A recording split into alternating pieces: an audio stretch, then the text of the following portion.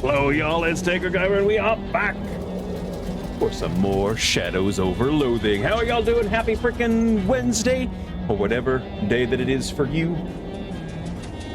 But yeah, we're freaking ready. I will admit,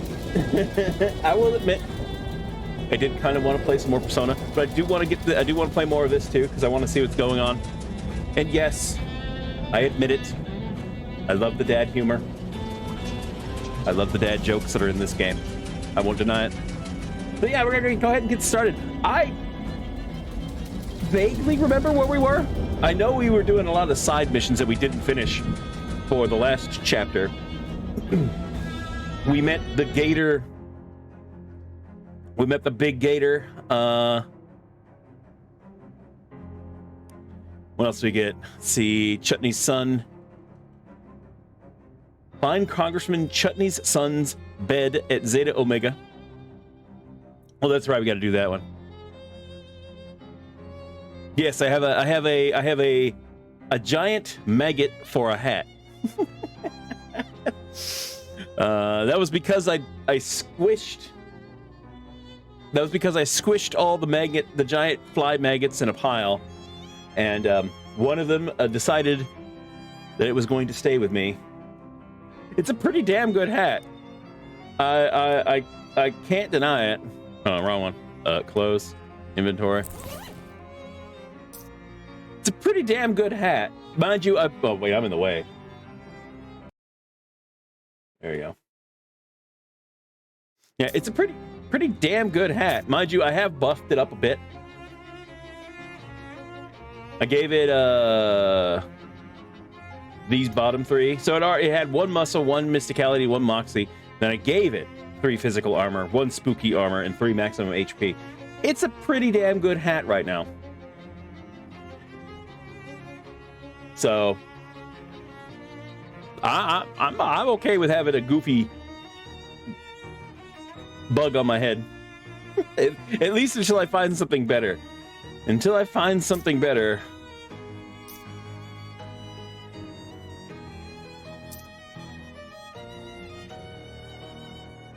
Yeah, I mean, like this, if I could get it to where the judge's wig had buffed up more stats and whatnot, yeah. But right now, this is a pretty damn good hat. So we're gonna stick with it. Now, I need to change my facial expressions. I don't think I can do it here.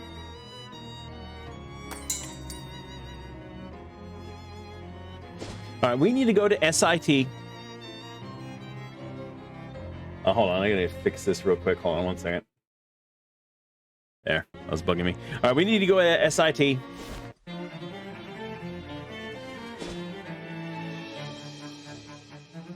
Oh, that's right. We're dealing with that. You seem to have taken the wrong turn somewhere. Unless you were trying to get to the subterranean maintenance quarter filled with steam pipes. Hey, robot, shut off the steam. A whole lot of pain. All right, fine then. I'll walk through the steam. Grumbling, you walk through the hot steam to get out of the tunnel. Since you're pretty well protected, it doesn't hurt. But now you're all moist and damp and ugh, gross. Maybe you should just scrap that dumb robot after all. I just don't want to deal with it right now.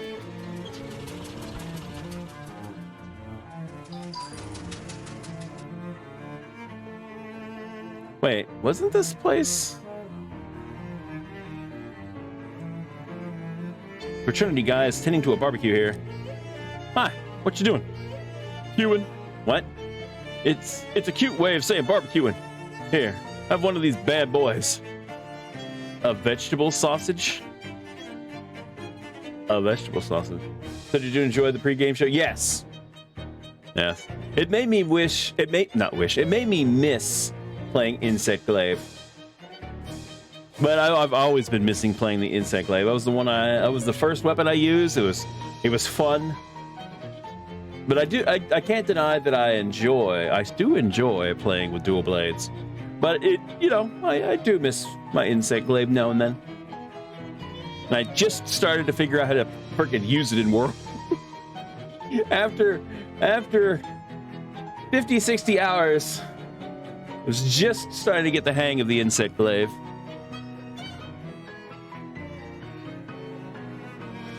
Oh, well, whatever.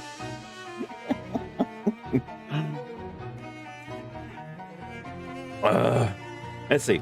A sausage-shaped mass of leaves and mulch in a potato skin casing. Increases maximum HP by 7. Really? Okay, well. What is this? It's a special plant-based sausage I'm working on. Is it any good? I didn't call it a good boy just now. I figured I need another, I don't know, 80, 90 years to really get it right. I see. Well, thanks all the same, I guess. No mention. Say, do you like to queue?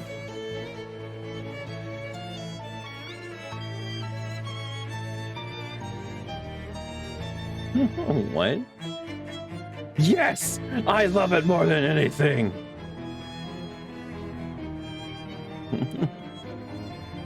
Well, here, have one of these queuing forks. I've got like 10 of them. Once people find out you're into queuing, you start getting them from for every birthday crimbo. Birthday and crimbo. Well, it's not too bad. I think I might already have one of these, though. Gosh, thanks.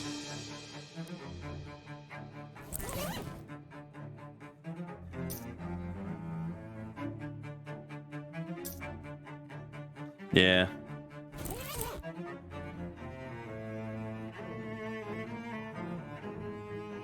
I'm looking forward to trying out the new insect glaive stuff from Sunbreak. Need to get Master Rank Quest so I can get the new and shiny things. Yeah. I don't know what's going to happen this Saturday. I have no idea. I don't know if we're going to be doing any Monster Hunter or if we're going to do more Phasmo or what. I have no idea.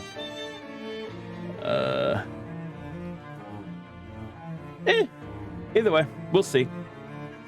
I don't know what Mex or Floki's plans are for this Saturday.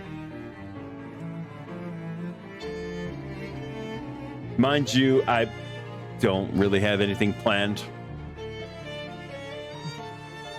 It costs too much money to have fun on New Year's. I may, if I can, I may get some drinks. Maybe pull an old Maison thing and take shots or whatever. I don't know.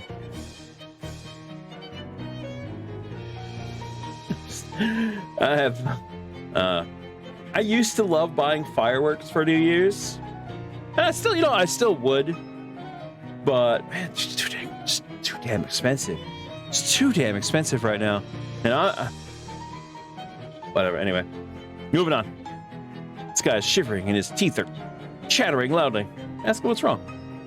I was hanging out at that weird stone frat, and I left my jacket at the bar. I'm freezing. I guess there is kind of an unnatural chill in the air. I'm really susceptible to changes in the narrative atmosphere. If you're headed in that direction to Lambda Iota Theta, could you stop by and grab my jacket for me? It's soft and comforting. Yeah, sure, no problem. Thanks. The hell? Okay. Is it playing with catnip? This cat is writhing around in a pile of catnip. In either agony or ecstasy. Most likely, ecstasy. You deftly avoid the flailing claws and gnashing teeth and give him a little scratch on his chin. As you do, you see his collar, which reads Sprig. Rub his belly. Alright, Boris's is +3 to spooky armor, 1 to muscle. Yeah, keep my current boon.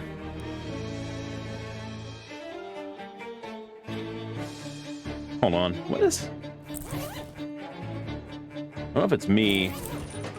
Music seems really freaking loud right now.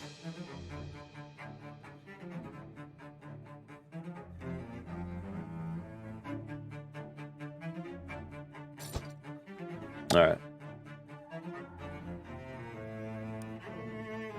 What's the shrub you're working on?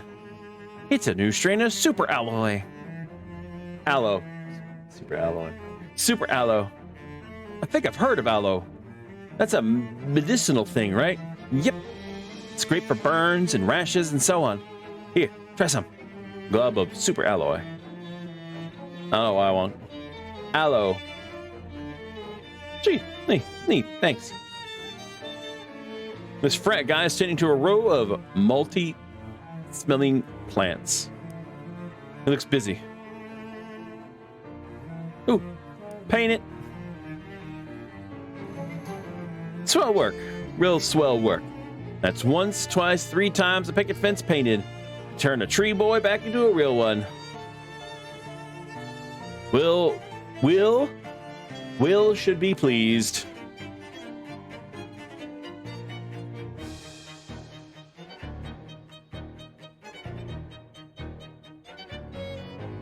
Mesquite tree, unless you're mesquiting. This is a mesquite tree, unless you're mesquite.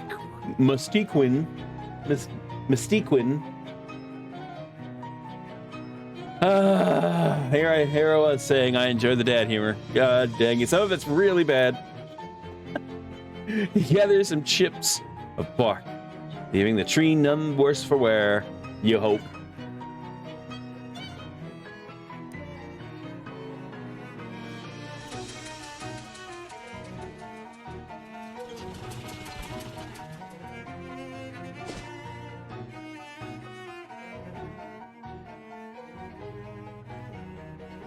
Honey, hello? Do you find yourself in need of a fuse this fine day? Actually, yes, I'm fresh out of fuses.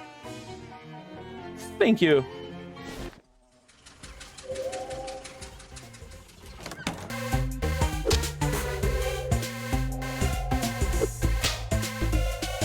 What do I need for this guy again?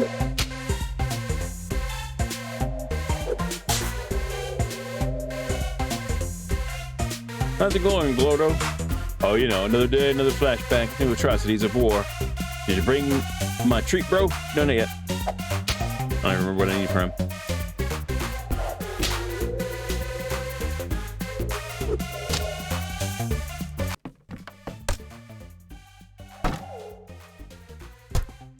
From the grunting and shouting, there's either a brawl or a sporting event taking place in this room. Possibly both.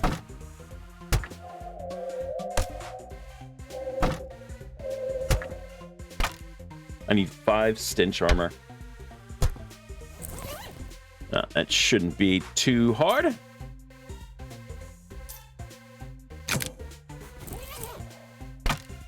You can tell from 5 feet away that this door leads to the bathroom. This is either a special toilet for a really tall guy named Art, or a toilet hung by a genius. This is a pile of toilet shards. Flush it.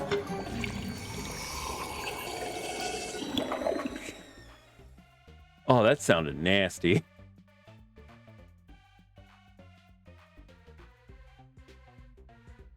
That sounded real nasty. All right. Do I have enough? 345. I think I have enough.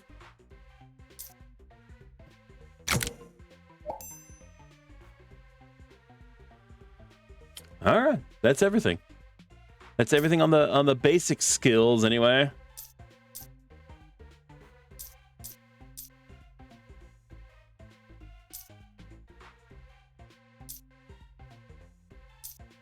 I have 145. I should still have some books in here to read. There was one in here I know I needed. Is this one?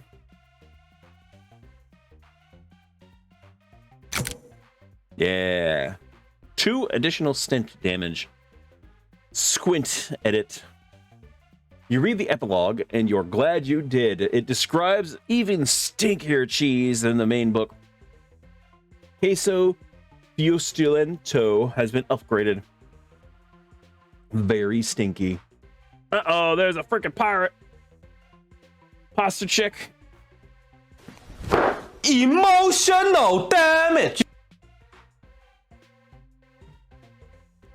We just got started, man. What the heck? We're not even 30 minutes in. I don't need a posture check. What the heck?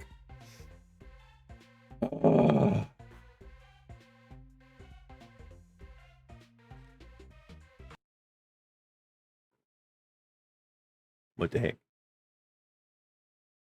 Maybe you just always have bad posture. Well, I'm gonna say this isn't a big deal. I went ahead and I bought a. I went ahead. I think this is gonna help me in several different ways. But I went ahead and I bought a monitor stand.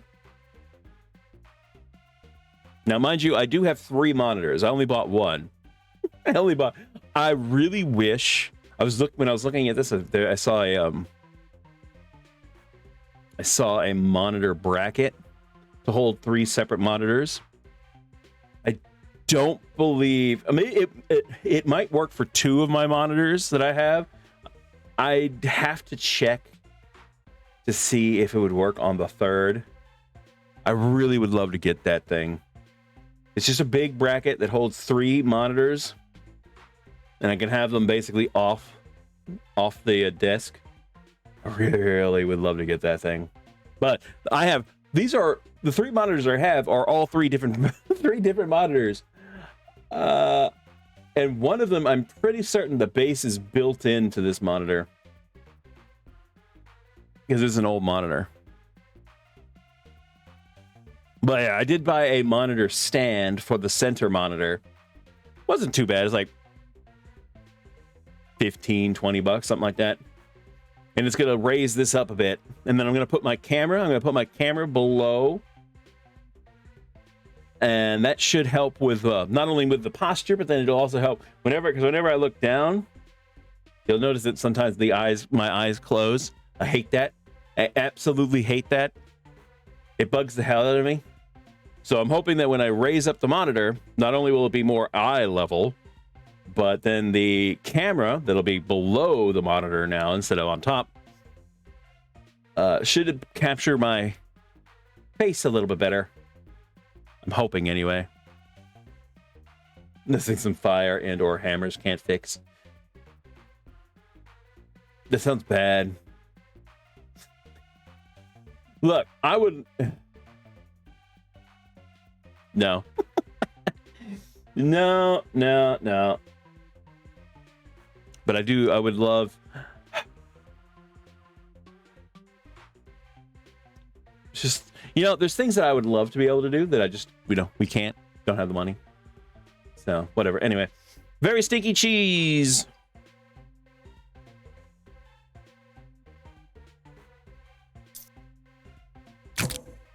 Needs 75. If you do mind melt, you will also heal you for 5 HP. That's not bad. Cooking with power tools.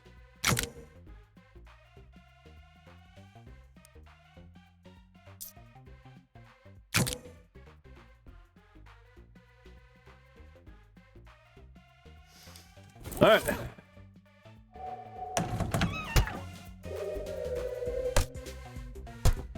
Hey, wire hanger. Those are the books on this shelf have been ruined. Sloppy cooking for huge groups. A coquelet for the modern on-the-go slob who doesn't have time for things like cleaning up or making sure your food doesn't hurt people. Fondue deluge. Light up random foes for a total of 5. Oh, okay. This gold-plated door has a sign on it that says C Chutney. Seems reasonable to assume the C stands for Chadley. You sneak into Chad's room and dump the rotting fish out onto his bed. Into his bed.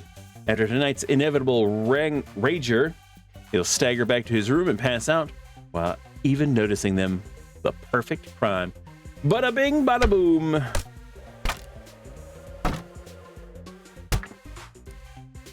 You must be a chemicals student, right? Good guess, but no. I'm basically a hobo.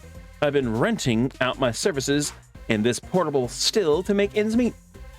That still doesn't look very portable. Oh, it's much lighter than you'd expect. I see. Well, it still doesn't even look very portable.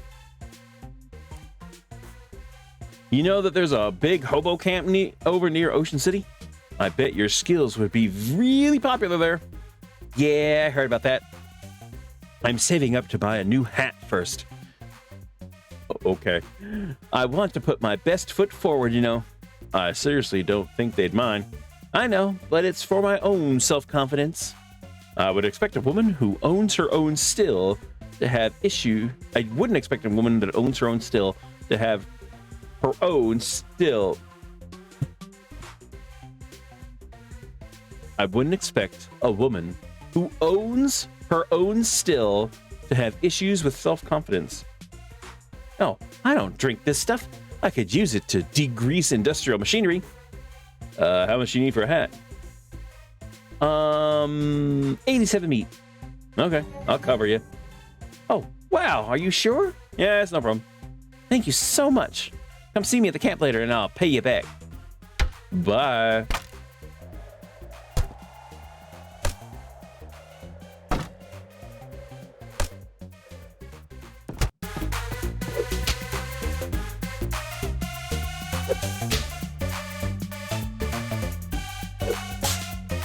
This frat guy doing some queuing indoors. Give him the wood chips. Fantastic, thanks, bro. Those are probably gonna make it real smoky in here, though. Yeah, that's how you know it's a party. Woo!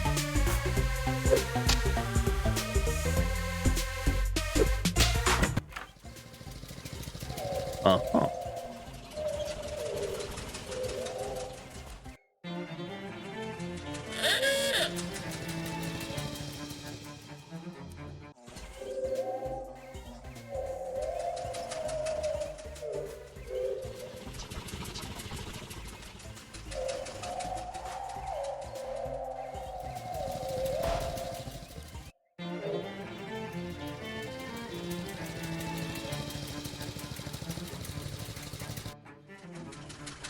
The hell?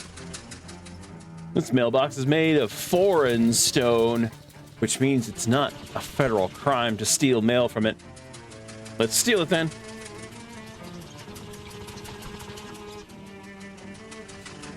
Wow.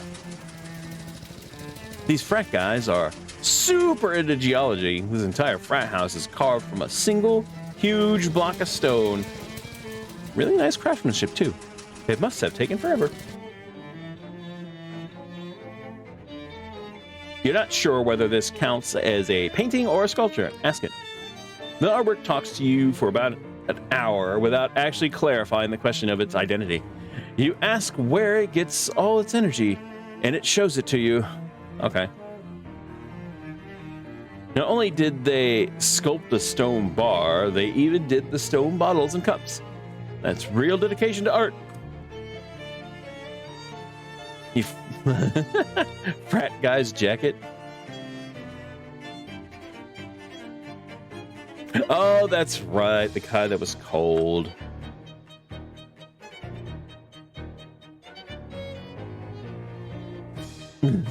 Let me change my accessory back.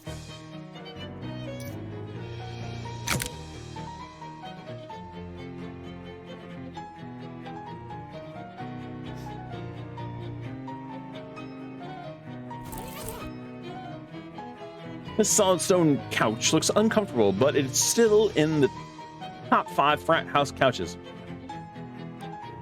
Hey, 170 meat.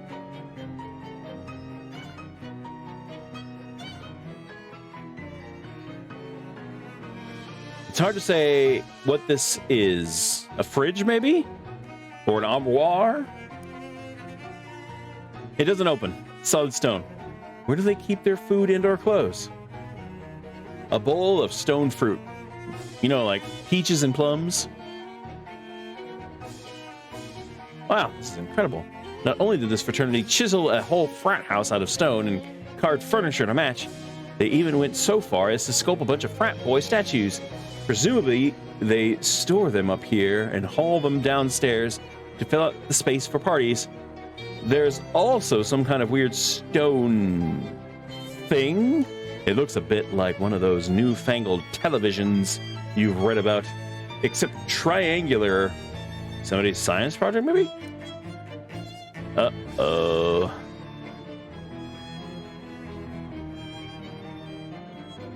There's a stone hat on the floor. Stone hat. +4 to physical armor.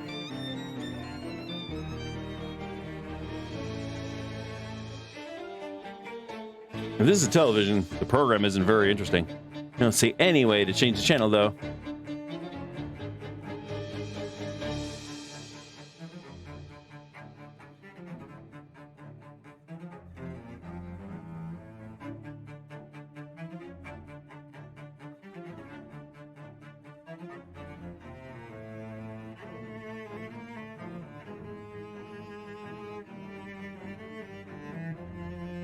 Huh. There's gotta be something here.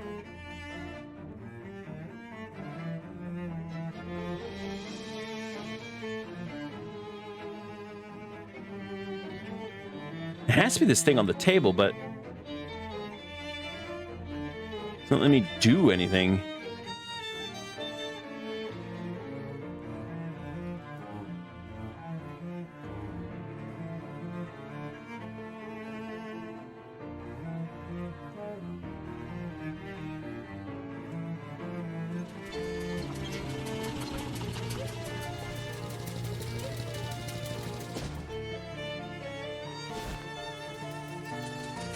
It's not letting me do anything.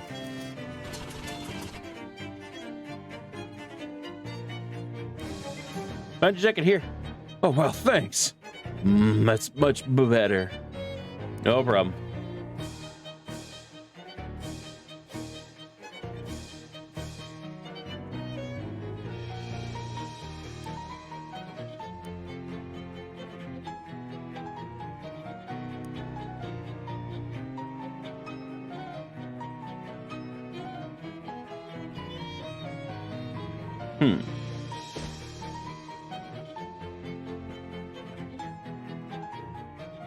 I don't know.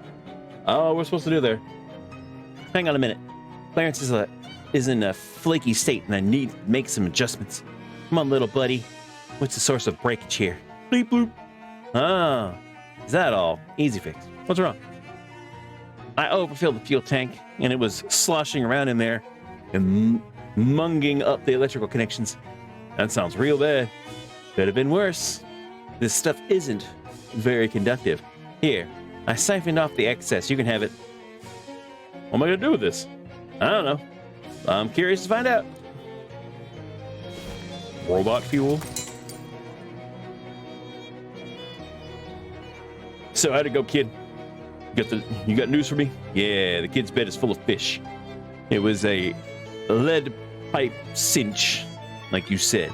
I still don't know what that means, though. Nobody does. That's what makes it such a great turn of phrase. Anyway, nice job, kid. Now, Congressman Chutney will really know who he's dealing with. He sure will. Uh-huh. 500 meat. 600 meat.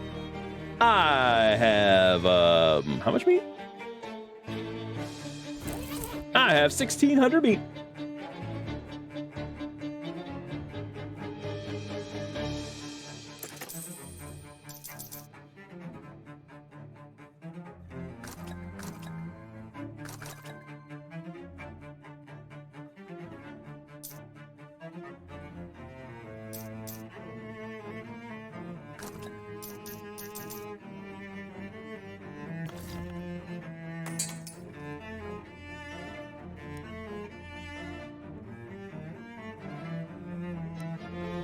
Thanks.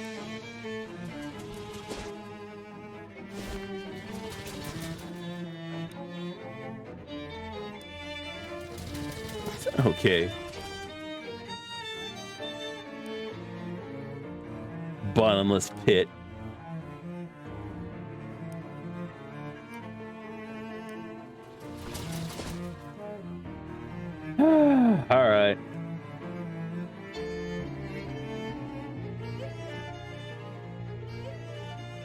No, I think I got all these.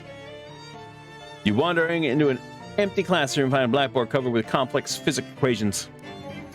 You study the equations till they become part of you. You will have to remember to check that box on your next census form. Okay.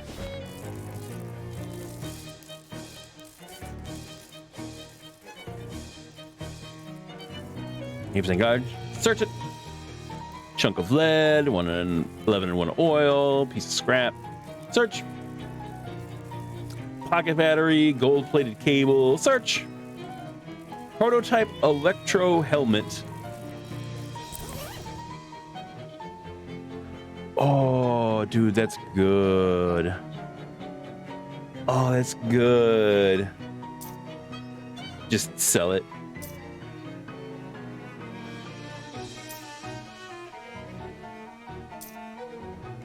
+3 to magic weapon damage.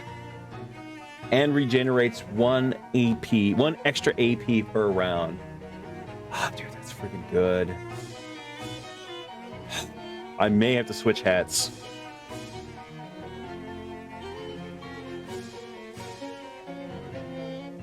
I'll do so much more damage. I can buff it up. I can buff up the new hat a little bit. But that extra damage, though. And I still, I mean, I'm not gonna sell my giant maggot hat.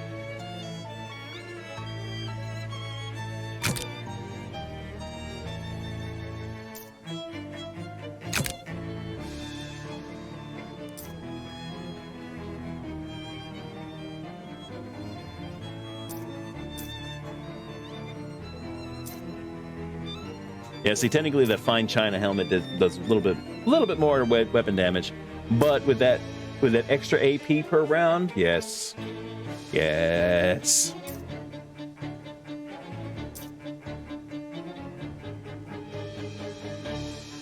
But now I need to get some more stuff to buff up this hat.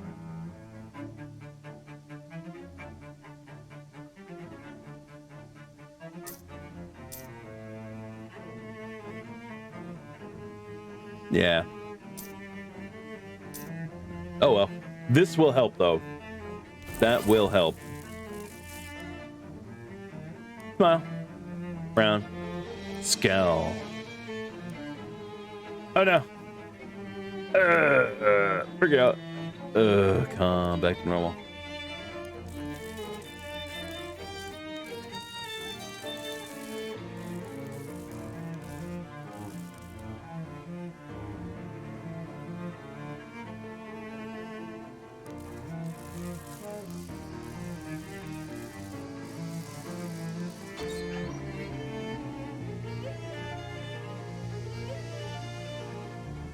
I'm glad I went there. It's gonna help me out. All right, we need to go back to the Big Moist.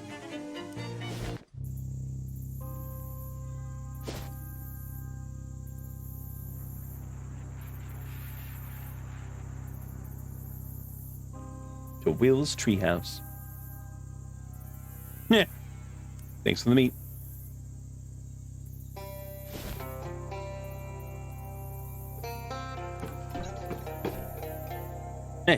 Oh, there he is. Huh? Well, now, that's funny. Earlier, there wasn't an old bushy-beard man in the treehouse, and now there is. Not ha-ha funny, perhaps, but huh? Why, mister, it's me. It's Will Hunter. It worked. You lifted the curse with nothing more than some paint and a brush. Are you all right? All right, look at me. I can waggle my toes and wrangle my nose.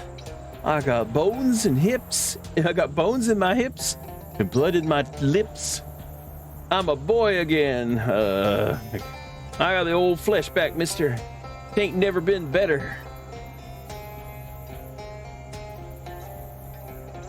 The way you talk is, to me, very bad. Well, that's great, Will. Only thing is, I still got tree sap coming out when I sneeze, but that's a different curse. Can I help you with that one? Nah. The thing is, that curse can only be lifted with the power of imagination, which as an adult, you've lost. Why are you old? Old? Whale Hunter, old? I tell you what, mister. You're old. You're only as old as you feel. How old do you feel? Early 70s. Will pats his gaunt stomach. Suppose I packed on the years, kept on growing up while I was in the tree. Some ways I was probably better off staying in the tree, because then I could have lived just about forever. But nah, I gotta be human. That's how could I do my mischief? What mischief? Various mischiefs. Can you give me an example? May have skipped out on Sunday school once or twice. Anything else? Still a horse station? Never heard of a horse station. Cause it ain't there no more. What will you do now? Been a while, but I seem to remember that on the day I was supposed to whitewash that fence, and instead went trout fishing. I was also due down the courthouse to help a man wrongly accused of murder. How long ago was that? July. What year? 1876.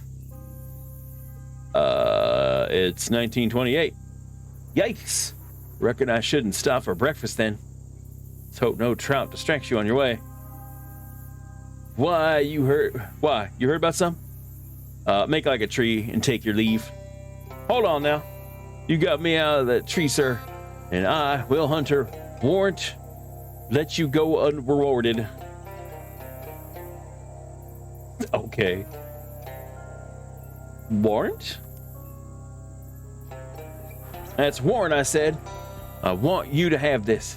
It was my greatest treasure. The shiniest thing Will Hunter got. A sure nut crystal.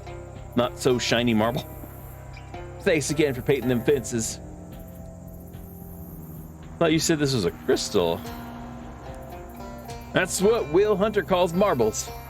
And that's a real good specimen. You could play with it, keep it in your pocket, or put it in your mouth to talk worse. Make like a tree and think of me. I will also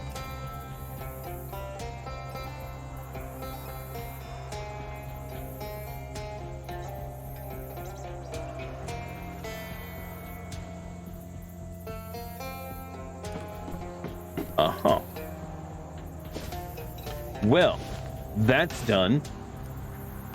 Goofers wants you to collect 3 pounds of eggs.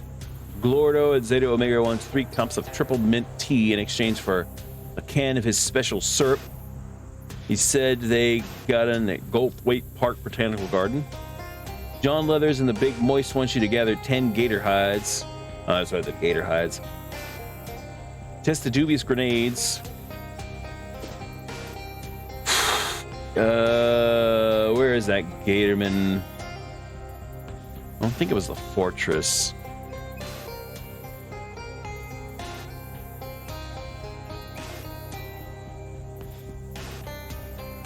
It was a fortress. No, there's a village.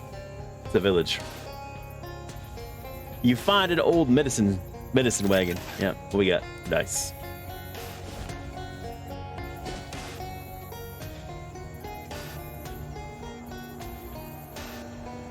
Buy sack. Sale final. Decline. No thanks. Not buy. Yeah, go away.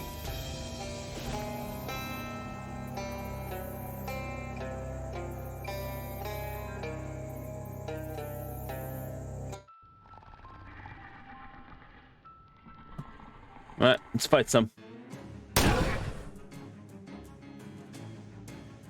I now have 3 AP. Ignite random opponents for a total of 5 on fire. Let's see.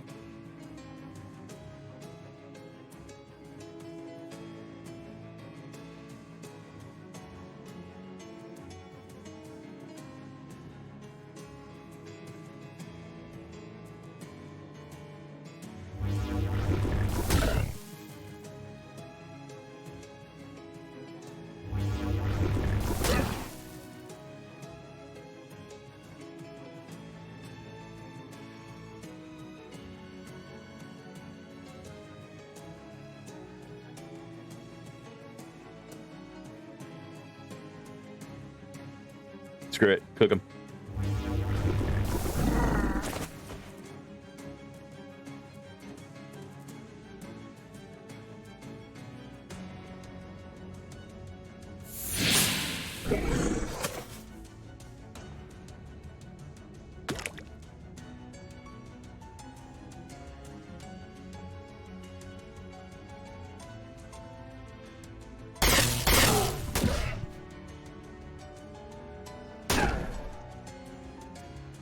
Yes, yes, breathe it in.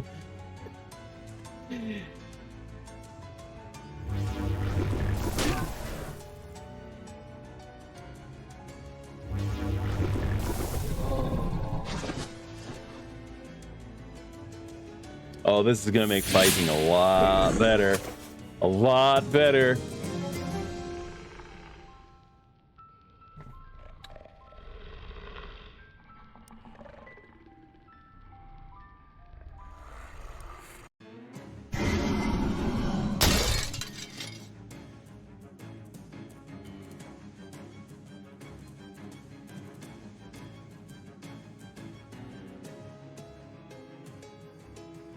Yeah, this is gonna make it a lot better.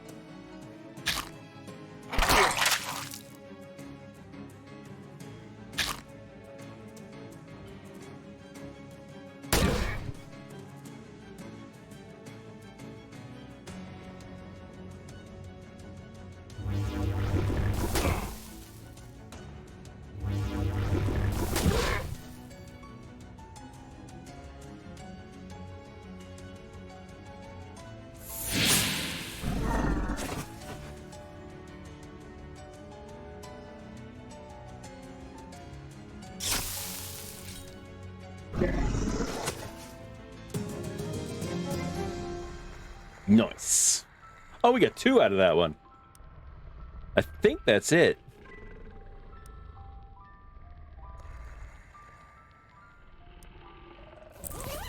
No, we need 2 more. Okay.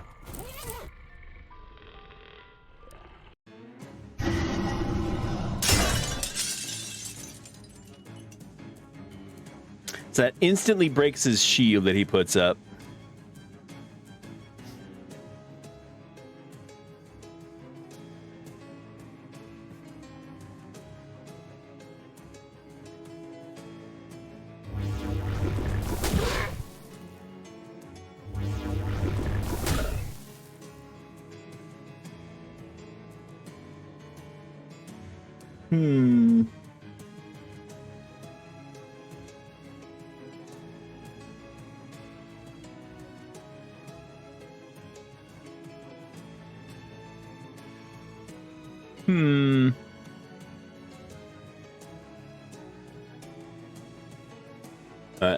Let's cook you.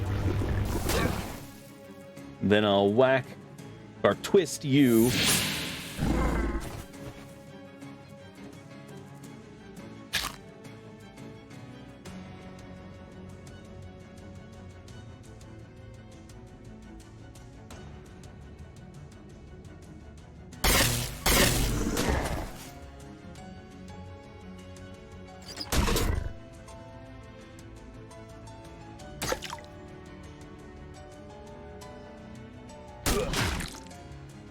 You mother chucker.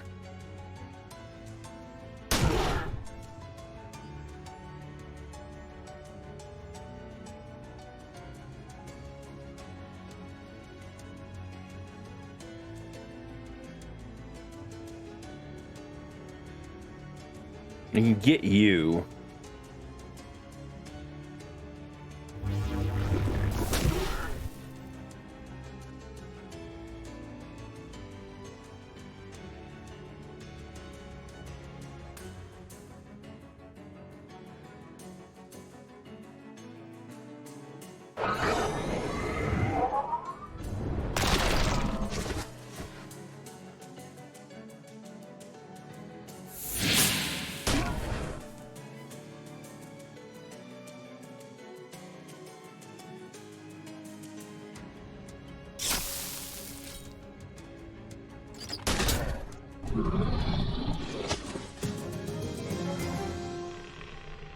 Nice. And Turk leveled up.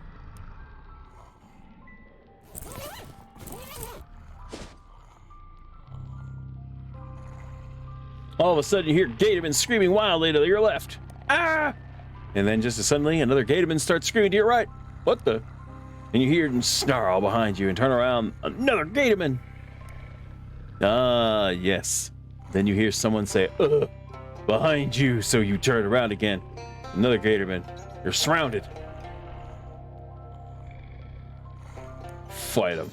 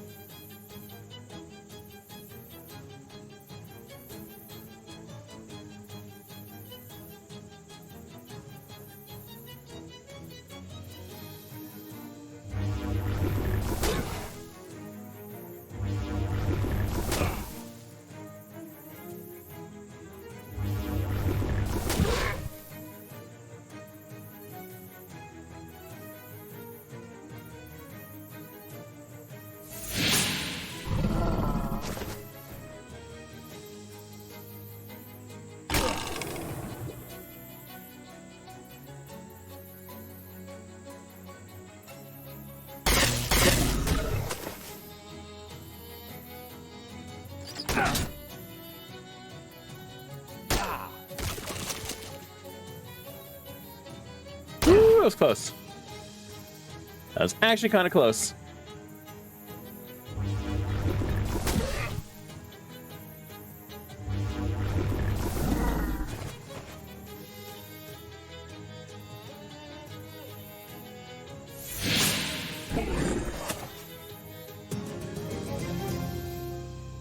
Swamp eel adds 3 hot damage to a hat.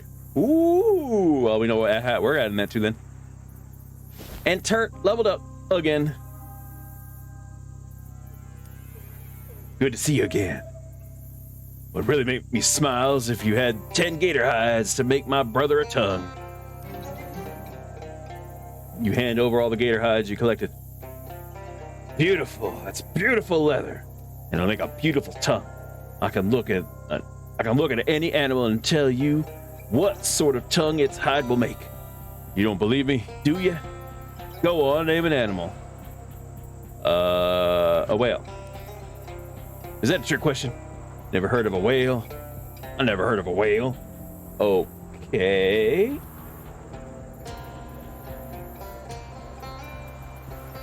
That's the tongue sorted, but without something to animate it, it's just a lump of leather flesh. What I need, mate, what my brother Paul really needs is the power of speech. So the next part is going to be much easier to explain if you've read The Little Mermaid. I'm not hunting a little mermaid for you. Don't need you to hunt a mermaid, mate.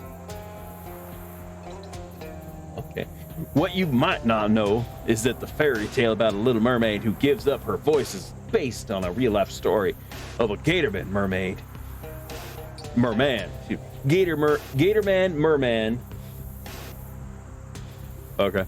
Who traded his voice for a bucket of ham. That's what gave Hans Christian Gatorman the idea. I tracked that voice down to a fishing hole in the Gator Village. I told you about before. I must have it. Anything for my brother. Family is everything, mate. Uh-huh. What else we needed to do? Oh, the Moonshiners.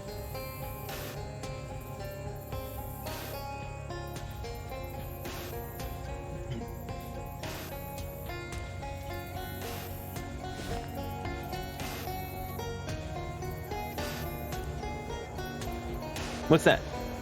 Oh, just noting down the results of these field tests. My theories about robot design are proving pretty accurate. Like what? For starters, it needs more sharp, pointy bits. And a flamethrower would be particularly cuspy. What? Okay.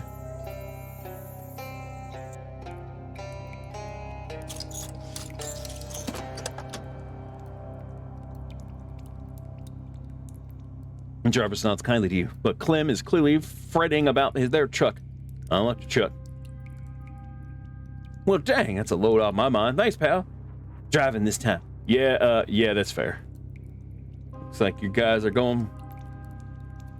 Looks like you guys are good to go. Sure does. Thanks a million, fella. You really saved our bacon. And how? We ain't got much to offer ya.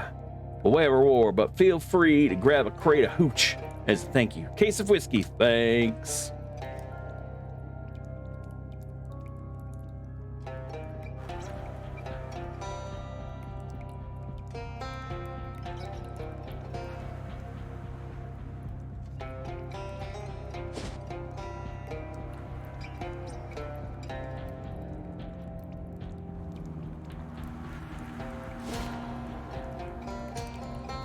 Alright, let's see. Rufus wants you to collect 3. Yeah. Gordo's at over wants 3 cups of triple mint tea in exchange. Go in the garden to fish up the voice of the Gatorman, which can apparently be found Gatorman Village. Oh, you try.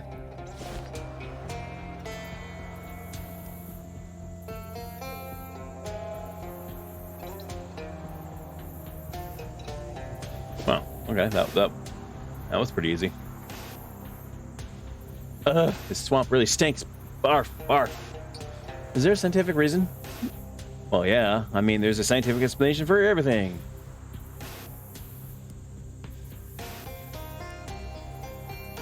I already did that one. What the flip? Oh no, the Gatorman detective.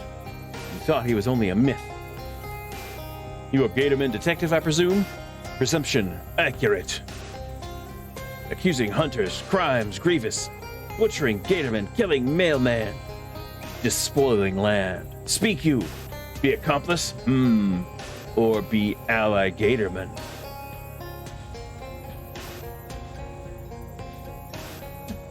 It's on to you. What I can say is I didn't kill the Gatorman mailman. Run away innocently. Words careful. Choice deliberate. But believe you. Found culprits. Cage them. What will you do with those men? Mailman dead. Suspect hunters. Have trial. Find guilty. Consume them. You're going to eat them? Drink them. Could you let them go, maybe? Am unaccepting. Do justice. Liquefy them.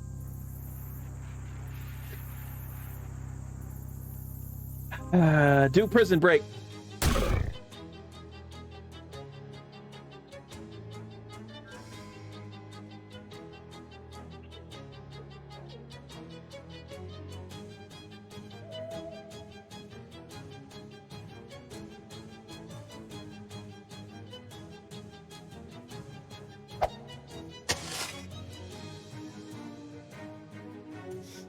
Okay, what we got here?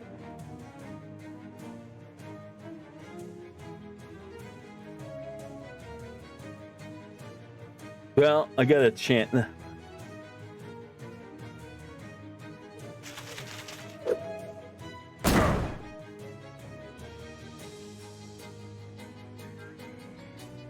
Might as well try again.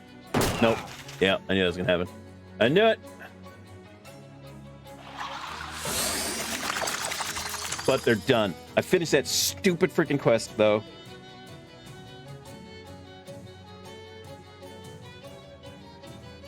Finish that stupid freaking quest.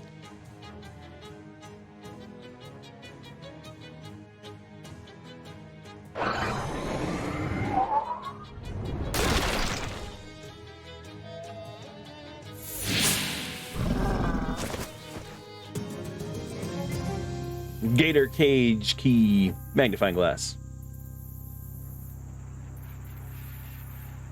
I mean, he definitely knows who killed him.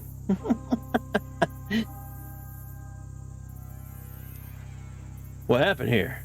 Got snatched, didn't I? It's funny. I'm calmer than I thought I'd be. That mailman slaughter's been hanging on my conscience some, and I think I'd be expecting the claw of Johnny Law before too long. But Paul, he wasn't wrapped up in this. It's not fair that he should go down for it, too. Tear the cake.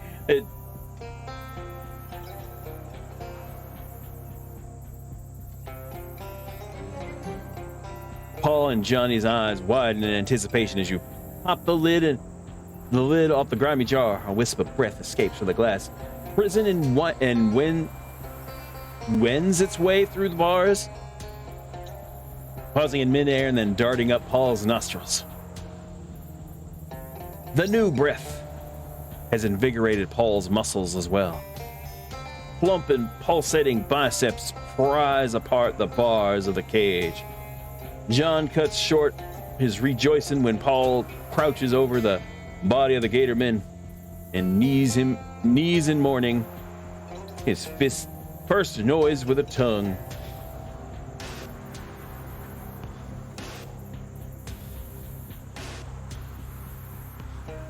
Sorry about that.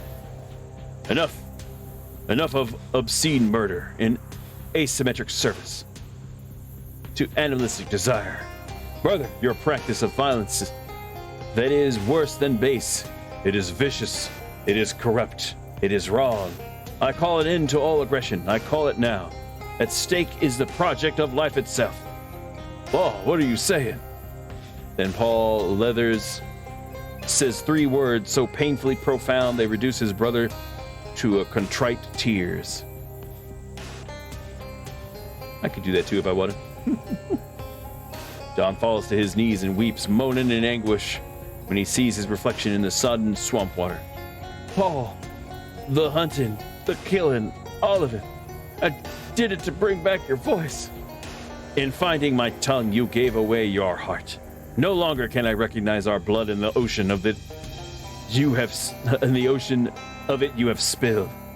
I call you brother no more.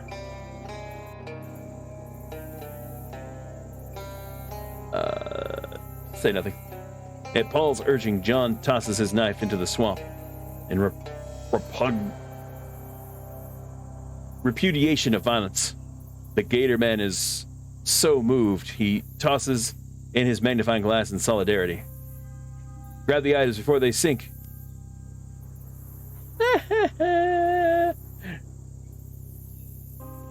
Without even looking, you hook both discarded weapons on the tip of your toe and flip them up into your pocket.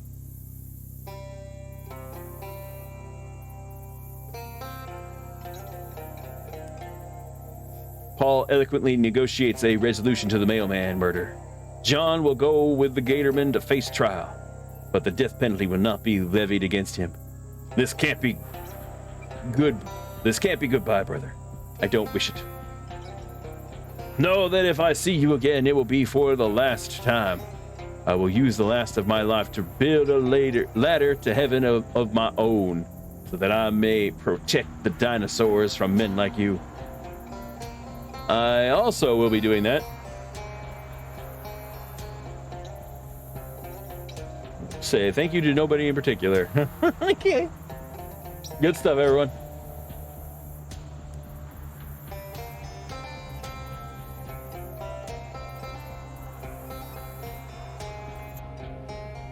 The hell? That egg is busted.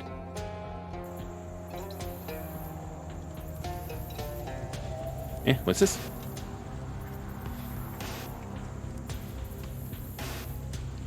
If you prove yourself a hunter, maybe. I am a hunter. Yes, you did hunt enough gators to give a man a new voice. That proves you are a hunter. Will you dream now, good hunter? I will.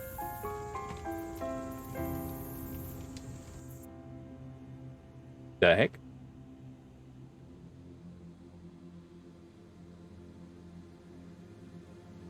Ew! You've wetted yourself. Miss, they go wet himself. Get the principal. Well, I didn't do anything. I don't have a principal. I'm an adult. Take a beat yourself. Oh no, this isn't a hunter's dream. This is a hunter's nightmare.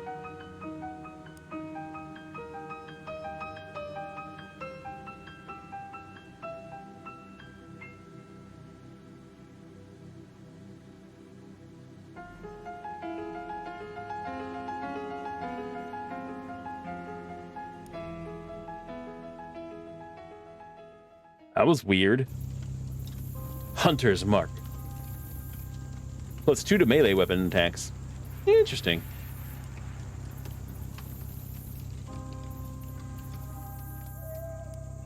Hello, Paul. It seems our paths are fated to cross. How'd you become mute, Paul? It would be truer to say that mute became me. Oh? But essentially I lost my tongue in a game of poker. That's awful. Strip poker. What will you do now? I build a ladder to heaven, which, as we speak, grows rung by rung. When will it be done? I expect not for several weeks. Can we trade?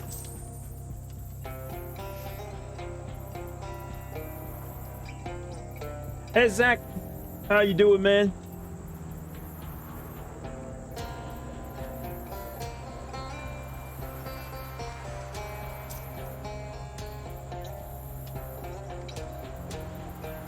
How's it going, man?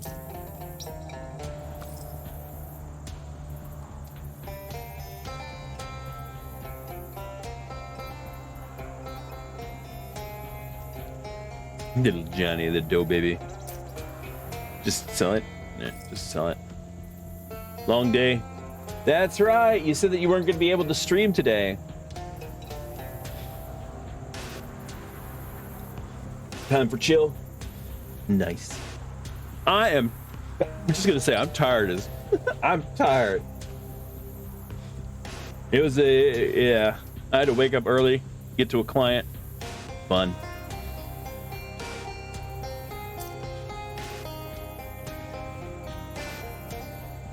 That swamp gas, gator punch.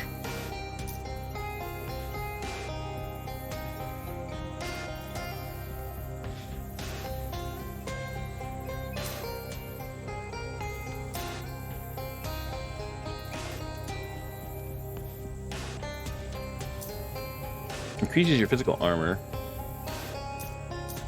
Powerful grits. Eh. Have you tried the pit yet?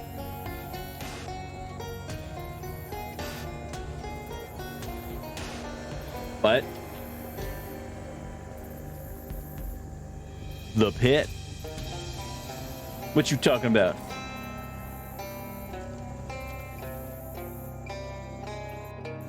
Poor unfortunate mailman.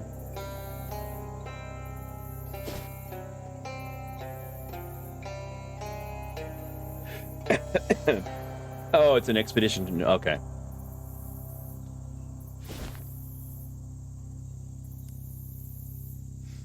Okay, report back to the guy in the Cola War. Yeah. 3 cups of triple mint from Tentacle Garden. Alright. Alright, back to the city.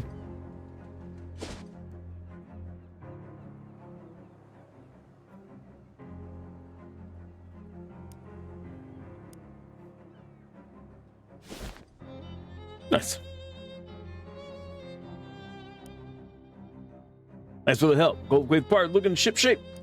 Aw, 'twas none. Where are we supposed to get this again? Said they sell at Gold Wave Park Botanical Garden in Ocean. Botanical Garden. Should be here then.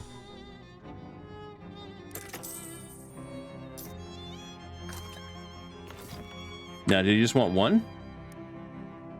3 cups. 3 cups. Alright, so you're gonna get 2 more.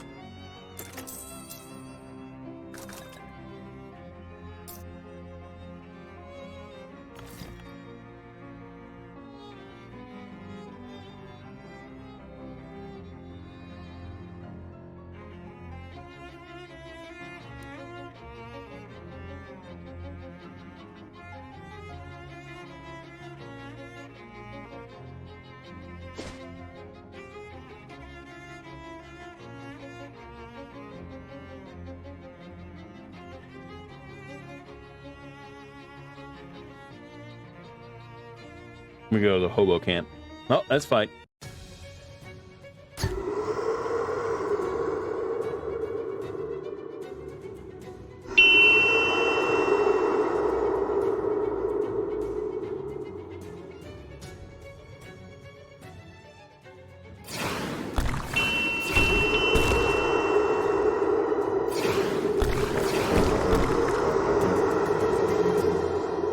Nice.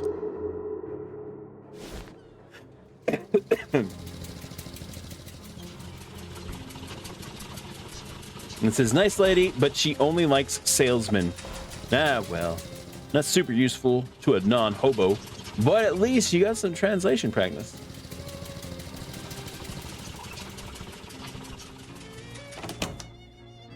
As you enter the boarding house, you discover some kind of hullabaloo, or perhaps a kerfuffle. A stern-looking middle-aged lady is surrounded by 6 agitated men, all talking over each other. Gentlemen, I insist you settle down at once. We won't get to the bottom of this with all you acting like panicked school children. Mrs. Brewster, you've got to call the cops. Ha! What this town calls cops, calls policemen, I wouldn't trust to solve a jigsaw puzzle, let alone a serious crime, and I won't have those hooligans turning my house upside down. But there's been a murder. Somebody has to do something. Hey, last one. How you doing? What you can all do is go to your rooms and let me think. Good gracious.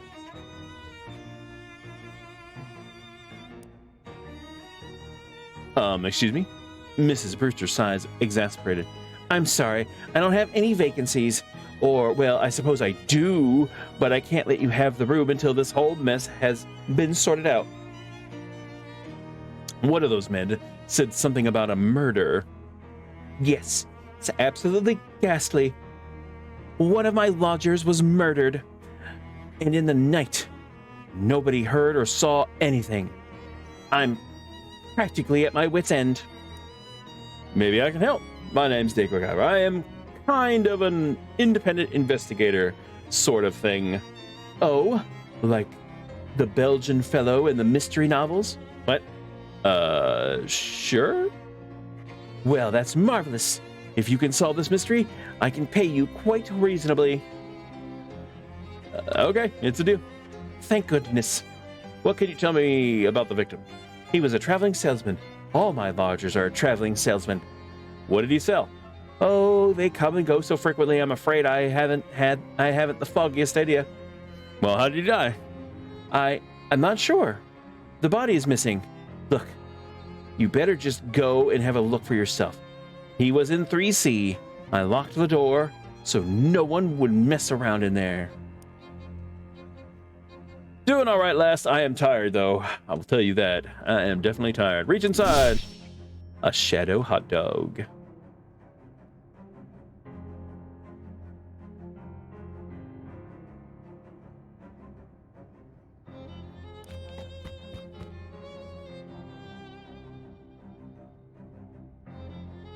Hold on.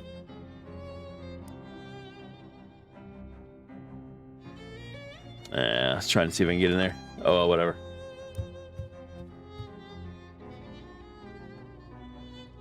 Some high-heeled shoes have been carelessly left in the hallway. You're not sure which aspect of this would upset Mrs. Brewster the most. Extra high heels. All right, let's see what they do.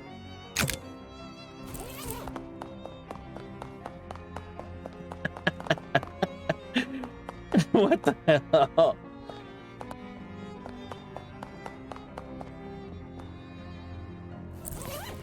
Nice. Nice.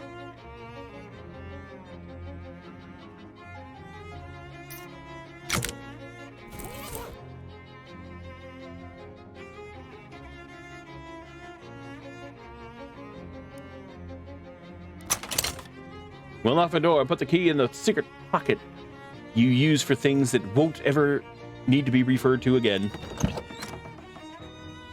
You step into 3C and discover, holy crap, a massive pool of blood on the floor.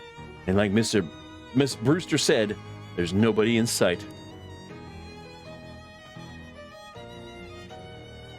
Like a fish. Hi, Tico. Looking good. Oh, what's wrong? Why I oughta... Fish.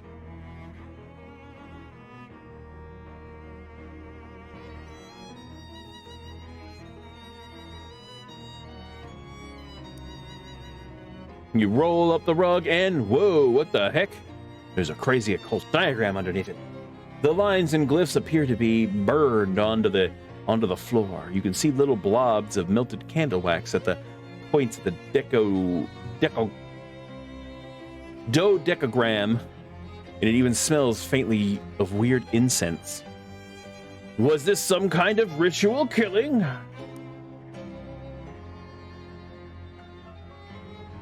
I can fish in the blood.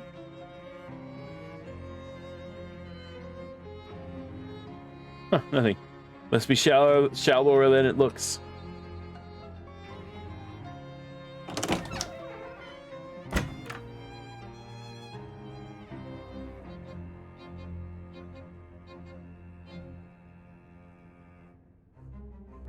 Is there even this much blood inside of a person?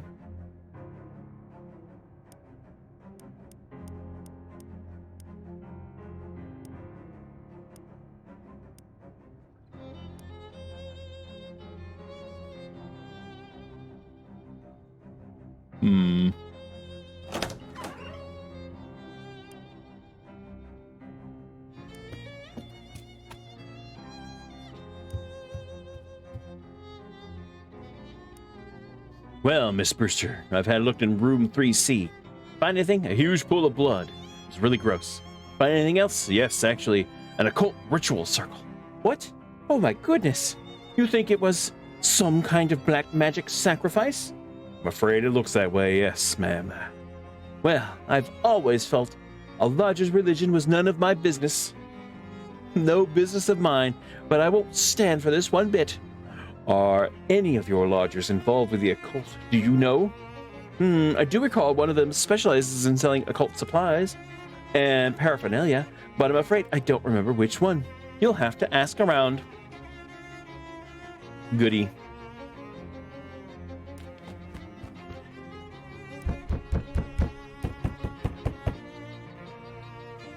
Nervous-looking salesman peeks out. Morning, you. I'm armed. I know you. Yeah, I think we've met before. You selling derringers, right? That's right, yes. You should buy one. There's a murderer on the loose. Actually, I'm investigating the murder. Oh, thank God somebody is.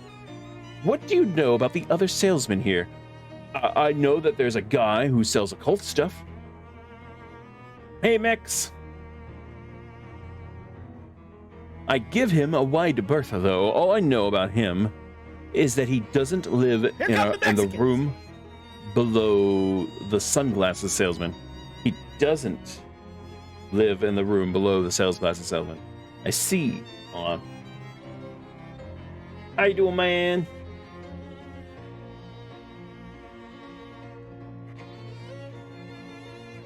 Hold on, I'm getting my pen out.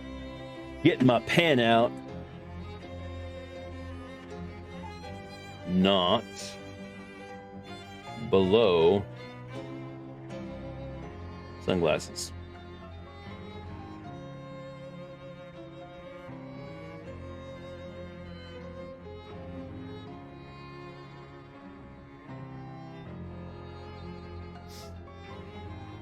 It doesn't live in the room below the sunglasses salesman. See, neither of them are the victim, by the way.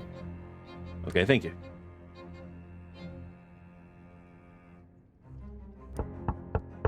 Yeah, what can I do for you? I'm investigating the murder. Ah, yeah, real grisly business.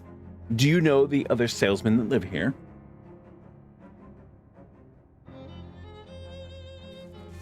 Not really. Just the guy who sells little Derringer pistols. He was complaining about the guy who lives right above him.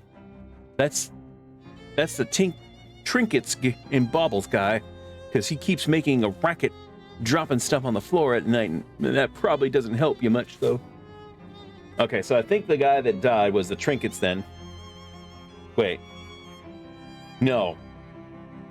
That's the guy that's in 3D.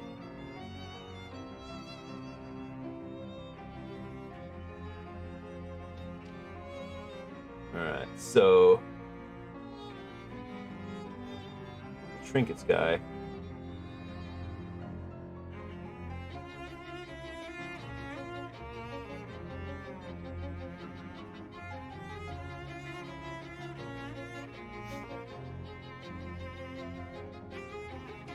because he keeps making a racket on the floor at night. That probably doesn't help you much, though. Right? He's complaining about the guy who lives right above him, yeah. Who's there? I'm not opening this door with a killer on the loose. Investigating the murder. Do you have any information that would help? There's a salesman here who specializes in occult stuff. That seems pretty suspicious to me. Which room is he in? I'm not sure, but it isn't the one above me.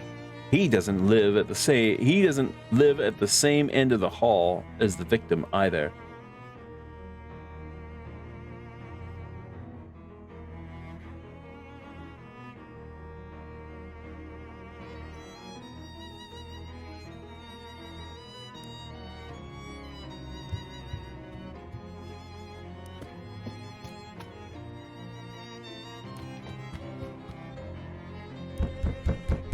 Hello, I'm investigating the murder.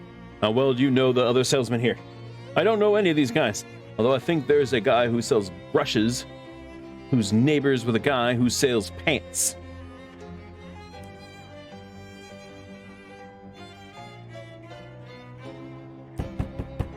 Who are you? Investigating the murder. What can you tell me about the people who live here? Well, I'm pretty much eating myself. All I know about the other salesman is that the one who sells jokes and gags isn't the one who lives next to the one who lives.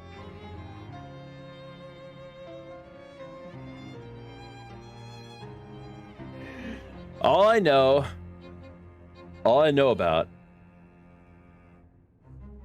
All right, so right now I know 3D. Hold on. 3D. 3C was the victim.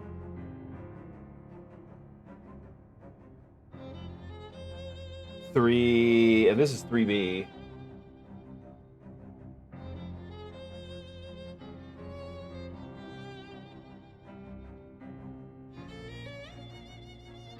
I'm pretty much keeping to myself. All I know about the other salesman is that the one who sells jokes and gags isn't the one who lives next to the other one who lives above the one who sells brushes.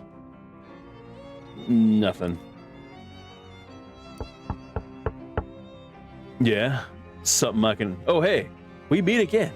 Oh, yeah, you're the sunglasses guy. All right, so 3A. That's me, baby. What can I do for you?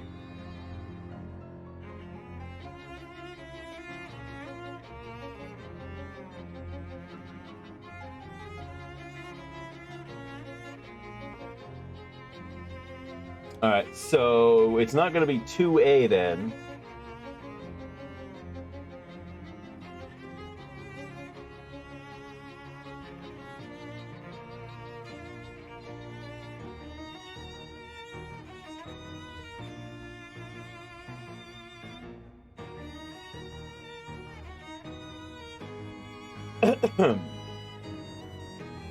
Because it wasn't the guy below him, so it's not this one. So it's not 2A. Well, I'm investigating the murder. Oh, no kidding? Yeah, I was hoping you could give me some information about the people who live here. I don't really know any of these guys. There's a fella that sells jokes and gags somewhere on this floor, I think. And there's a guy that just sells pants. All I can tell you about him is that he isn't the guy below me.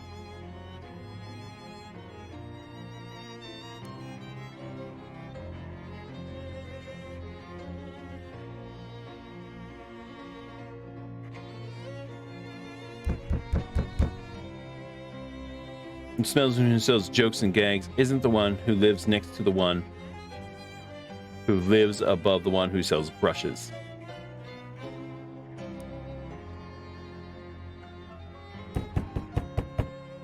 Did you repeat what you told me before? I was just saying that the brushes salesman lives next to the pants salesman.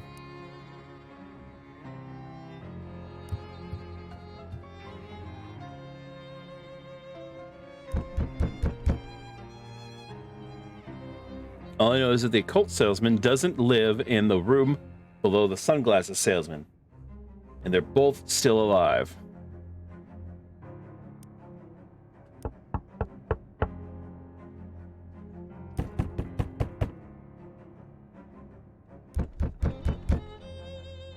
2C is being really quiet.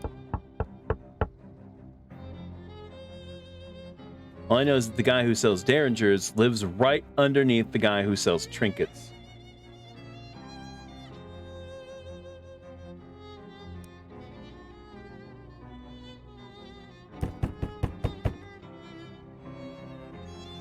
All I know is that the guy who sells occult stuff doesn't live above me, and he doesn't live in the same end of the hall as the victim.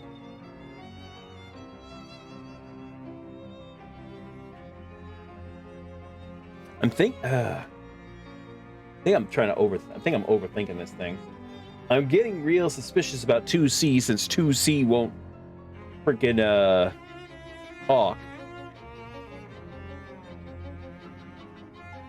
So we know that 3D is trinkets, 3A is sunglasses. We know that 2A isn't the one that sells occult stuff.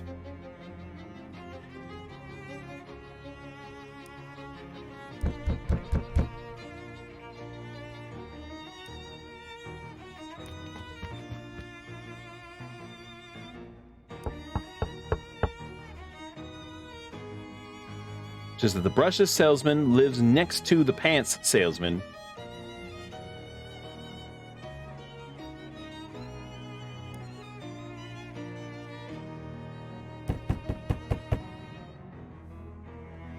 The salesman who sells jokes and gags isn't the one who lives next to the one who lives above.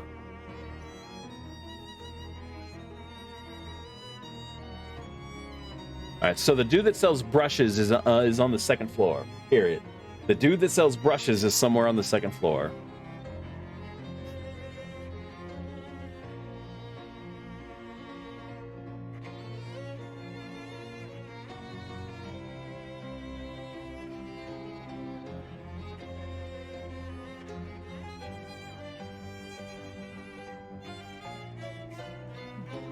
The salesman who sells jokes.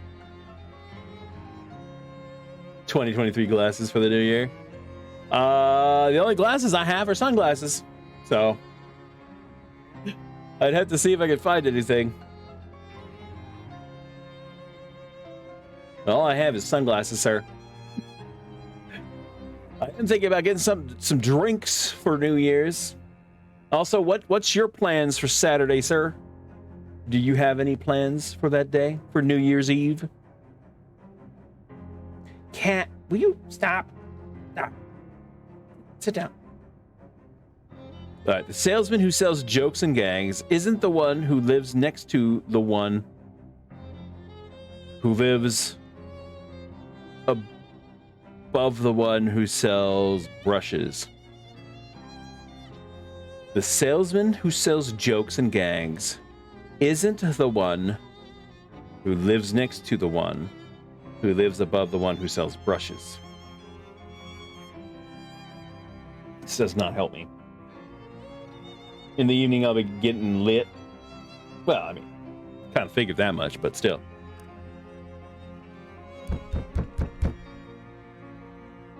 Only two guys I've met around here are a jokes and gags seller who lives on this floor and a pants hawker who doesn't live in the room right below me. Jokes and gags. So jokes and gags is on the third floor.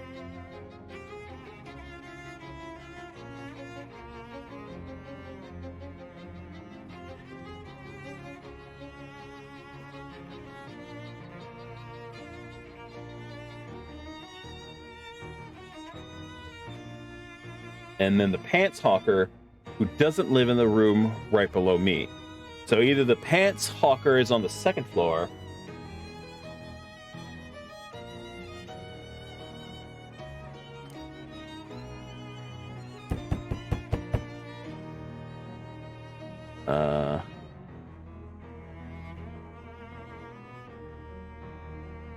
jokes and gags. Jokes and gags.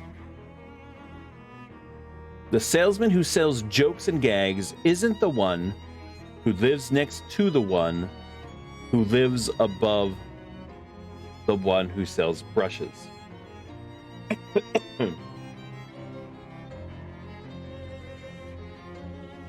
the salesman who sells jokes and gags. Is can't stop. Stop. Keeps nudging me. He keeps nudging me with his freaking.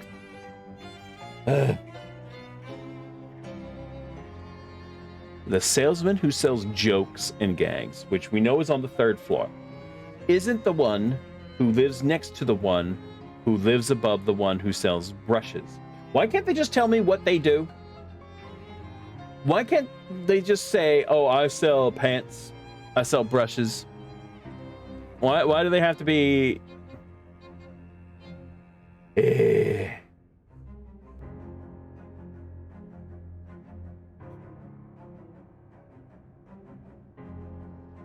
So what do I know?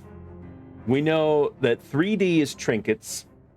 We know that 3A is sunglasses, and then we have two on the 3rd floor. One is the victim, and so one of them sells jokes and gags. Quack indeed. Hey, Wolf Bear.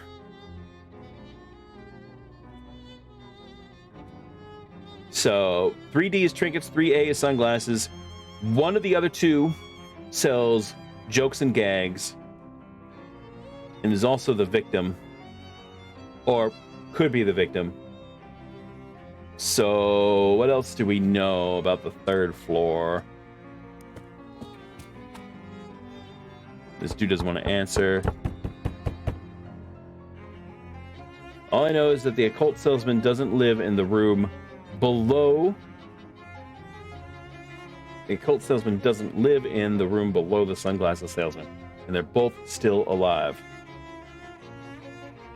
Yeah, we know that the sunglasses 3A and 2A are both alive, and neither of them are the occult salesman.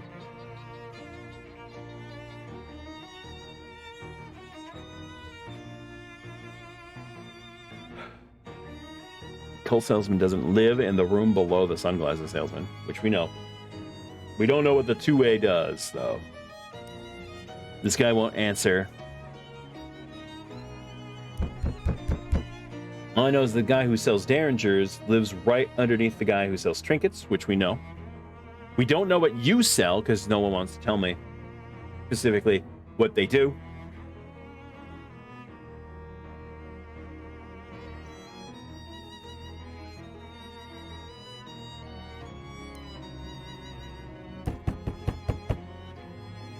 The guy who sells occult stuff doesn't live above me and doesn't live at the same end of the hall as the victim.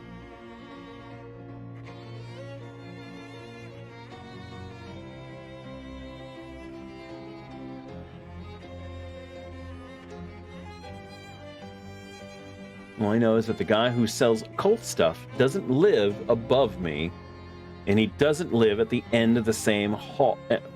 And he doesn't live at the same end of the hall as the victim.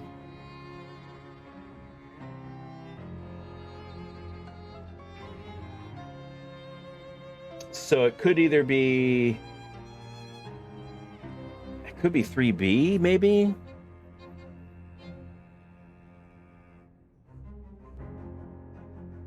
Because we know this guy isn't the occult salesman.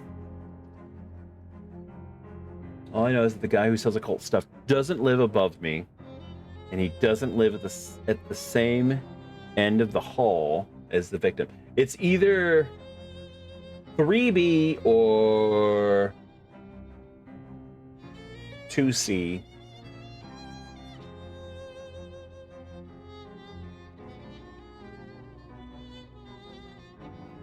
All I know is that the guy who sells occult stuff doesn't live above me, and he doesn't live at the same end of the hall.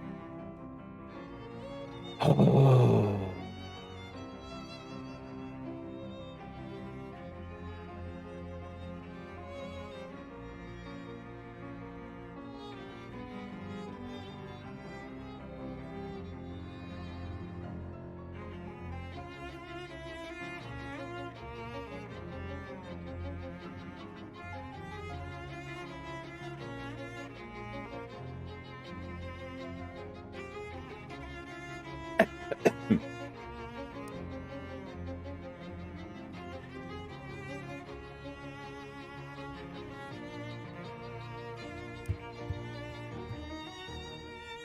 so I'm thinking...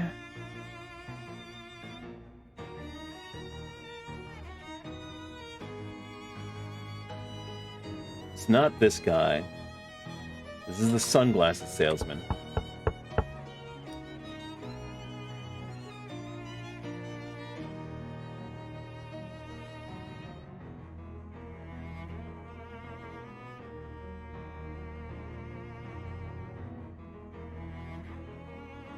I'm thinking it's this guy. I'm thinking the occult salesman is on the 3rd floor, and I'm thinking it's this guy. It's not going to be 3D. It's either 3B or 2C. But I'm thinking it's 3B.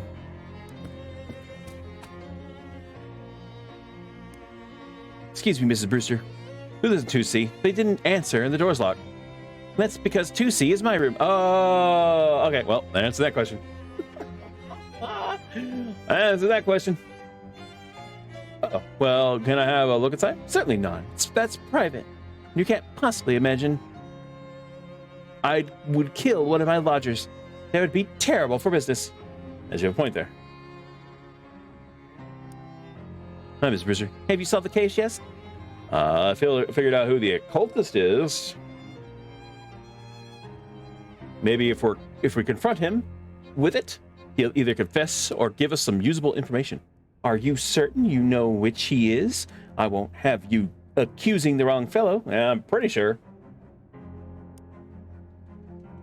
All right, shall we gather everyone together at the scene of the crime so you can do a dramatic reveal like in the novels? Sure, if you want. I must say this whole murder business is simply dreadful, but it's the most interesting thing that has happened in years. Uh-huh. You head up to 3C. And after a few minutes, Miss Brewster meets you there with the salesman in tow. All right, well, I suppose we'll have a wondering why I've called you here today. I assume it was so you could tell us who did the murder? Yeah, that was my guess too. Right, yeah. I was gonna do the guy from 3B.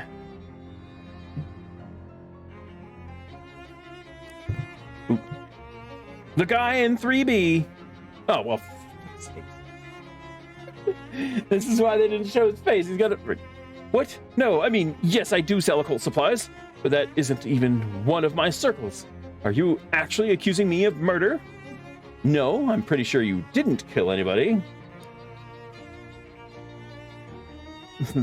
Suddenly the wardrobe door flies open and a salesman jumps out. Ha! Ha ha! I fooled you all pretty good. Because this guy sells jokes and gags and stuff.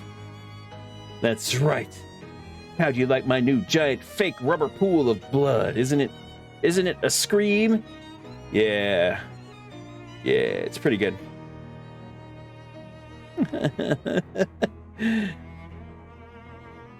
Here, let me give you something for you being such a good sport, kid. Wear it in good health. Oh, come on. This is... Makes you more likely to encounter traveling salesmen. Good. A foot's ring. Now, if you'll all excuse me, I gotta roll this blood back up. And 9 people in this tiny room is 8 too many. Well, I must say that went quite satisfactorily. Here's your pay, young man. You earned it. Thanks. Glad to help. I'd say I'll call if I ever need your services again, but I think one exciting thing happening every few years is quite sufficient. If it happens again, I'm just going to throw everyone out. Good idea.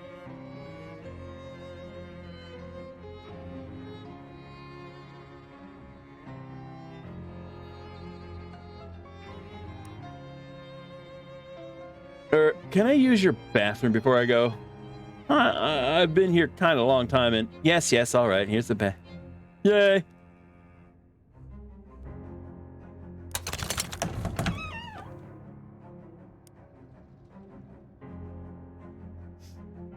Nice.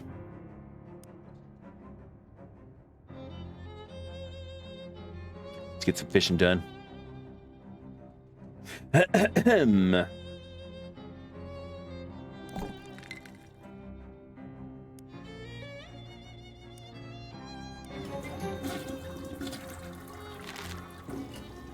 400 experience.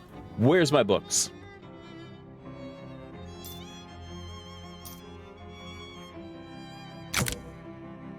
All right, not right now.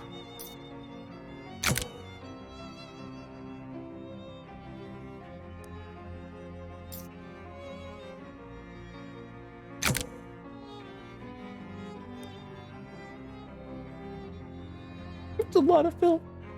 Do this more? All right, now. Hot armor. Short brochure complimentary. The admission to Mudhinge.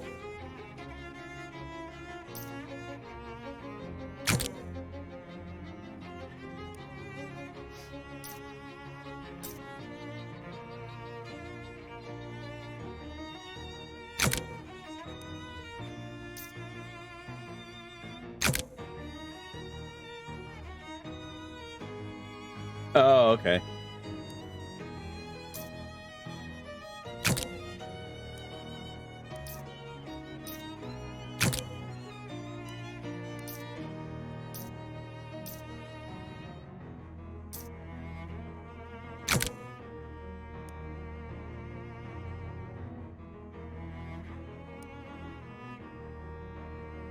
Nice.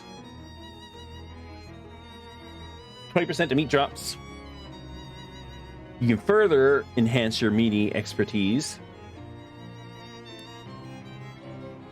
Even more.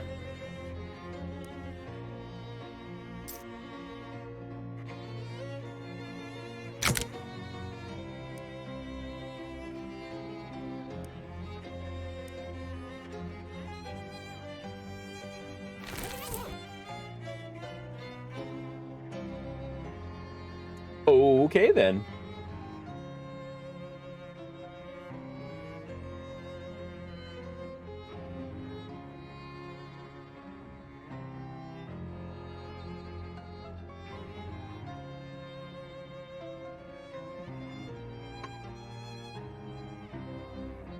Where's my cat?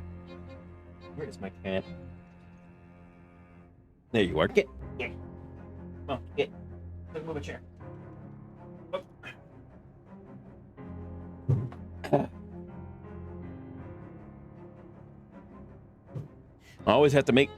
Whenever I move the chair, I have to make certain where he is so I don't accidentally roll over him. Because he loves to hide underneath my chair, or underneath the desk near the chair, or underfoot. Just like... whatever.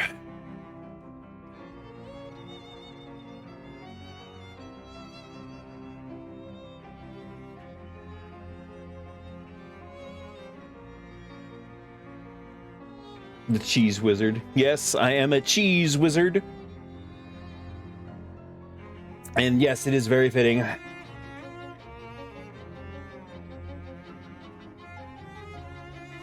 really do need to sleep because I got some negatives in here somewhere.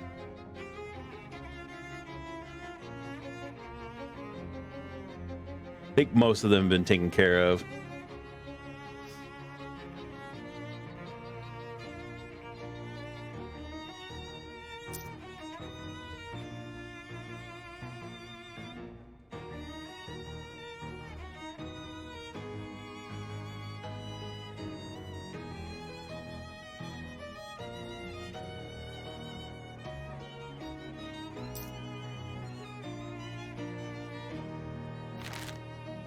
Anyway.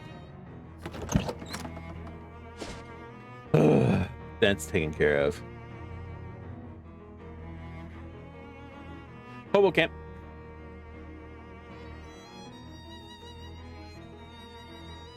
Dude, that was a pain in the butt. That mission. Like I said, I was going between... It was 3B and 2C I was wondering about. No, but also yes, paradox.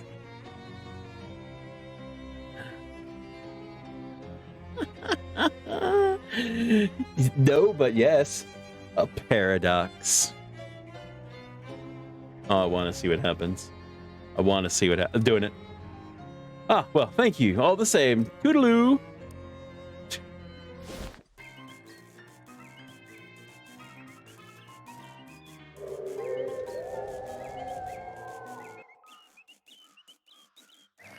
Nice. They have beds now.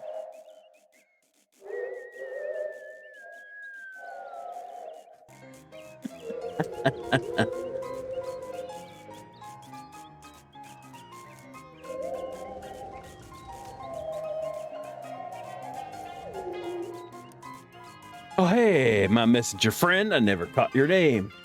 Hey, Ovid. Take a giver. Thanks for pointing me here. Business is booming.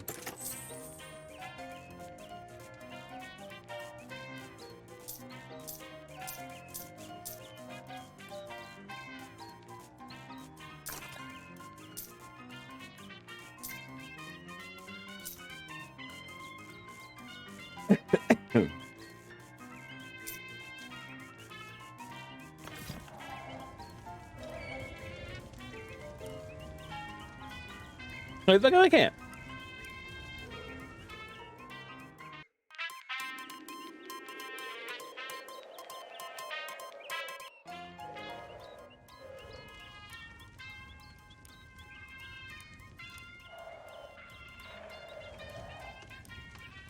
Hello, Johnny. What could I do for you, Dago? About the secret plans. I bet you've been quite helpful. You, at first, a total stranger, have gone out of your way to help hobos when other people of this country, and even the government itself, would not. This is the crux of the problem, that hobos are looked down upon when not overlooked entirely. I seek to remedy this. Whoa, are you planning a revolution or something? Oh, no, nothing so violent. I intend to sidestep the problem. I should not say more. Okay.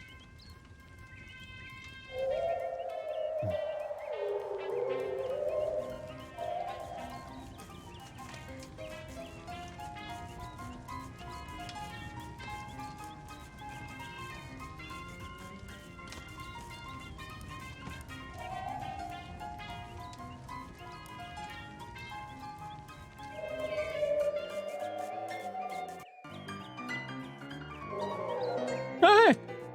Hi, Clyde. Oh, hey, Dago. Right? Oh, hey. Dago, right? Thanks for pointing me to this place.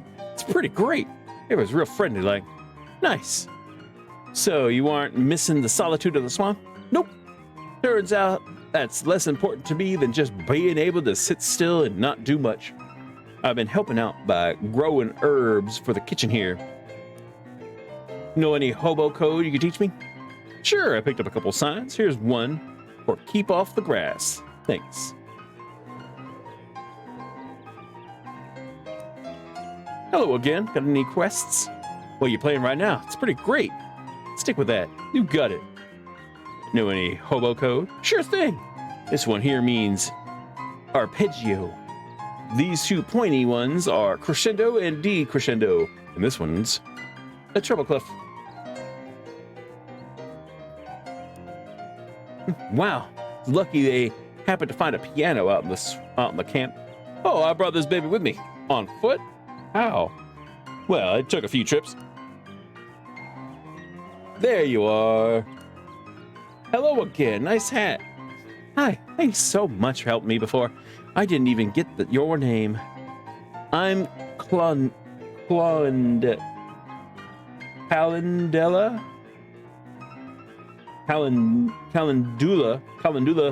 Crabtree. Okay. Oh, I'm Jacob Guyver. I'm afraid I can't pay you back yet. We don't really have anything to make decent booze out here at the moment. At the moment, I'm just using random kitchen scraps and weeds, and I can't serve you that in good conscience or good ethics. Worry about it. Oh, sure. Some say the booze-related glyphs are the most useful ones.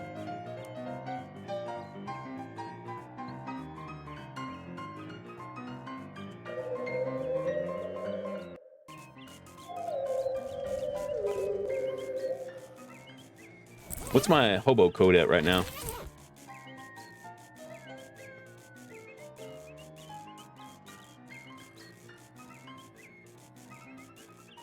What is my hobo code at?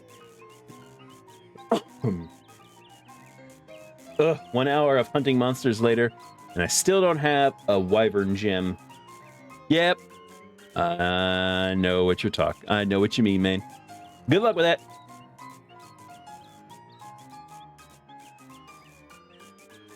What's the hobo code?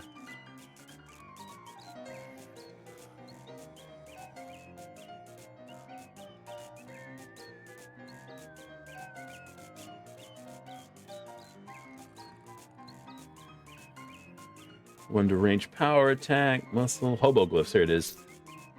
Level 14.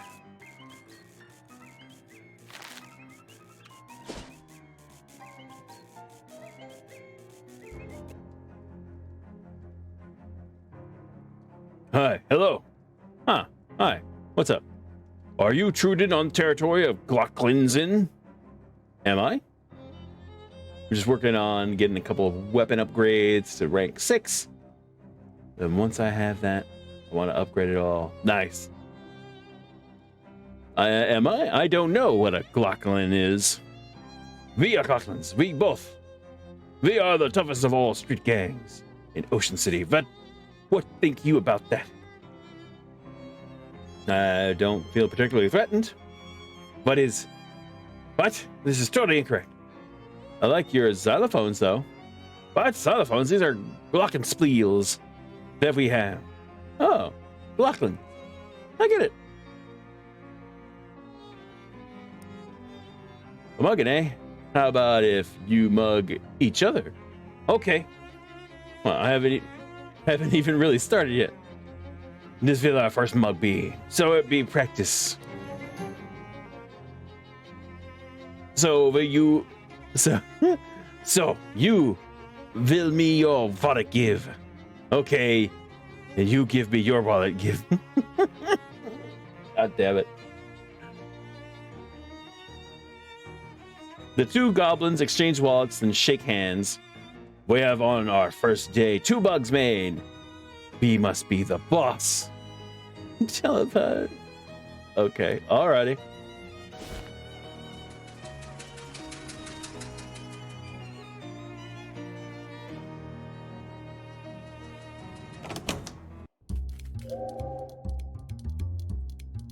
Dan, right back at you, baby. What's new? I found this case of whiskey. Good deal. I'll add it to the menu right away. Found this drum of vermouth. Yeah, baby, vermouth is one of my favorite mooths.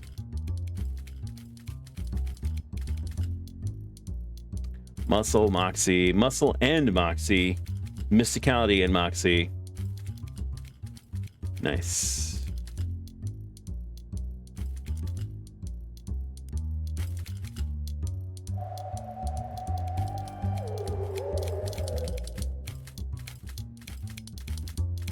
It's 2 of the frat guys you helped out earlier. The guy who was looking for mesquite chips.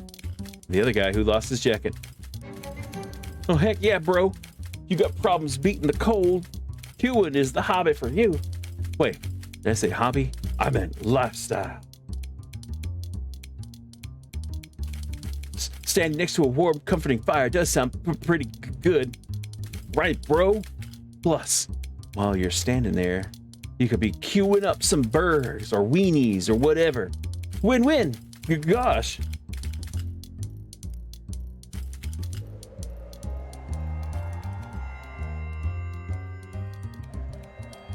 Oh, they're on their 4th date.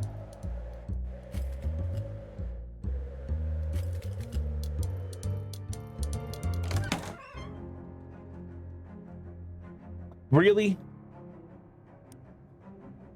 Salutary greetation. The person who has activated this telephonic mechanism and with whom you are now conversating is known as Don Toblerone. I thought your boss said you had to keep it brief now. We devised and then agreed upon an arrangement deemed satisfactory to both parties. Let me guess, you're paying the phone bill? Your guessing prowess is preternaturally efficacious. Okay. That's what they tell me. You've got another job? Once again, the particulars of this undertaking are being held in escrow and will be transmitted to you orally by our colleague who... Reese Steve. Got it. Okay, bye. Hey, Cracker Snacks. Back to SIT we go.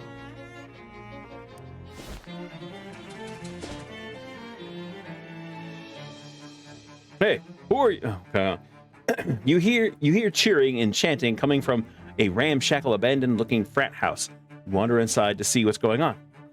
What's going on is that some vampires have found a bunch of medical blood bags somewhere and have hooked them all up to the same line. One vampire is on the floor underneath the IV bed. He's doing an IV. He's doing a cake stand. He's doing an IV stand. Okay. Been at apartments. No, it's all good. Appointments. Oh, what is it? Appointments. It's all good, man. It's all good. I'm having a day today on some of the words are hard today, apparently. He's doing an IV stand, desperately chugging from the tube, while the others are chanting chug, chug, chug, chug. Hey, who are you? Hello there. Hey, B-Man. You're off to bed. All right. No problem, Deli. You have a good night, sir.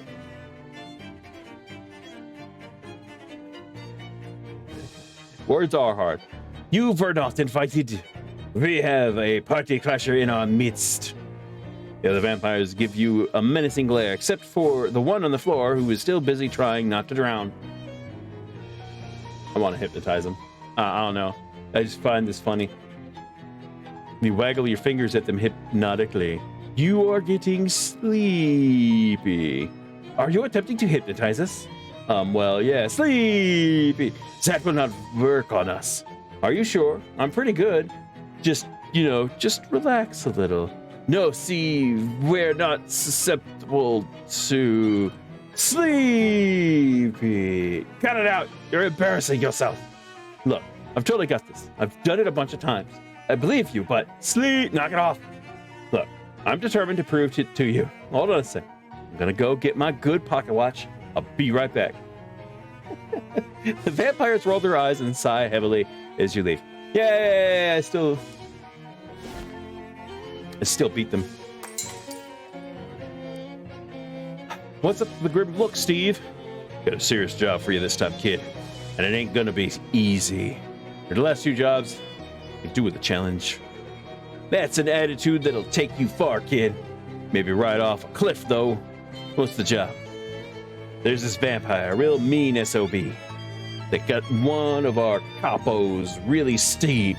Like, really steamed.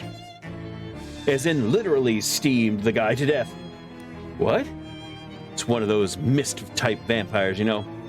But real hot. And I don't mean hot as in good-looking. I see. Maybe.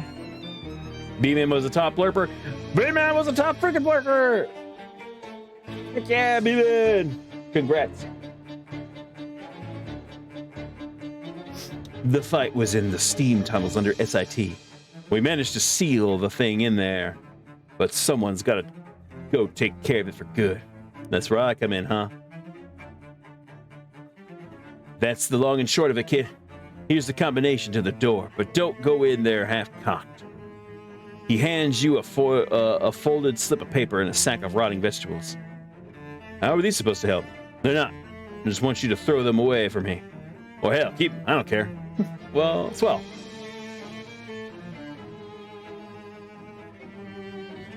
Damn. Damn.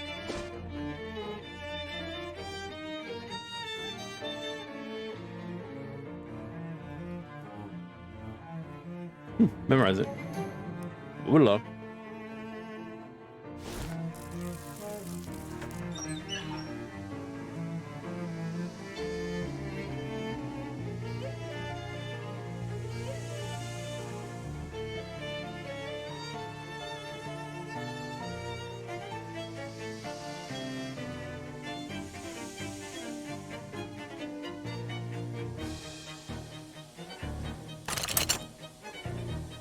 Steve's note says 1, 2, 3.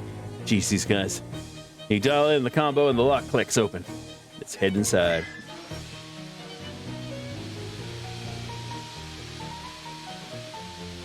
The hell?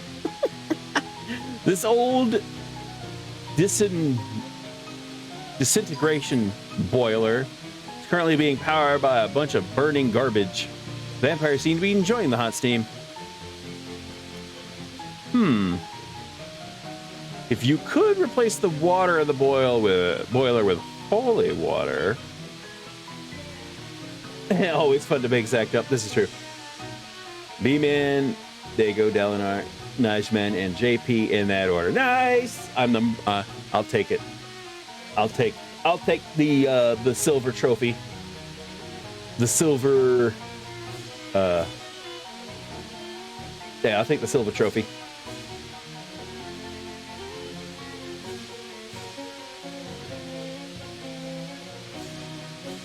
You only need 100 gallons of it. I'm not gonna get 100 gallons of holy water. Hey, don't ask me. I'm just suggesting things. Wait, aren't vampires also allergic to running water? Even if it isn't holy? Does steam count as running water? Come back later, maybe with 100 gallons of holy water. 15 mysticality. How the floop?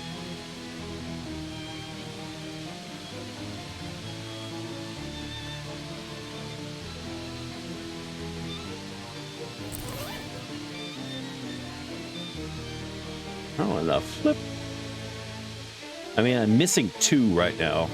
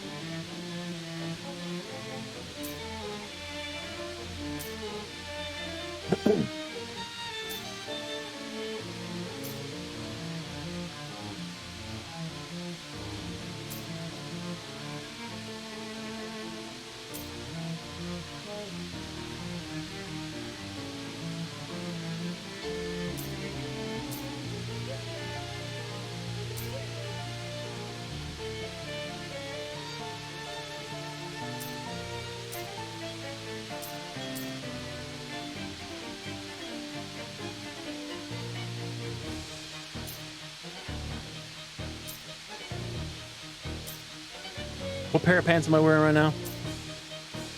Yeah. So it's got mysticality, hot armor.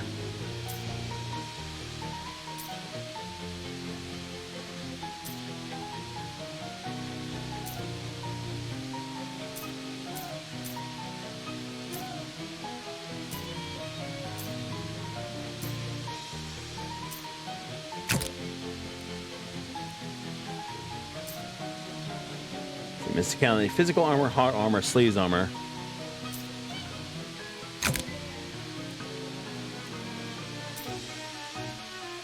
One to maximum AP.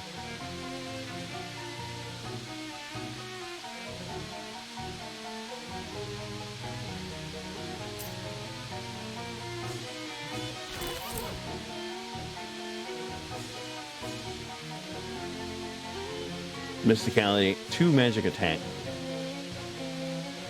3 hot armor, 3 cold armor, 3 stench armor, 3 fleas armor.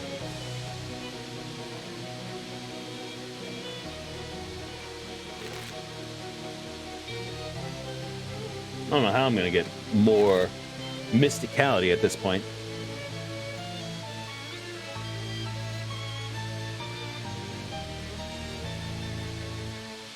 Mainly 15.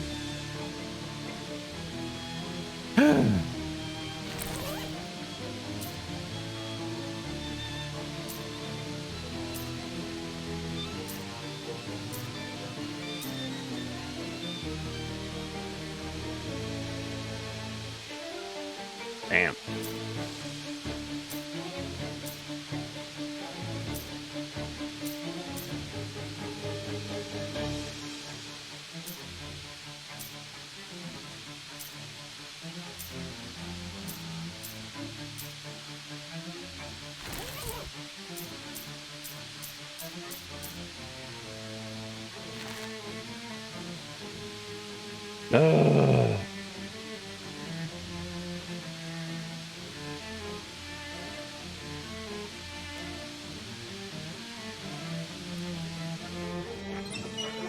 Well, I know where there's a church.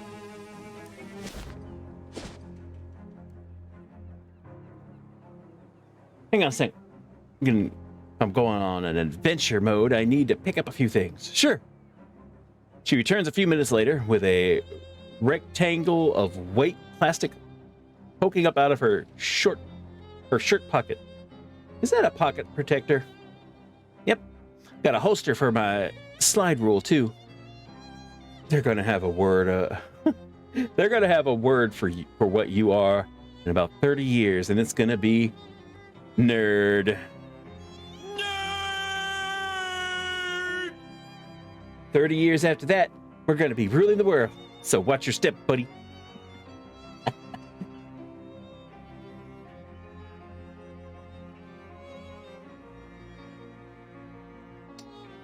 Yep.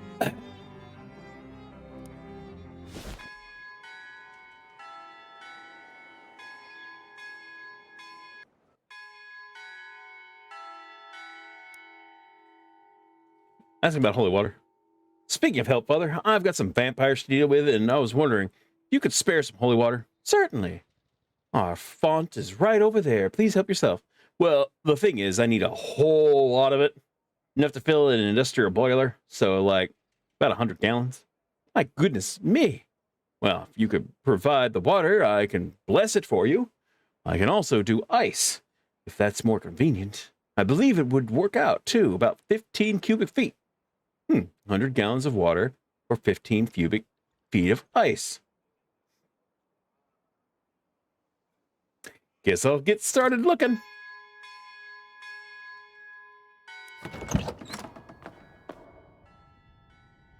Oh, hello.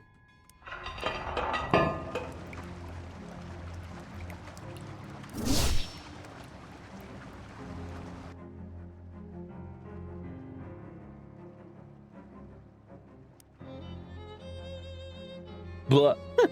Holds up a bottle of some kind of greenish brown liquid that is, you assume it's probably mostly kelp juice and sewer moss squeezings. I really need to get a what's the fishman from WoW? I need to get their sound effect. I really need to get their sound effect. Sure, fishman concoction. Neat. Murloc, there you go.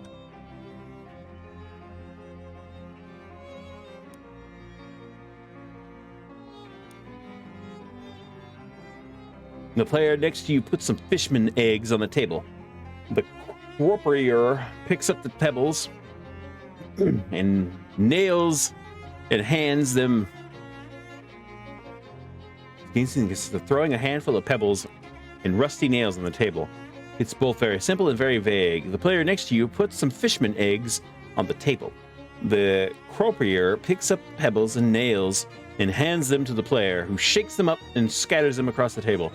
The croupier looks at the nails and pebbles and... There it is. God damn it. Thanks for that, Zach. That's what I'm talking about. I need to get that sound effect. I need to put that on my freaking stream deck for these guys. We'll run into them a lot. You beat it too. The croupier looks at the nails and pebbles and shakes his head. The player makes an argumentative noise and points. Yeah, it fits so well. It fits so well with these guys too. The player makes an argumentative noise and points at one of the nails. The croupier sighs and peers at it closer, and shakes his head defiantly and takes the player's eggs. The player pouts. You keep trying to understand how the game works. The player counts out some eggs and puts them on the table. Or Courtier passes the assorted objects to the gambler, who considers them for a moment and then flings them out onto the table. The Courtier squints, ducks down to the level of the table to get a better view, then he shakes his head and takes the player's eggs.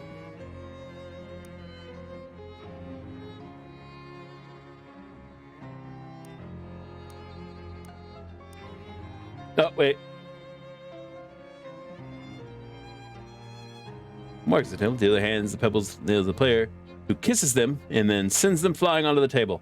Courtier inspects the nails and pebbles and then shakes his head. Takes the player's eggs. The player grumbles. Keep your eyes on the game. Not exactly sure what's going on. The other player places another eggy bet.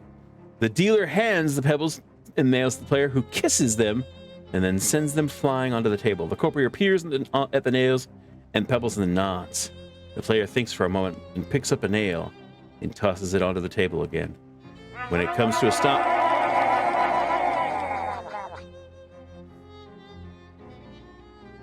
What the hell? Oh, it. Thanks for that, Zach. What the hell?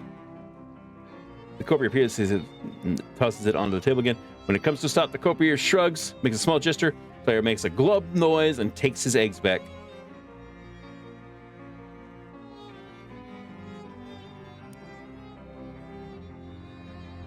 The fisherman places more eggs on the table. The dealer hands the pebbles to the who kisses them and then sends them flying onto the table. Courtier seems impressed. He nods at the player, who picks up one of the nails and tosses it again. The Courtier adds a large pile of eggs to the player's bet. The player grabs them with a burbling cry of joy.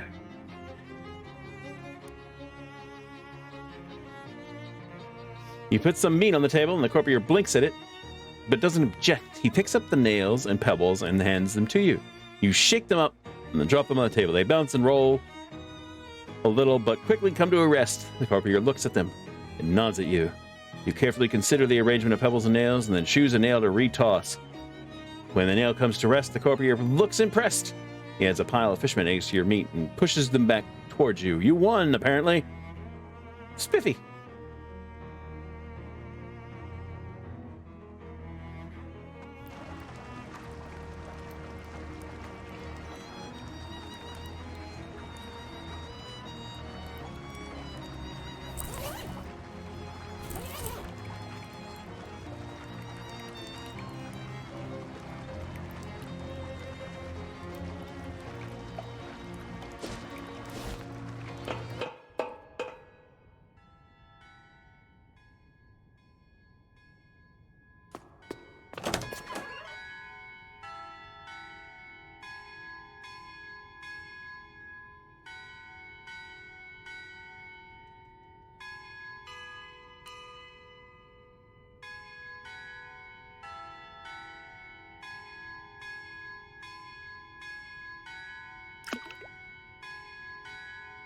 Oh, that's nice. I lost the negative effects. Nice. What am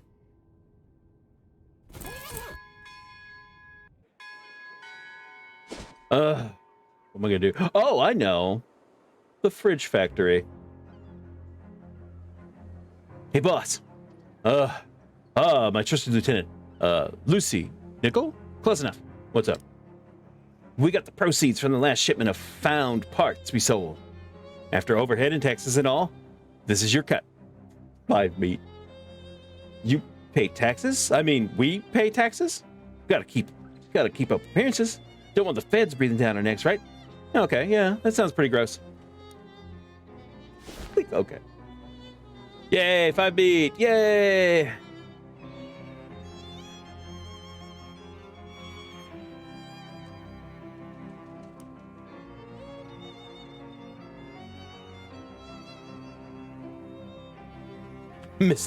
Miscellaneous chemicals. Boxes of miscellaneous discarded industrial junk.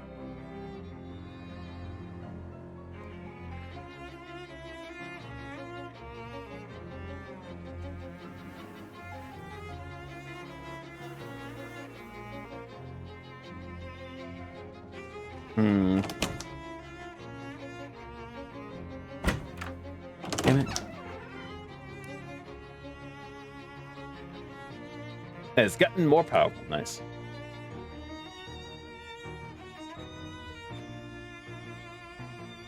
This is the better version of Fallout 76. Ah, oh, you are trying to start. You're trying to trigger Zach, aren't you?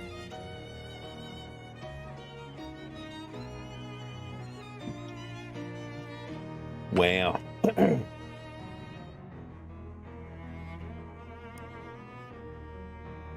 Would be in poor taste. Oh, come on. The fridge has been fitted with an experimental off. Take the giant ice cube.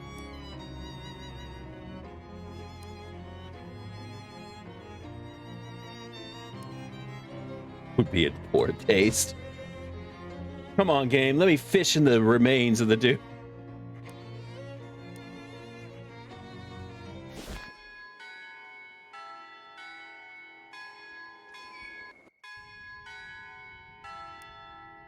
Okay. Hello, kid, my child. Were you able to find the large quantity of water you were looking for? Yep. I've got a 15 cubic foot block of ice with me right here, Father. You set the block of ice down with a thud. Why, so you do. All right, I'll be happy to bless this for you. He mumbles under his breath and makes some religious gestures at the huge block of ice. There you go. As holy of a block of ice as ever I've seen. A giant holy ice cube. Thanks, Father.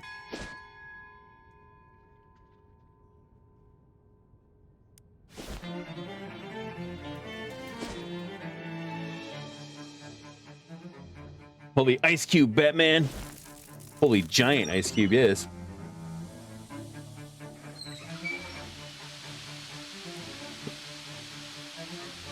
Toss in the holy iceberg into the boiler.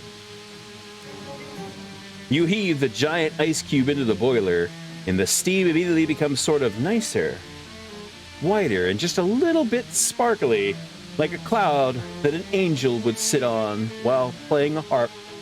Well, that's probably just your imagination. What isn't, though, is the vampires screaming and melting into an acrid puddles of goo. Woo. Huh. There you have it.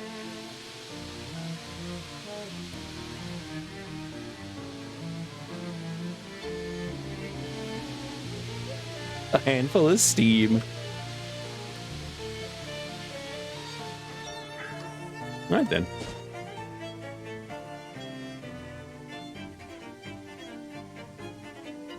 What's wrong? Not bad. Emotional damage! Right. Kid, I honestly didn't expect to see you again. You got a real talent. It was nothing. Nah, don't sell yourself short. You got a real future in the organization. Briefcase full of meat. That's probably the last job you'll be getting from me. You've dealt a fatal blow to the bloodsuckers in this territory. So if the boss has any more work for you, it'll be somewhere else. Good luck, kid. Thanks, Steve.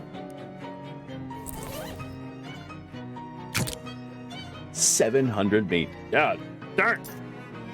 Look, I may be working for the mob, but they know how to pay.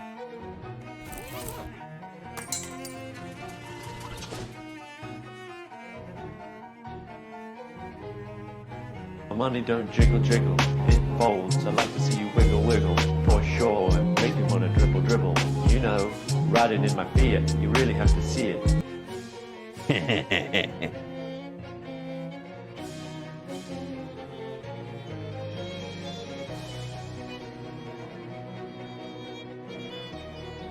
All right, we gotta go back to the city. Also, thanks for the bits, B-Man.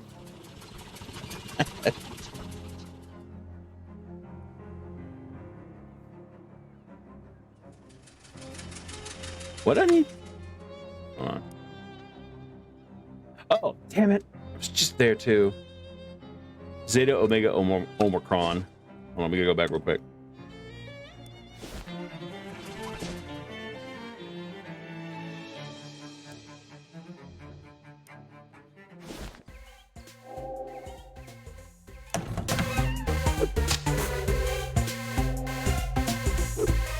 How's it going? Oh, you know, another day, another flashback to atrocities of war. Did you bring the meat, bro? Yep. All right, treat. Super Soldier Zero. Nice. Thanks. Don't mention it. Unless you decide you want more later, in which case, mention it. Got it. Is it just a potion? It is just a potion. Increases the damage dealt of ranged weapon attacks by 5. You know what? I'll take it.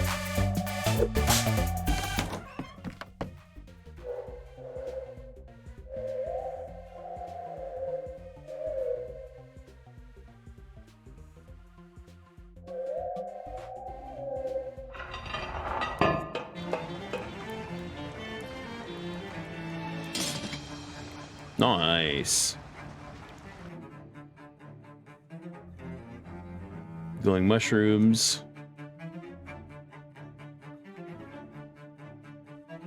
Okay then, these fishmen are acting kind of strange. Well, stranger than usual. Well, as far as you can tell, given your limited experience with fishmen behavior patterns, maybe it has something to do with that weird altar over there.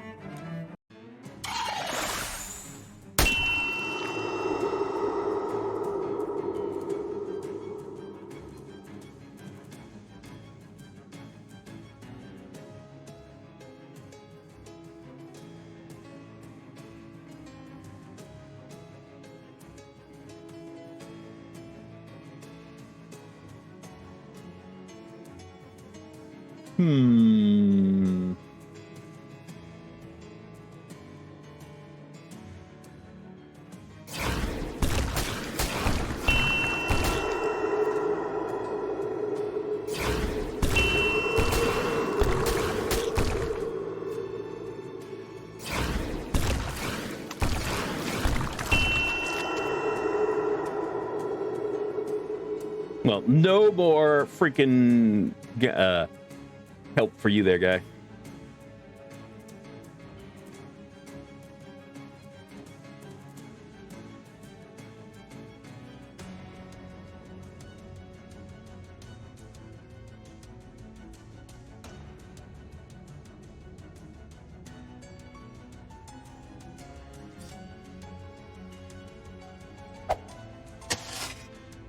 Got me a little tentacle buddy.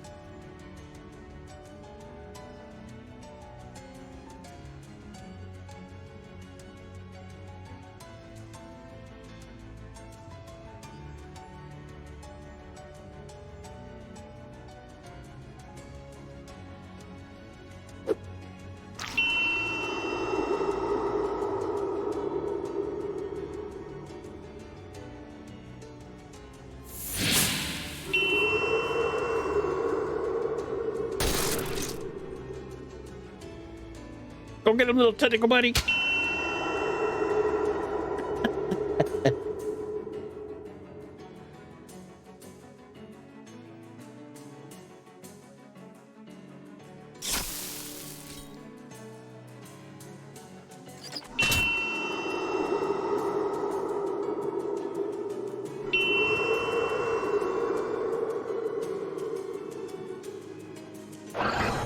Get cheesed.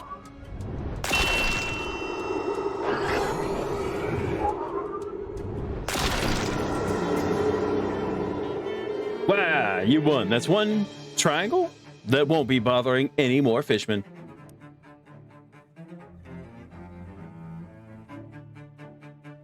Offer bowl full of jiggly, glistening fishman eggs. Grab them.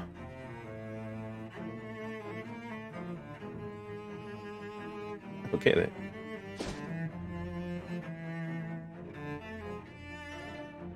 I think that's it. Human intercepted. Human conviction. We require information. Okay. What do you want? Query. Why do we exist? Oh, God. That's an easy one. Sarcasm detected. Look, why are you asking me? I didn't build you. Why not ask the student who built you? Reply. When we approach, they sound volume loud and movements detection opposite in speed equals fast.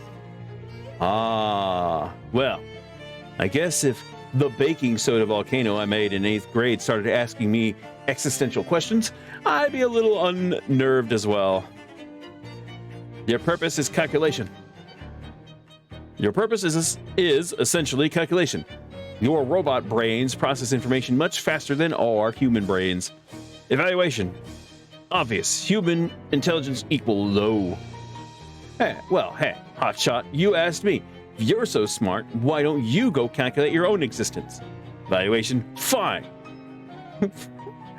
Prediction. Robot. Perform. Action. Probability. High. Fine. Go do it then. Evaluation. Fine. Fine.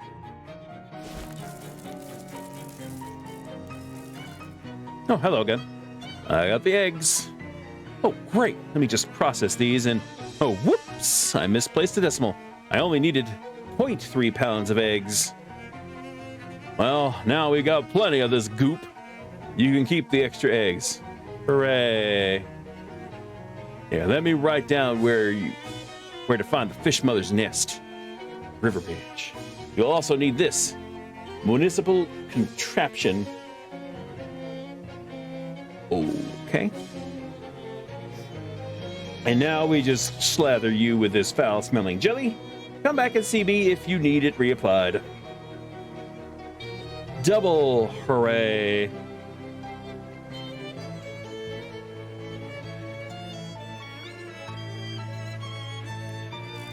Double hooray. All right, Zach, you have a good night, sir. Thanks for coming and hanging out for a bit, and thanks for the, of course, for the bits as well. And I'll probably see you tomorrow. But good night, man.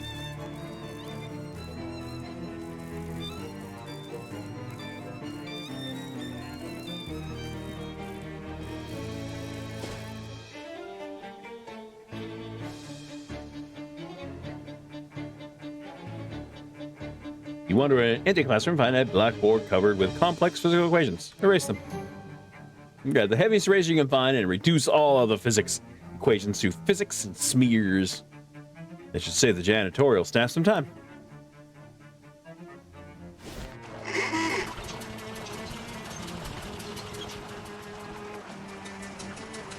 It's a fishing rod leaning against the railing. Maybe it was left here because something is wrong with it. First fishing rod.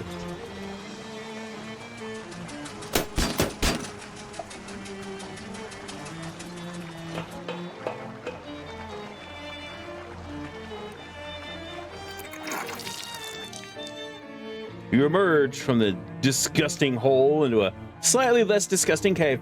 Although, let's not be unclear here, the cave is very disgusting. Wet piles of eggs littered the uneven ground, and you hear a quiet, gurgly breathing sound from the other end of the cavern.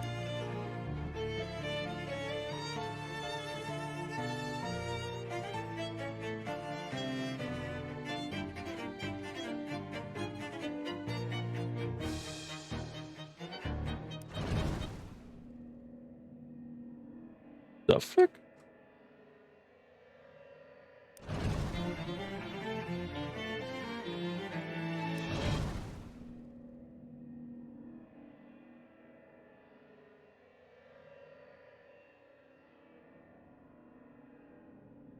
Huh. I guess I don't need to... Well, it looks like we're a fishman anyway, so... The hell?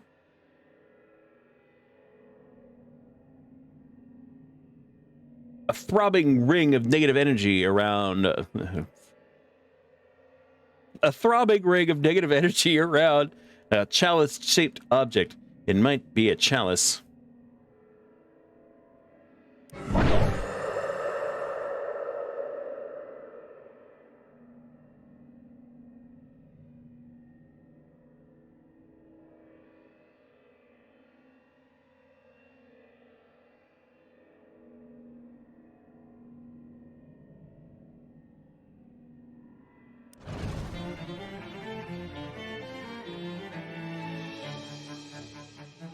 Well, this is almost definitely the fish mother. You hear a smooth, melodious voice speaking directly into your mind. You are a cunning and wily human to have bypassed the defenses of this place. Thanks. Don't ask how I did it. I already know, fear not. The eggs I give my children to take care of are largely non-viable. It helps keep them out of trouble. If they think they have responsibilities. Why have you sought out this audience with me, human? Well, ask politely for the pearl. Ah, so you are a treasure hunter, are you? You who have killed 9 of my children, yes, I counted, have the further temerity to trick your way into my lair. Excuse me, into my lair in pursuit of material wealth. It's not like that. Your words are the ashes of one whose pants are aflame. Human, I will grant you no such boon. Nuts.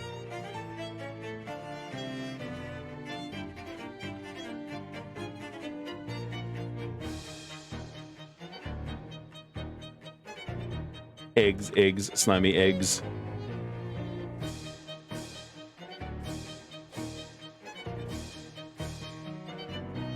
Disgusting eggs. Revolting eggs.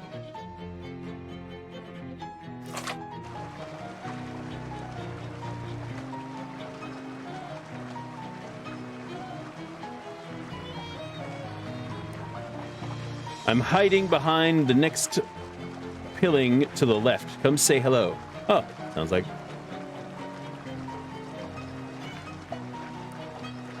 Well, hello there. You must have seen the note on the other pilling. My name's Walter. Hi, I'm Deco. Are you living under the bridge? For the moment. I'll probably move on soon, because SIT students keep throwing weird rocks down here. But it's protected from the rain, and the fishing is good. So it's a pretty nice spot to camp for a while. What about the fishermen? Those fellas with the glowing eyes? They were a bit leery of me at first, but I guess they decided I was harmless. Maybe all the raw fish I've been handling rubbed off on me. Makes sense, I guess. I don't need hobo code? Mostly fishing related ones, but sure. Everyone should know the industrial chemicals dumping spot sign in particular. Oh yeah, I bet a real weird fish there. Got one with 2 butts once. Do you mean tails? Nope.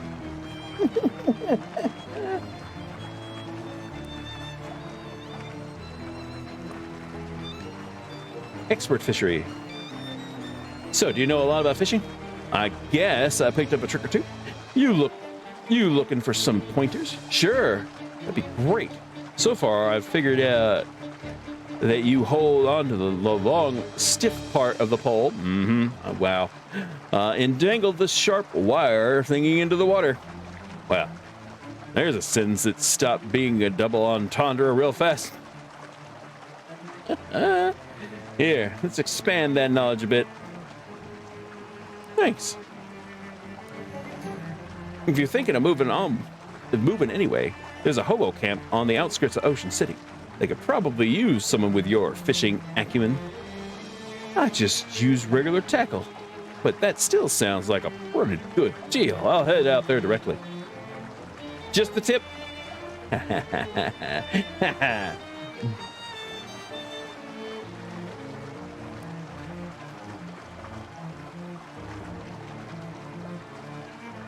Hey.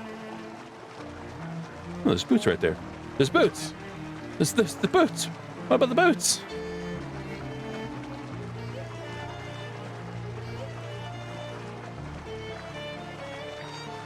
You fish, bro. On this.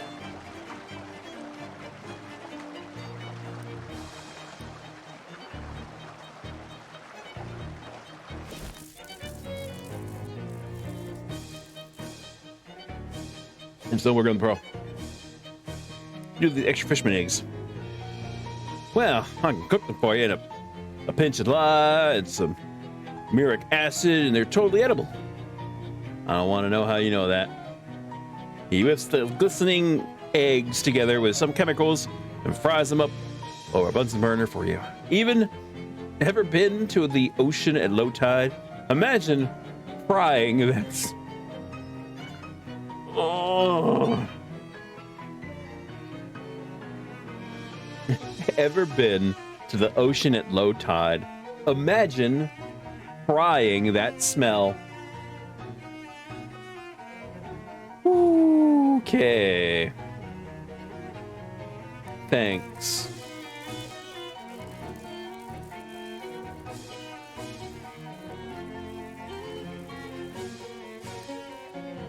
This is Robot Battle Arena all about. That's my Robot Battle Arena. Why do you have a Robot Battle Arena?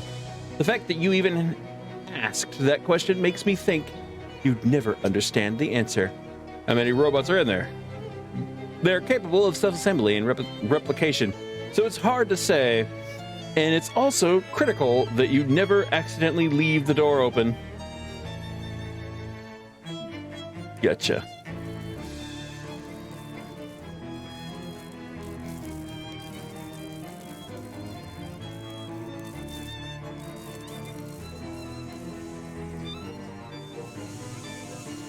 Well, guess I'm gonna have to fight her.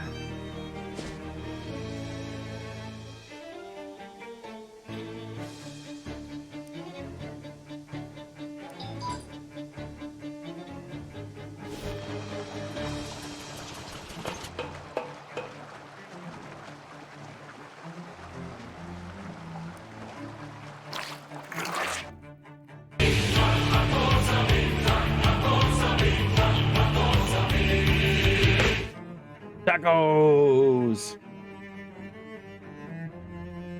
I gotta go for some tacos.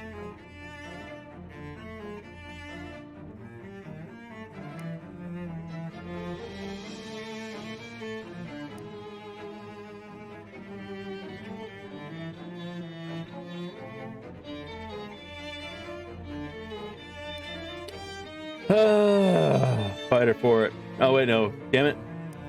I hit the wrong one.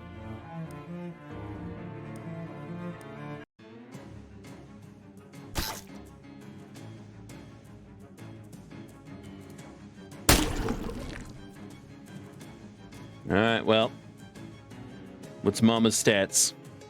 She's pretty strong. I won't deny that. I'm going to go ahead and weaken her.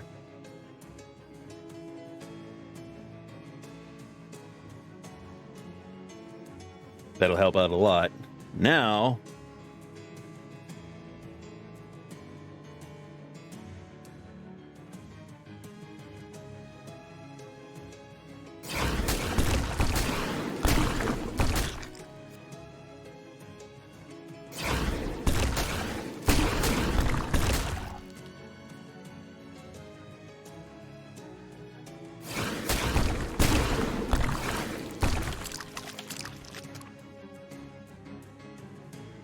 and then we get another tentacle buddy.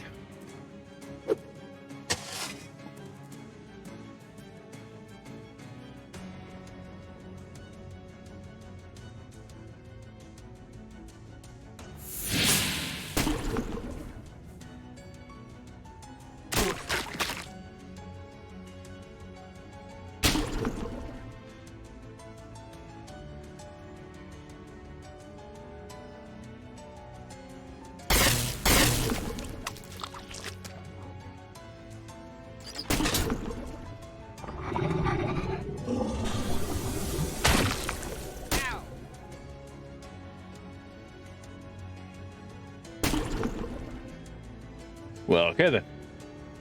I will heal myself.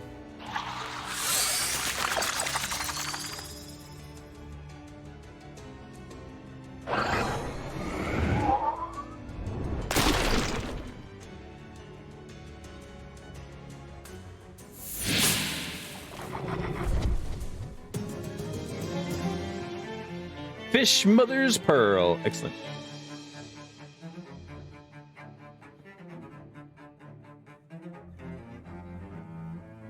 Well, that can't be good.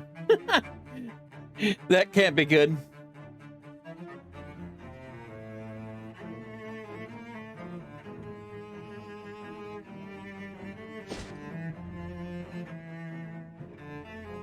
R.I.P. the Fish Mother, indeed. I haven't seen you around before. Around the sewer? That's strange. I spend a fair amount of time in there. Are you familiar with the greatest hoax ever perpetuated on the student body of the world? No? Do tell. Buying new textbooks? It's a Yes. Buying new textbooks? It's a scam. There's no reason to buy a new textbook. Spare your wallet and spoil yourself, my friend. Buy your textbooks used. May I tempt you? Projectile physics?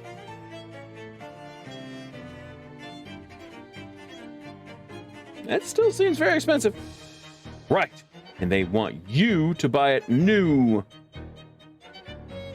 Grants ranged damage perk. No thanks. Don't seem to need textbooks. Fine, fine. Just promise. Don't you ever buy your textbooks new. And don't let them make you think you gotta go. That you gotta. Yeah, but I don't need that. I don't need range damage. I got the pearl. That's gross. That gross, huh? No questions. Wow. That pearl really is a beaut. I'm gonna have to go into hardcore analysis mode for a while. I'll give you a call when I've figured out the next step of the plan. All right.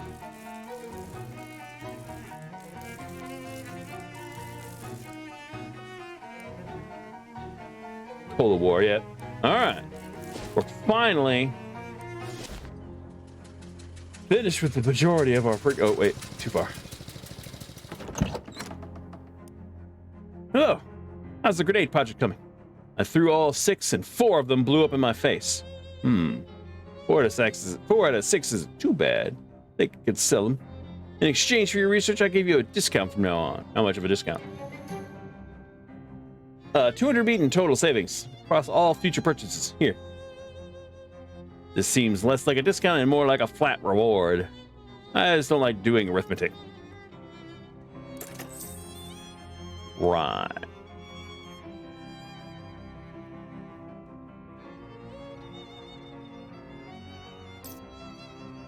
$10 to all. Ooh, not bad.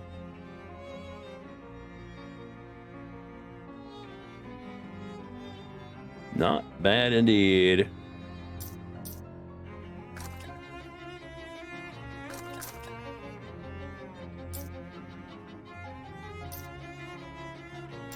Yeah, I'm not gonna get those dubious cold. They weren't when they actually hit. They did, they did pretty decent damage, but not 4 out of 6. 2/3 of the time, it blew up in my face.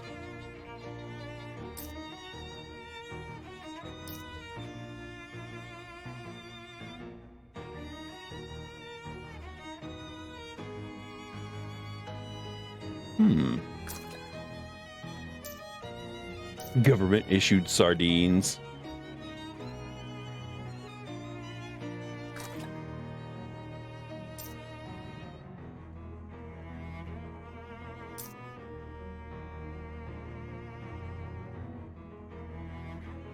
Now see, this is fine. They call their half off. Yeah, exactly. Government issued sardines.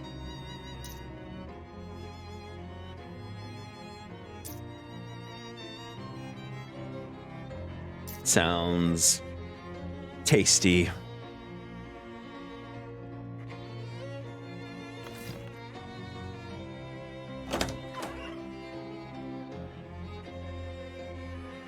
All right, we need to see how much the bank can open.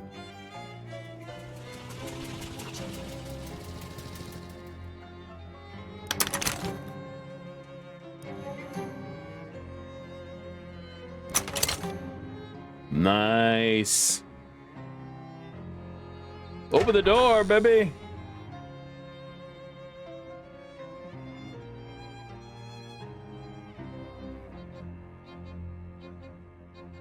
Standing by the cash register, you fantasize about what it would be like to have a service job instead of whatever it is you do now.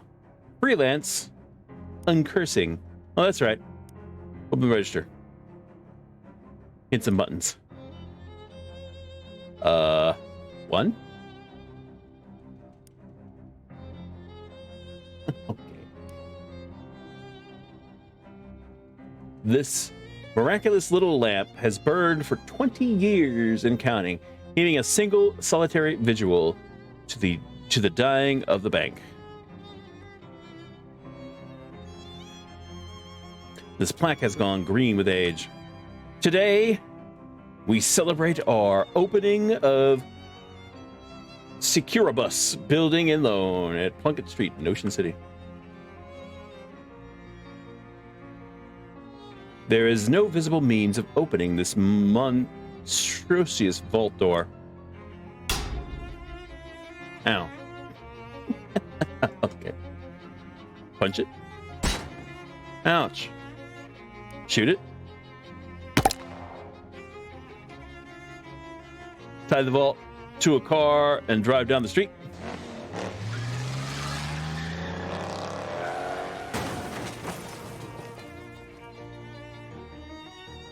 Well, that didn't go as planned.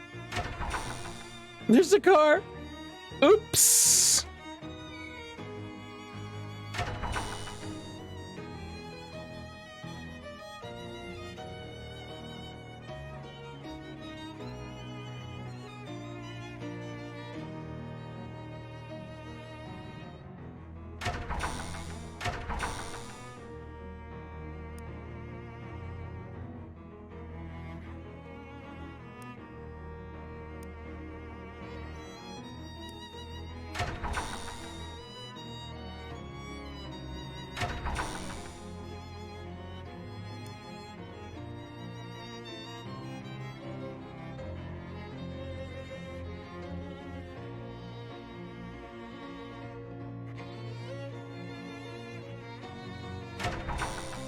Well, okay then.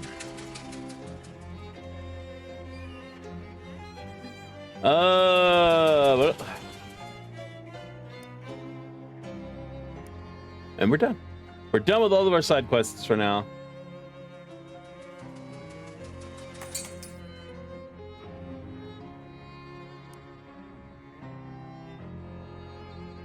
Thanks again for the rescue, Dago. I'd have been corned beefed hash with a side of eggs if you hadn't showed up. Ah, it was nothing, Charles. I basically just followed your wrenches. Here's your wrenches back, by the way.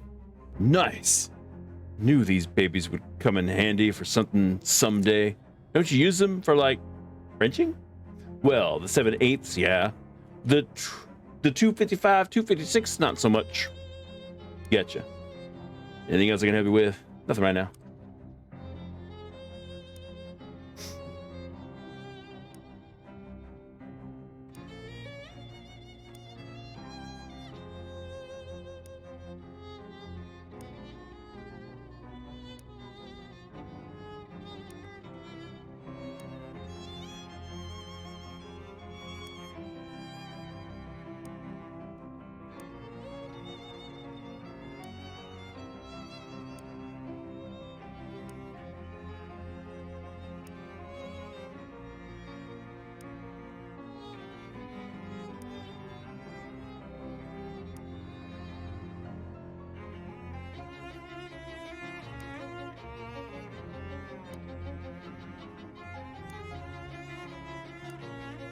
Damn it, you need a lot. You need a lot. Let's say 11 messages or 2. Call them all back. What? Bueno, moshi moshi. Toblerone, guten Tag, Soleng, Met Donald, Hallo, Hala, da Molum. Stick to English or I quit.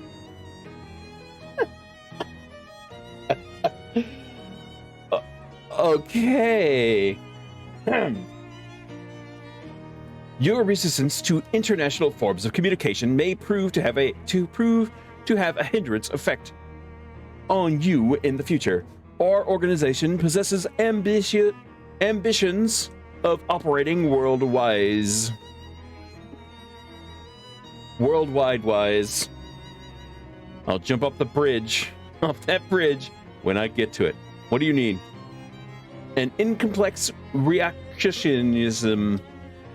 A team of our operatives transporting a shipment of alcohol through the local wetlands encountered difficulties, and we're compelled to abandon their submarine. The wetlands proved to be drier than we had anticipated. Uh-huh. So you need me to recover the booze? Where do you want me to take it? You may retain the booze as your recompense. Our only recreation is that it not be acquired by probation agents for fear that they may discover our fingerprints upon it. Ah, yeah. Glass bottles do take fingerprints pretty readily. The bottles as well, yes. That is an excellent point. Okay, I'm on my way. Okay, so I meant 2 messages. The number you have dialed is not in service. Please hang up and... Rufus. Oh, it's you, Taco. Sorry about the subterfuge. I had to tap into the university line to get a phone down here, and that isn't strictly speaking legal. Anyway, I think I figured out the next step in building my quantum telecommunication device. Can you come to my lab as soon as possible? Okay.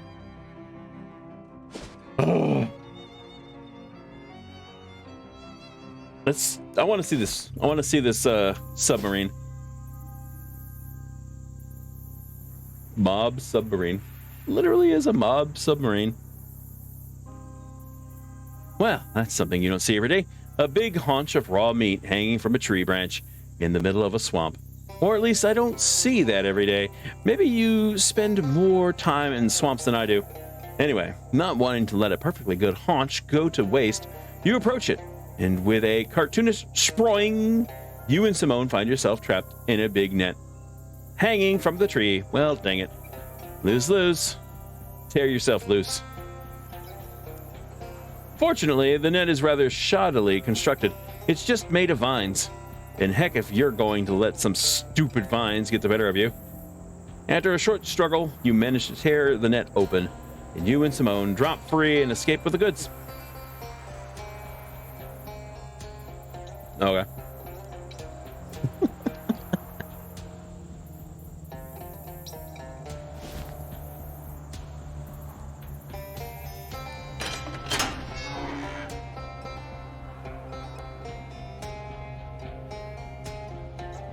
This control panel has a big dial labeled internal pressure.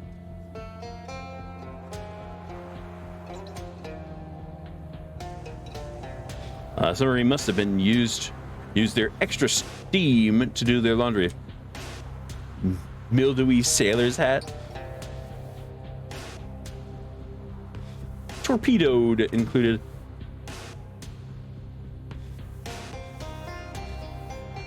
This pipe is clogged. Russian clogs. Oh, god damn it. There was the pipe was clogged with clogs.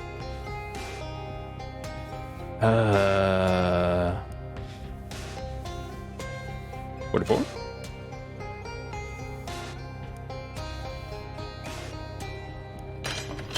You open the hatch and discover the lower deck is completely flooded. You'll need some kind of breathing apparatus if you want to go down there.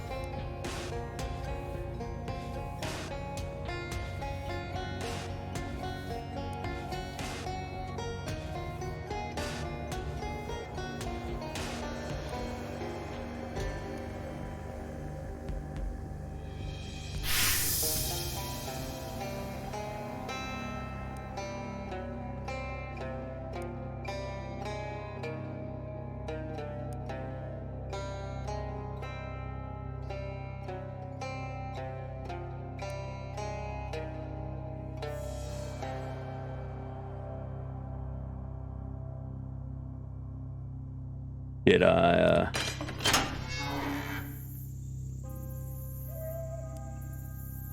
The code, disappointing lack of sandwiches inside. Well. Forewarned is forearmed, I guess.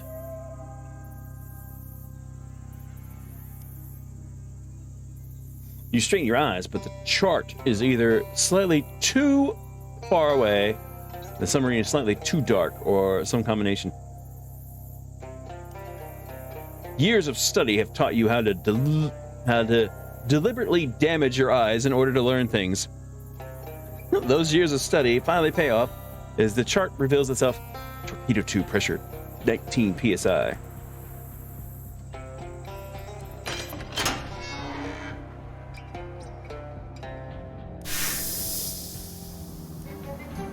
Barrel of tequila.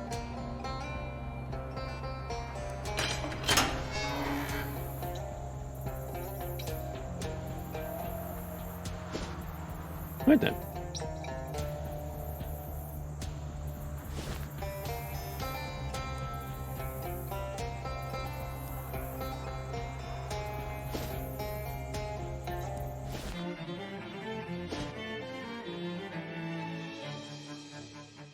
Party time, indeed. As you're walking down a hallway in one of SIT's many various science buildings, the lab door suddenly bursts open, and a wide-eyed, lab-coated man runs out with two large fizzy test tubes in hand. Refuse my tenure, will you?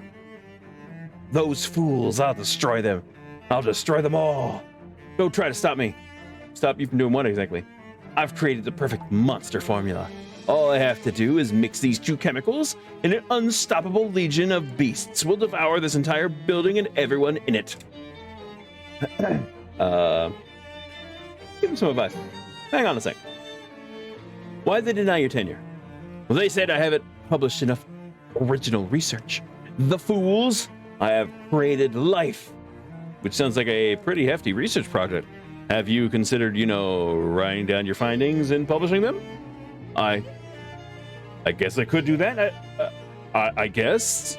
That doesn't sound nearly as fun, though. Oh, stop sulking. Here, I'll lend you a pen. Good luck. Okay. Hello again. So, what's the next step? I don't have to go back in the sewers, do I? Oh, no, this is much more straightforward. Well, your part of it will be anyway. That's what I like to hear. I need some way to broadcast the quantum signal from this Fishman Pearl over as broad an area as possible. I figured the most robust transmission network available is the commercial radio band. The nearest broadcast tower is in Radio Shack at WGCR in the Big Moist. Okay, what do I do there? Just take this transmitter I've built and plug it into their console. That will transmit a special frequency out over the radio. Then I just need a bunch of different test readings so I can adjust the signal for latency, data loss, and so forth. All you have to do is find as many random radios as you can to tune into WGCR and use this receiver to test the transmissions. At least 10 different radios should be enough. Let's call it 11 just in case. Okay. Well, good thing I cleared out the vampires that were here.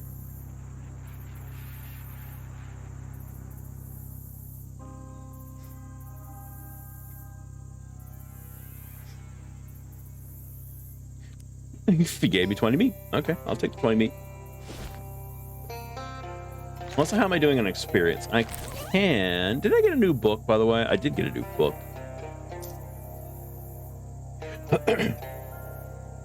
Deals 3 physical damage and reduces Moxie by 3.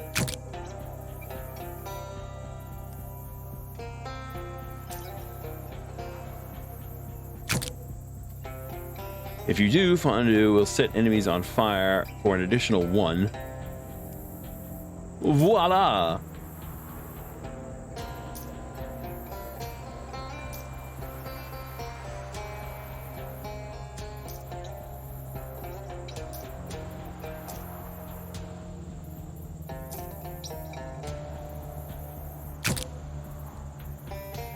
Let's see, you can memorize the appendix, you summarize elemental muscle, mysticality, and moxie will be increased by 3.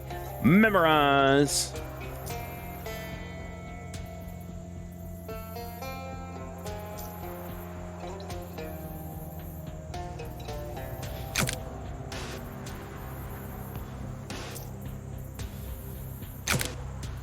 Will deal an additional 2 damage. Do it. The horror.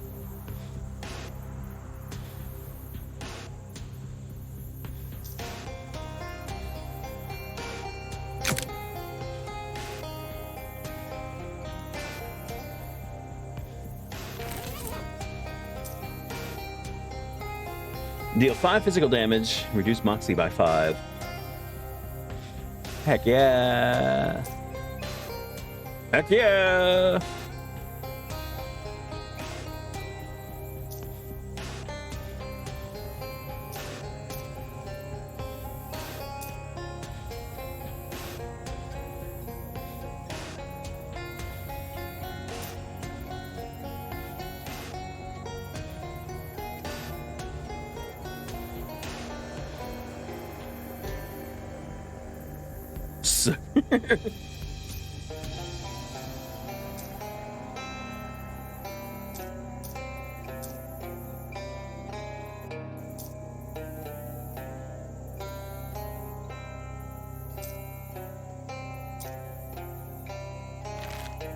All right, well, you plug in Rufus' gadget, and the console starts emitting a different series of beeps than it was emitting before. Did I change calendar? Yeah, I did.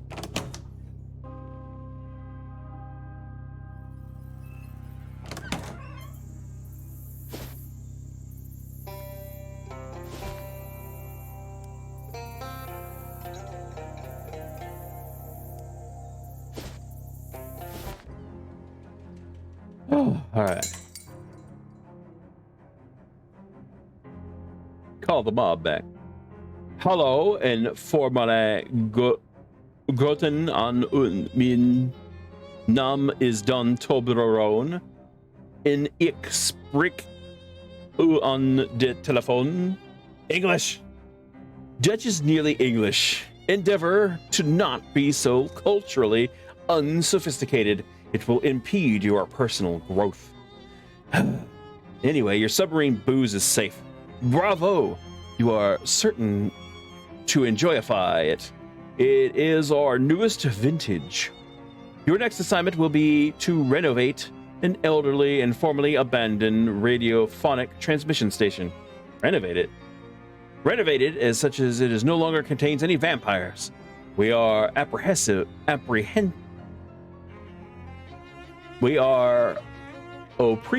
of the possibility that they will use the equipment contained therein to drop eaves upon our provincial community.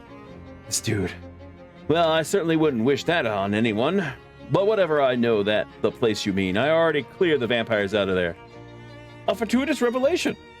Your expediency is really off of the charts, so to speak. Your payment shall be delivered to your bed adjacent furniture forthwith. Swell.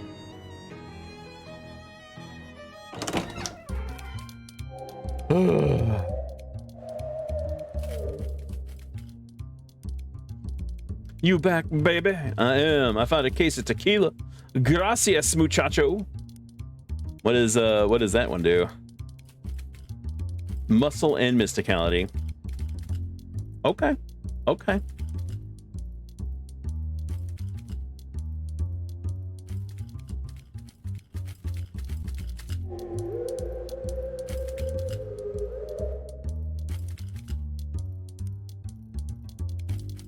An ace in the hole, an ace by the wall, a wall ace.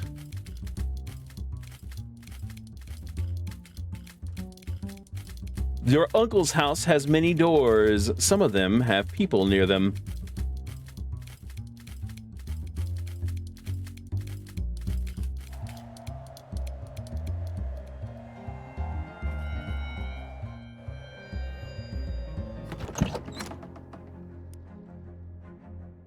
Do you have any illegal booze?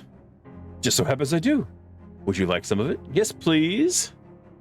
Purely for medicinal purposes, of course. Thanks, Charles. Anything I can help you with? Not right now.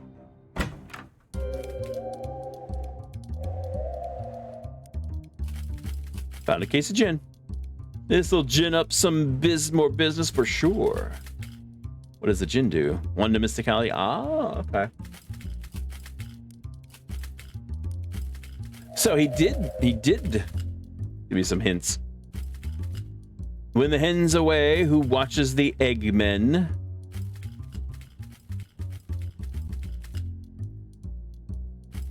No, I'm not even going to pretend that made any sense.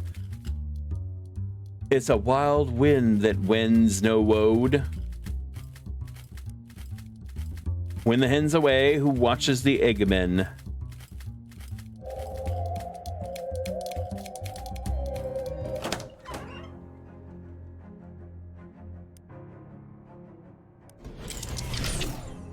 Nice. So the fishing rod is a cursed item.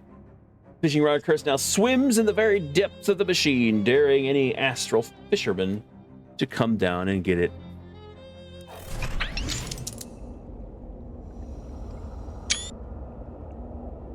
Uh-huh.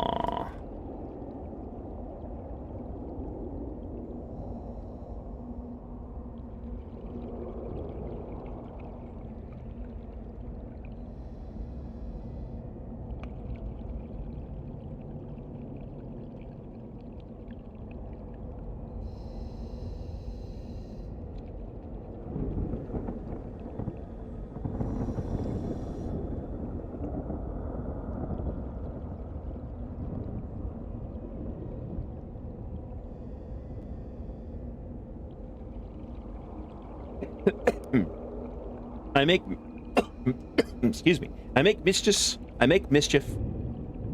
I am a wrenched soul.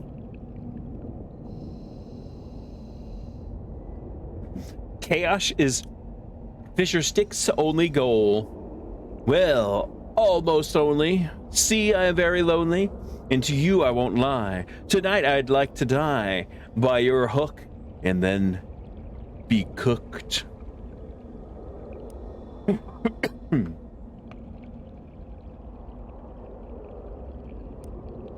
Nobody knows a trout is sweet as saucy Mr. Calvin meat.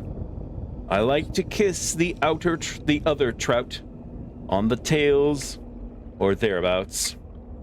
And I'll tell you my most base desire, to be fished and thrown into the fryer.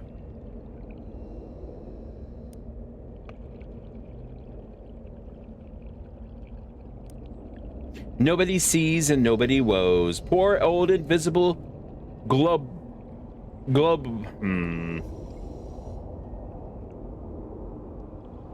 Glubblifer low. But you could make this low, sir, a winner. If you'll rebirth me upstairs as somebody's dinner.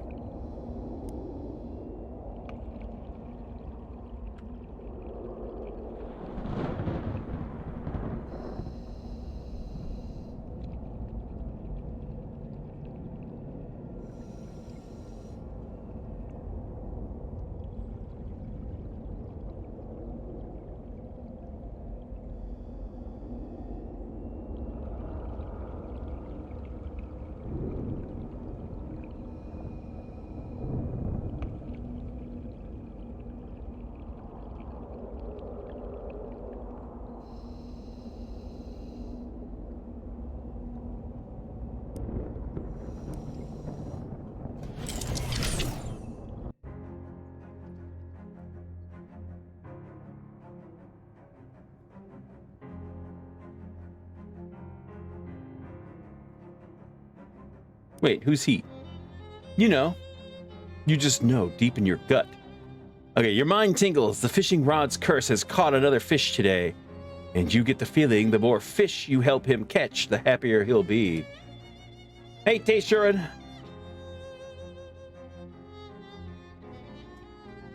You just know deep in your gut that this curse is a man. Not in the way that sailors talk about their ships using female pronouns. This isn't a male curse. This curse is a man. Right.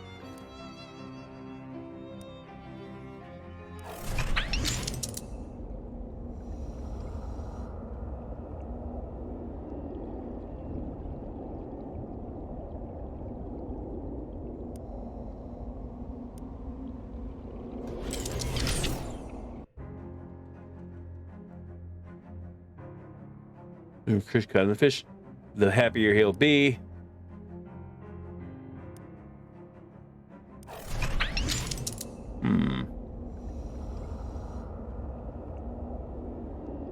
Yeah, there's no way to like choose no fish.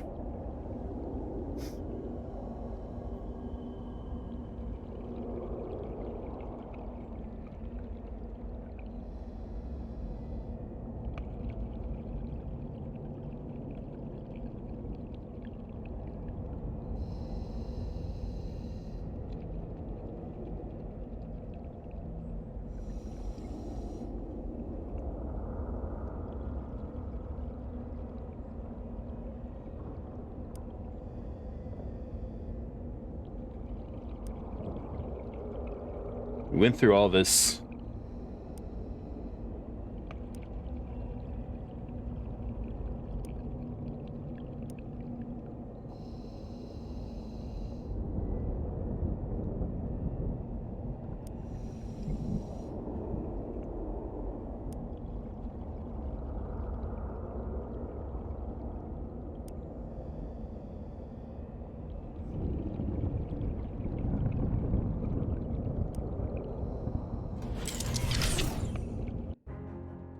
Hmm.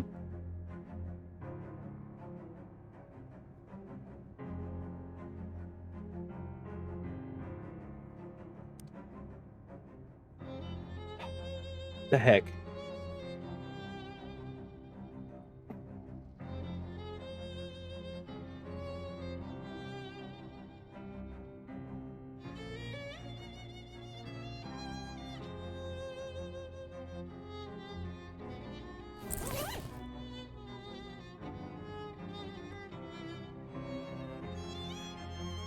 Stripped of an eldritch magic, the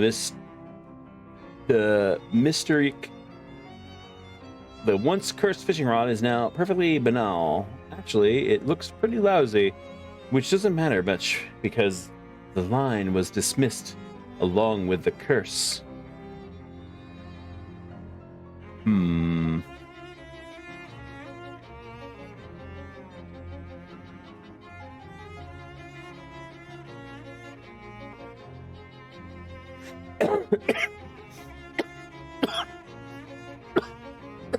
Excuse me. Sorry. Excuse me. Sorry. Hold on.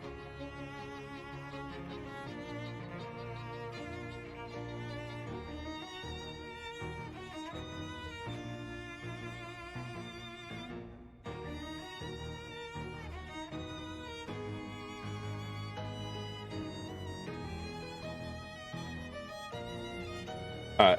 I need to take a short break. Give me about 5 minutes. All right, and then I'll be right back. While I'm away, enjoy the music.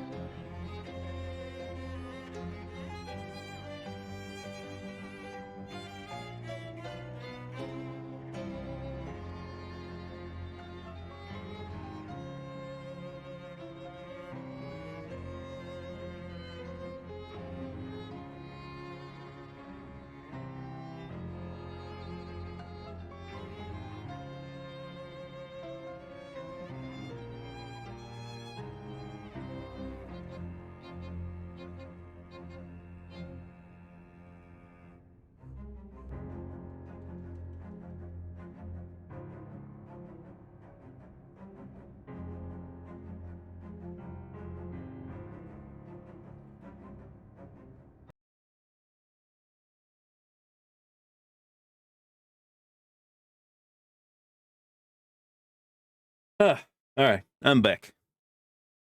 Let's get back into the game here.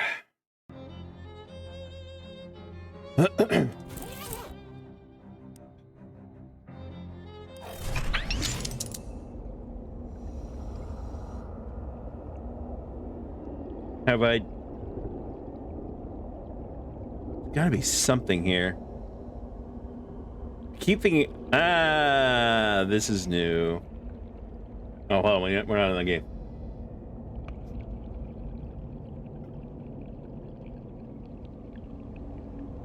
This is new. I was figuring it would be something in the house, because this house has a keep out, but no, it's not the house. The bike.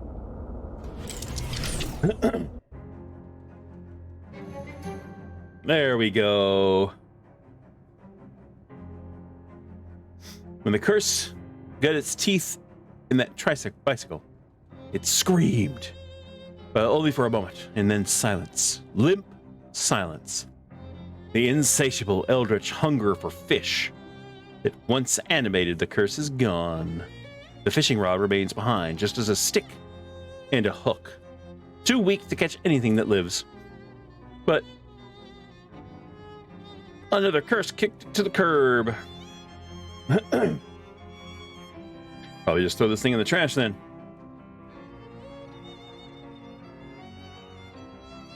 Nice. We did do another curse at least. All right.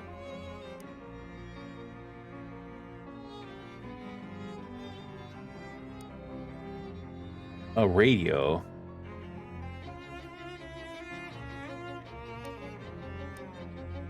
Well, time to pick a fourth store. Right. First applicant is Texas Instruments. A guy from Texas selling musical instruments, I suppose. Second is ye old Chimicker. Some SIT science lady who wants to sell potions. And last applicant is Truncheons and Bludgeons.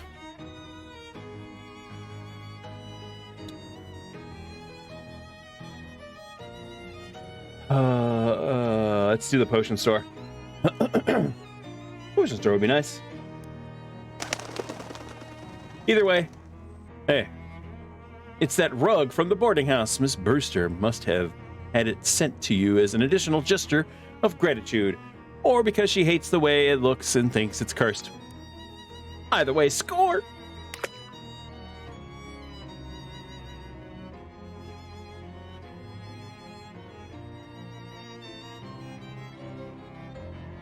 Tickle the tentacle. It's your little tentacle buddy. And a bag of meat.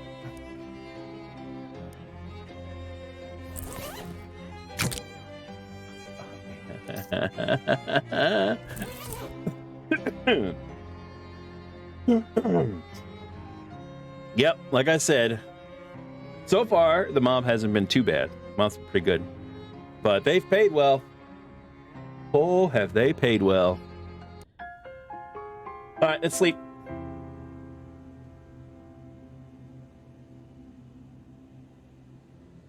That's not me. October 20th, 1902. My diary. Write today's entry. This diary is property of Margaret. Age 9. All others got to keep out under penalty of law. Dear diary, yesterday our dog Daisy died. Papa said it was bound to happen because she was older than me, which isn't old for a kid, but is really old for a dog. He said we'll get a new dog soon, but I was sad anyway. Some birthday. At school today, the teacher asked what we want to be when we grow up. I said to be God, because then I can make sure all the dogs live a long time and are always happy. Everyone laughed, and that jerk Billy Gribsley said a girl can't be gone. So I said I'll be president instead, because that's nearly as good. And he said a girl can't be president either. Well, I'll show him. I'm gonna make all kinds of laws about being nice to dogs. And I'll make being a jerk illegal too, so Billy Gribbsley goes to jail and can't eat nothing but bread and water forever. So there. Your desk is covered in Ocean City paperwork. Poindexter, your insufferable bean counter. See what he wants this time. What is it, Terrence? Madam Comptroller, I merely need your signature on these budget provisions. With this, the remainder of funds currently allocated to municipal services will be redirected to your shadow presidential campaign and your other projects. That sounds a bit obvious. Rest assured, I am only sparing you the details, which you have made quite clear to me that you find intolerably boring. The transactions will be meticulously obscured through shell corporation cutoffs, offshore accounts, and the like. All right, good. You better not be skimming more off the top than I'm willing to ignore. Certainly not, Madam Comptroller.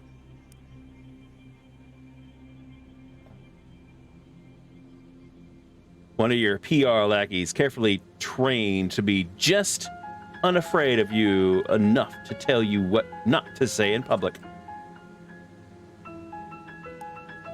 All right. Attention, peons. Oh, geez, don't call them peons, ma'am. Please try for a less totalitarian tone generally. Right. So, something like, what's cooking, my pal? My fellow citizens. Good evening, I'm Margaret. Something. That's weird. The levels went all funny when you said your last name. Don't worry about it. Hereby announce my candidacy for Shadow President. Vote for me or else. Nope. Sorry, ma'am, no. Start out by explaining who you are. Most of them probably don't pay much attention to local politics. All right. In my role as Ocean City's comptroller, I have made it my mission to make sure you all get exactly what you deserve. Rob you suckers blind. Make sure you all get exactly what you deserve. What? Well, look, I get it. Double talk is fun, but it makes you sound kind of sinister. You're better off just lying. That's fair. In my role as Ocean City Comptroller, I've made it my mission to eliminate graft in the city's finances, and I am proud to say that I have been completely successful through my program of shutting down needlessly wasteful civic programs, thereby forcing you to live in despair, squalor, reserving your valuable taxpayer meat for the things that actually matter. Things like mom, baseball, and apple pie, ultimate power, family, prosperity, and freedom. Perfectly meaningless. Love it. Okay, then just a call to action to top it all off, and we're done. A vote for me, and I'll pay you 100 meat. Vote for me, or I'll destroy you. Vote for me is a vote for you. Well, that's great. Just perfect. Good. Is that all? Yeah. We'll add all the legal this message blah blah blah campaign for Shadow President stuff in post. Great. I'm all for it. Ugh, time traveling makes my guts itch. This guy is a yokel, even by the standards of his time.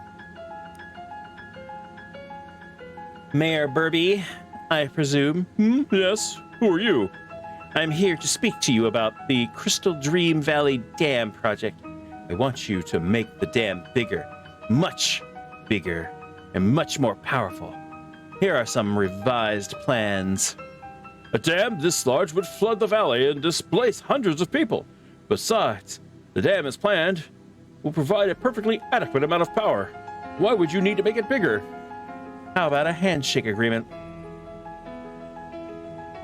What? I don't even know who you are. You want me to agree to this on this basis of a handshake? Specifically, I'm offering you the chance to shake hands with the handle of this large briefcase full of meat. Oh, well now, yes, I think this new plan is quite viable. Good.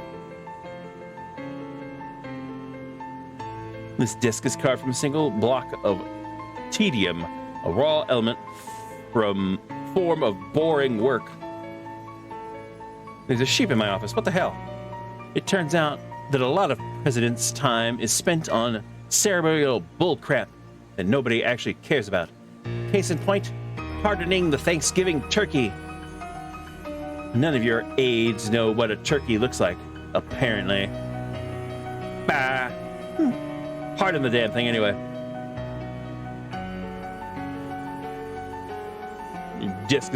Your desk covered in policy documents, both benevolent and malign. There's a note about going back in time and making the crystal dam bigger. Gotta get on that eventually. Your ridiculous court wizard isn't taking the situation seriously. Make it clear to her what is required.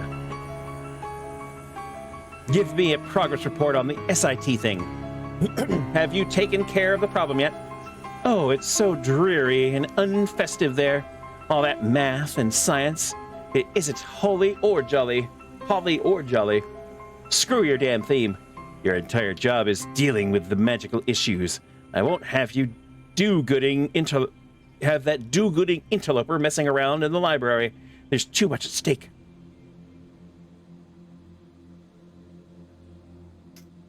Get it dealt with, or I'm giving Crimbo federal holiday status. Or I'm giving Crimbo's federal holiday status to the friggin' groundhog. You wouldn't. Go. Get out of my office.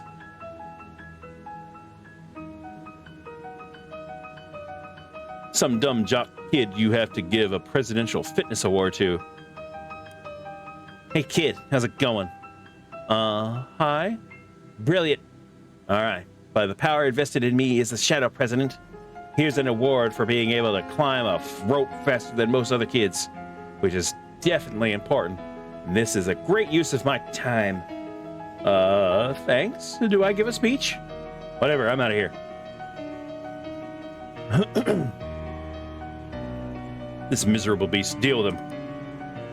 President Strong, make rich. Yes, I know, and yes, you don't have to remind me of the terms of our two-word agreement. You're keeping your people mean and hungry? Yes, warriors mean, warriors hungry, good hunters, good fighters. That's right. You're my ace in the hole. This stinking mud hole. If I need to use force, so you better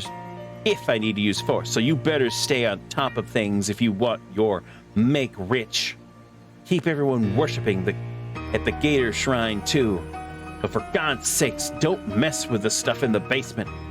If you screw anything up down there, I will turn you into wallets. Got me? Oh, I get good. Dude, what's happening to her hair? What the hell is happening to her hair? This useless oaf. Duty calls again.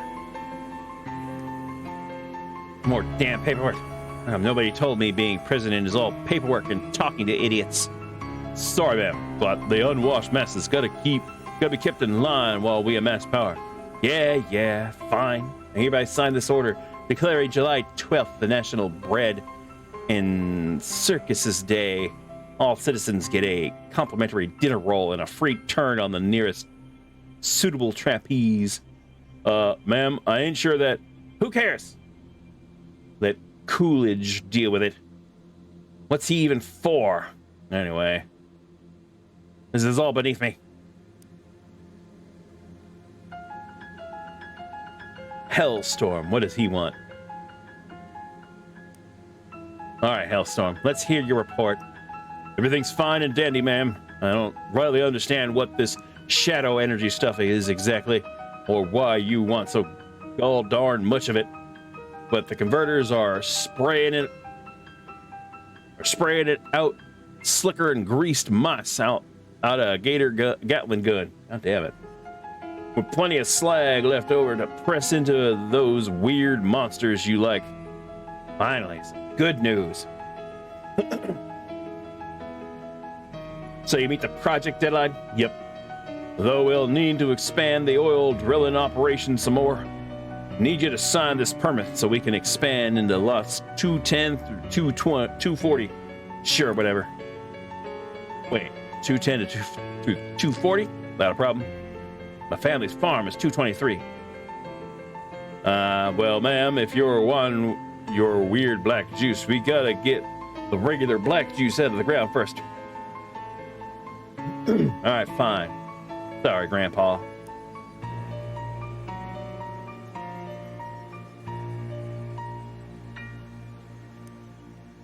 Okay.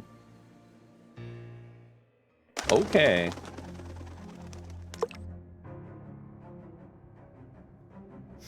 Yep.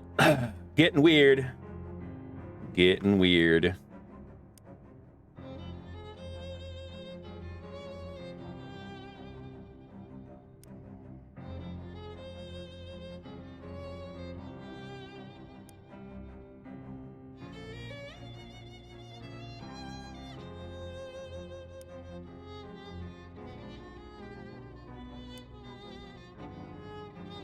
Inherent stink plus 3 to stench armor. Okay, okay.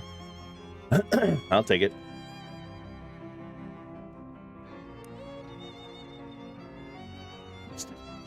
Tickle the tentacle.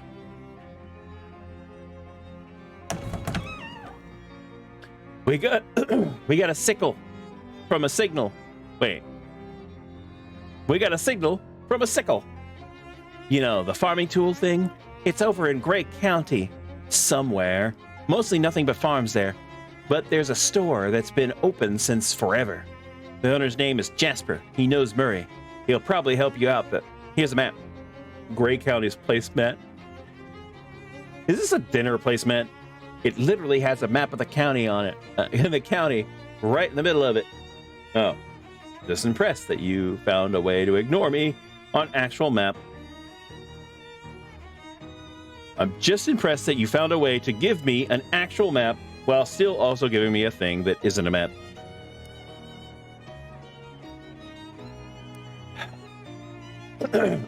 Hey, this is Benny One Tongue speaking. What happened to Don Toblerone? Sore throat, Udako, that's me. Okay, here's the deal. We left a bunch of stuff in your nightstand. There's some books we need cooked, some documents we need forged, and some evidence we need doctored. Once you're done with all that, dump them in the sewer grate outside the antique store, and the boys will handle it from there. Got it. Nice talking to you, Benny. I mean that.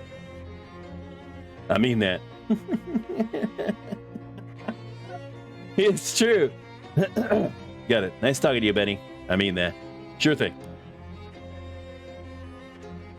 Heck. Yes. All right, hold on. All right.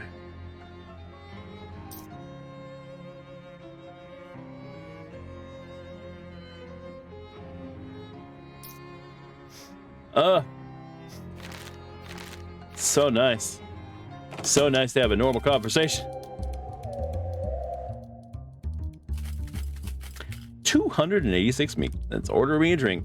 I want muscle and mysticality. Tequila, baby. Give me some tequila.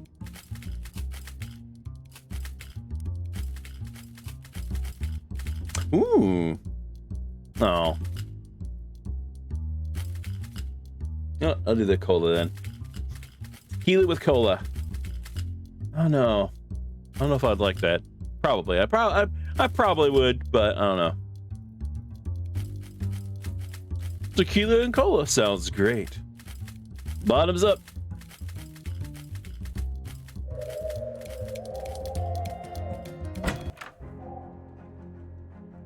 Use Rufus gadgets.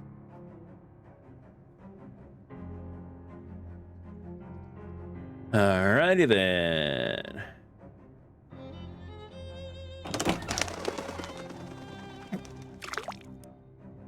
uncooked mob books, unforged mob documents, and undoctored mob evidence.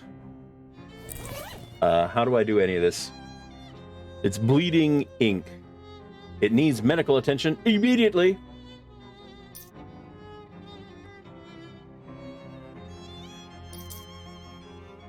Raw financial data.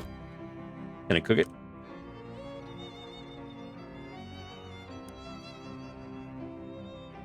Cook the mob books. You bake the books at 400 degrees for 30 minutes.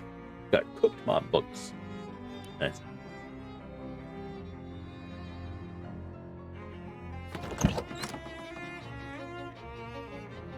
I don't even know where there'd be a doctor, really.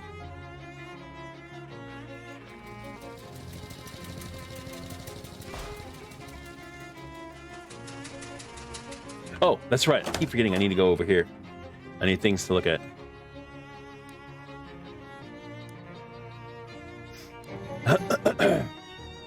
Died. Largemouth Luke bass fish. Large. Huh.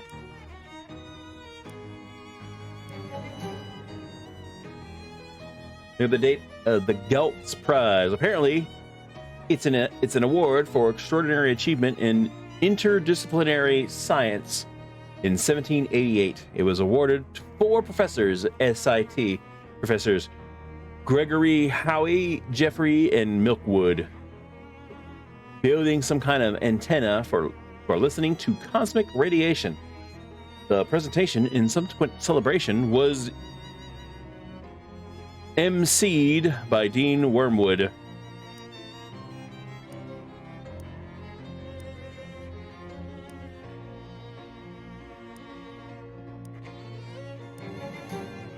This month's paper tells McElton murder trial, which ended in a mistrial when the star witness was metamorphosed into a tree. The third such incident that year. Mr. McElton praised the outcome as a victory for the rule of law in forestation. Today saw the grand opening of a new banking concern. Securibus Building and Loan. Residents of Ocean City watched in appalled disgust as during the opening ceremony, the maximum security door vault was installed backwards, sealing inside their savings and valuables for eternity.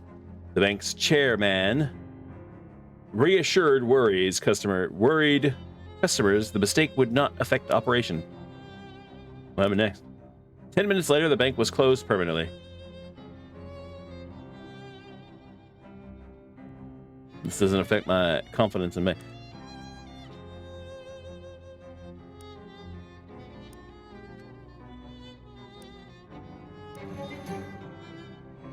To commemorate editor-in-chief Grover Burge's birthday, the August 5th, 1900 edition of the paper is printed entirely on meat. That's awfully generous of him, and explains a fair amount about how this place went out of business. You pluck out the archives. Pluck, pluck.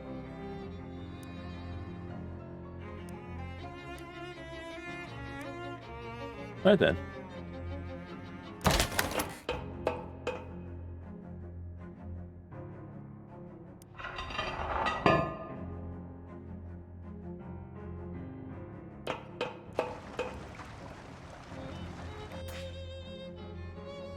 You step through the hole in the wall in a short tunnel and emerge in front of a whole crowd of yelling fishmen. This almost sends you into a panic until you realize they aren't yelling at you. They're yelling at 2 fishmen pummeling each other in a boxing ring. Looks like you discovered a literal underground fighting league. Huh.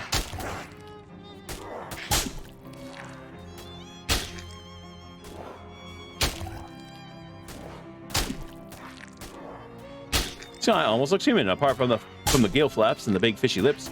He's either commenting the boxing match or practicing to be a world-class gargler. Huh? We don't get many humanish down here. Let's get out of here.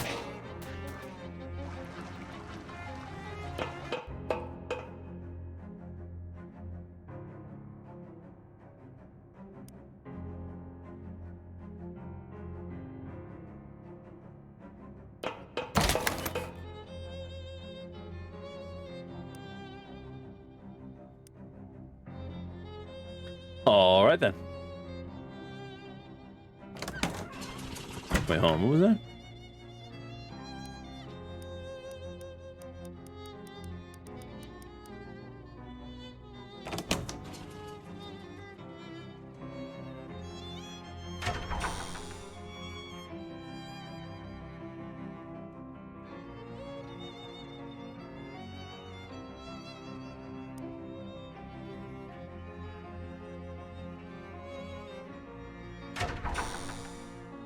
All right then. What was the whole point of that? What's the whole point of that damn thing? Where's the there you are.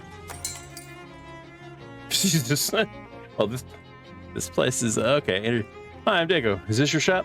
Why yes, it certainly is. My name's Janice. Janice Chemiker. Didn't you just move in? Why is it all blown up in here?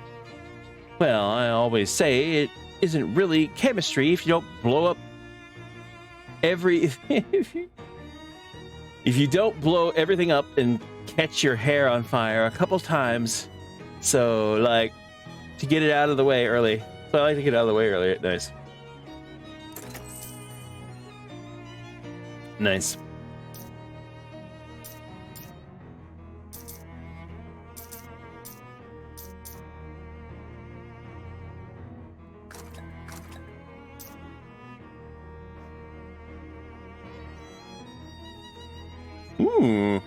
Increases your maximum AP by 1 and the damage your magical weapons do by 3.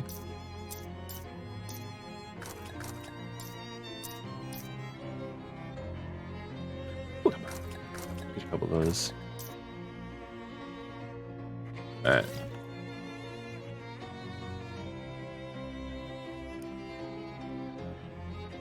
So, how's the new store?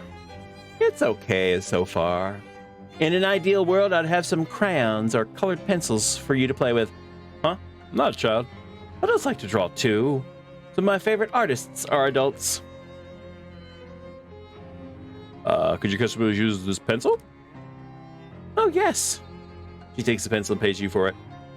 I know it might seem silly to you, but I have such a fond memories of going down to the chemical store as a child. I'd sit and draw pictures for hours. Can I draw something? With pencil? But you're my pencil supplier. Wouldn't that be a conflict of interest? Could your customers use these? Oh, definitely. You shouldn't be buying anything here if you can't stop a bleed. Oh, but you mean to draw pictures with? No, I don't think those work for that. I'll be back later. Can I use this lab bench? Sure, help yourself.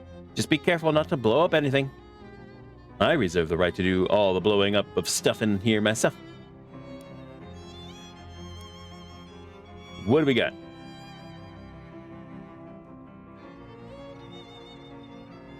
Cold armor. 1 to moxie, 1 to muscle, 1 to mysticality plus 3 to magical weapon.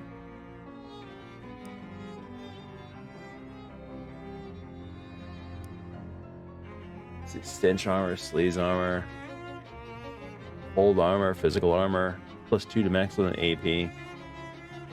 Eh.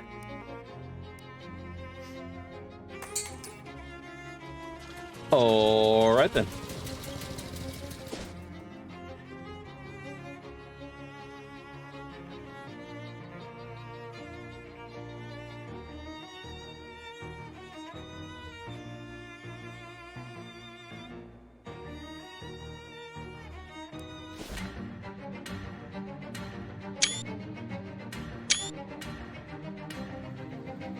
Nice.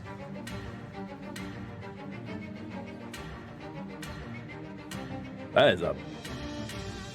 Wow, who knew Ford even made a Model T limousine?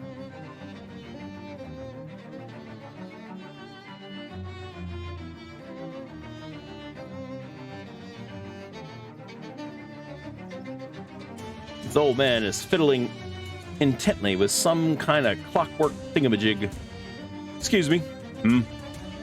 He looks at you. He looks up at you with the squint of someone who isn't used to focusing on anything more than 6 inches away. Can I ask you something?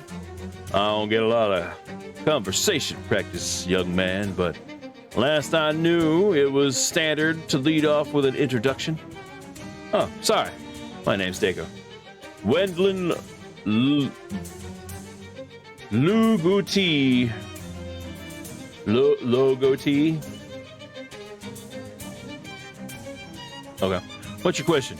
Let me think. What are you working on? Oh, just a little thing I've been keeping myself busy with. What does it do? Nothing, on account of it being broken. Typically, that's what makes such a thing interesting, but I need the replacement part, and there ain't much getting around that. Kind of part. Mainspring. Not usually a problem, but I need a counterclockwise one, kind of rare. Why not just flip the regular one upside down? Well, now ain't you clever? See that flange there? Yeah, that's why. Maybe I can find one. Well, now, I ain't expected much, but if you manage that, I would appreciate it. Is there a clock parts store nearby?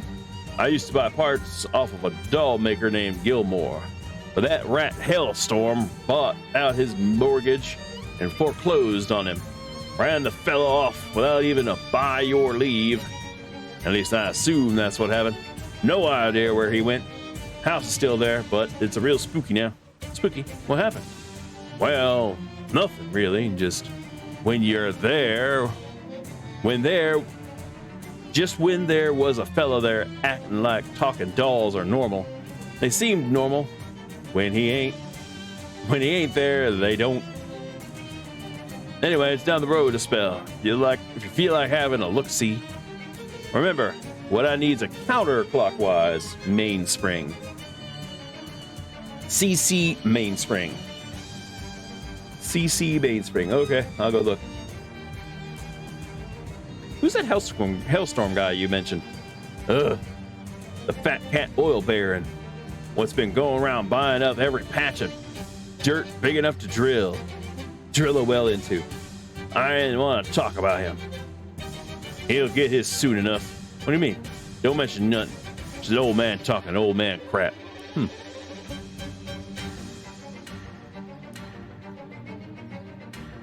Long-lashed eyes sparkle at you from behind spectacles. Her voice is a purr.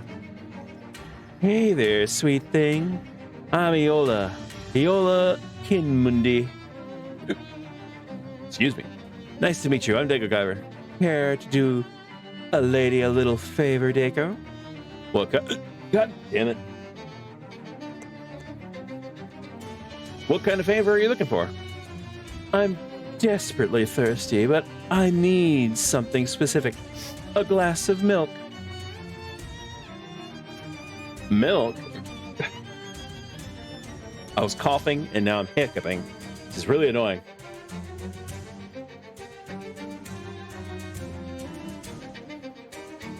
A charming young man named Milkman Stan used to deliver the best milk in the county, but he vanished mysteriously. The last anyone saw him, he was making a delivery to the Drexel place. Could you find him for me, pretty please? Her eyelashes flutter as she makes puppy dog eyes. Sure, happy to help. I knew I could count on you. Here, let me give you directions. Bring me back a glass of milk once you find him, okay, sweetheart? Okay. Leave it to me. What are you talking about? Oh, old friends and co-workers and so on. Zinnia and I used to spend a lot of time reminiscing about them, but eventually it became clear we were just telling the same stories over and over. So we simplified it to just the names and made a little game out of it. Whoever says Norman McCrescent first wins. Huh, okay. She looks up at you. She looks you up and down with narrowed eyes, then gives you a slight nod, apparently deciding you aren't a threat to be immediately pummeled into the ground. Hi, I'm Dago. Zinnia Wakefield. Nice to meet you, Zinnia. You look reasonably capable. Good time to run a quick errand. What kind of errand are you talking about? A farmer named Mac Millenkencuddy borrowed something from me, and I'm going to need it soon, that's all. Go get it, come back. Couldn't be simpler. My experience is that nothing is ever that simple. Huh, ain't that the truth? I don't expect any trouble, though. I'll do it. Good, here's directions to his place. Just tell him Xenia needs her paperweight back.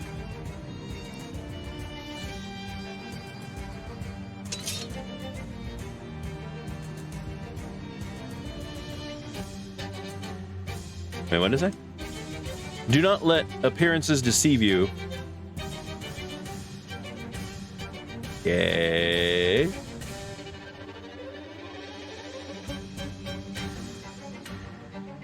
Somebody has tied the car to a hitching post.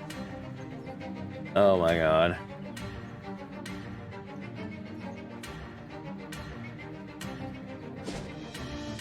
Well, okay then.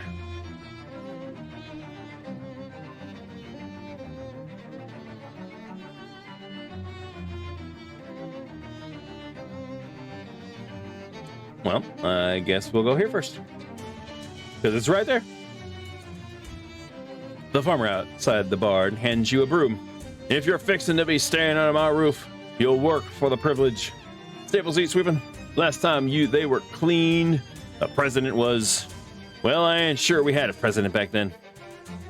Okay. Stables are a sorry sight indeed. But come the dawn, the floorboards are so clean and dry, they cause the stiff brushes of your broom to ignite.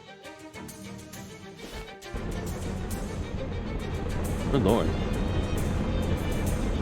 Nature's bounty is being violently extracted by this monstrous machine.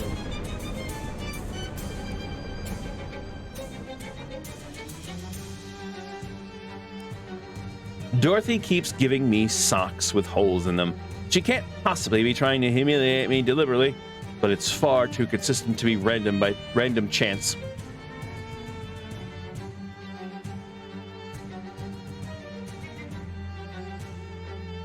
An old plowshare is leaning against this tree. Is it a weapon? Quest item, apparently. The door says Belgrade Bomb Proof Shelter Co. It has a serious combination log on it. No bomb's gonna guess this one.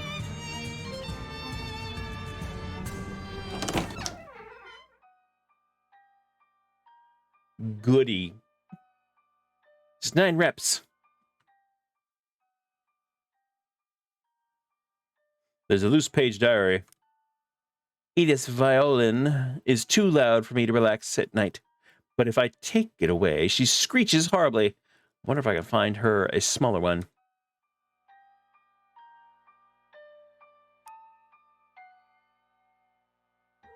What the hell? It's more like a freaking shake weight. An animated doll doing a workout routine. I'm sure it's fine and nothing to worry about. Bunch of creepy glass eyes. There's a children's book. There's a book of children's horror stories on this childless man's table. Maybe it's for the dolls. Or maybe it's for you.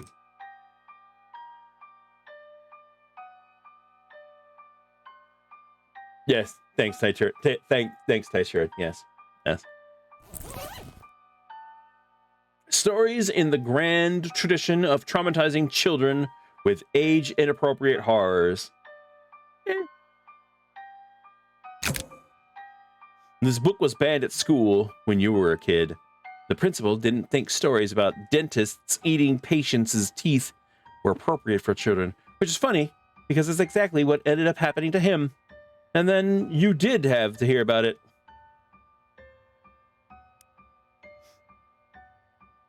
+1 spooky armor.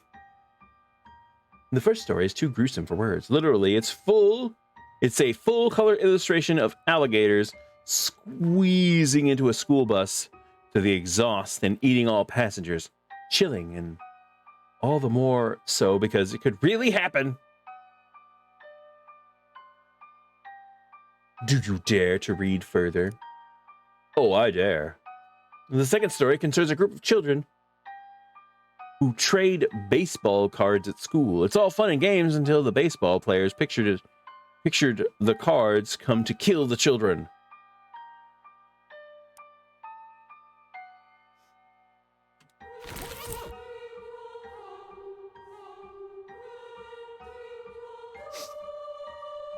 Ah, goody. All right, so I got my sash.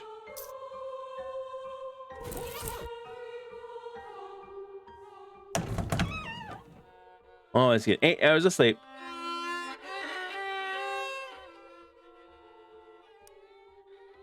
Doll-sized chemistry set.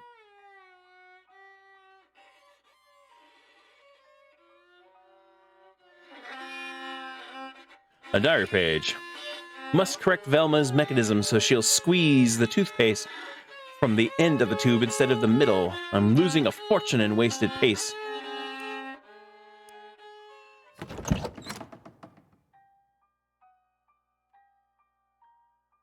Oh, dresser. Oh, dresser. Hello, dresser.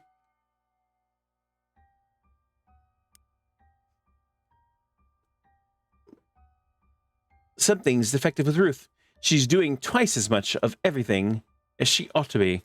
I must have gotten her gear ratios wrong. If you're quick, you can probably grab those socks without getting eaten by the creepy doll.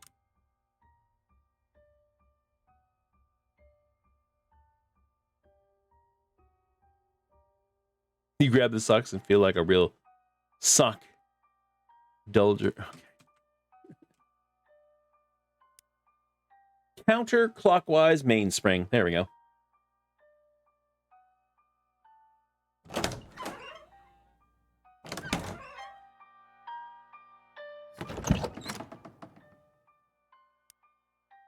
Nice. Now.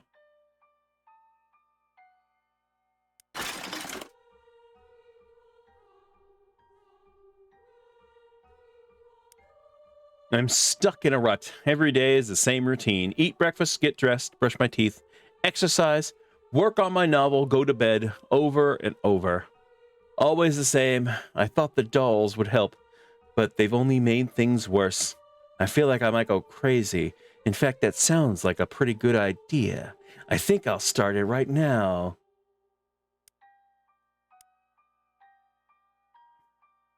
Just throwing eggs at me. It's a food. Increases hot armor by 6. It is bare of everything except cereal. Increases your maximum HP by 9, your maximum AP by 1.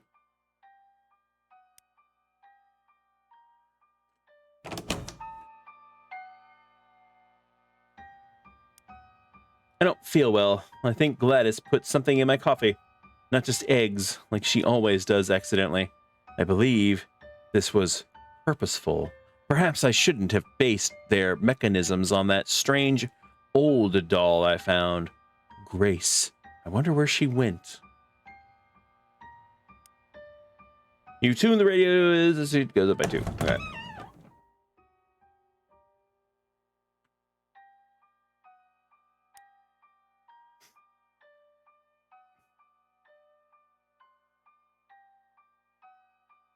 Two meat.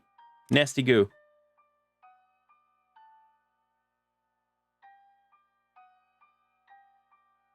Nasty goo and 1 wet cigarette.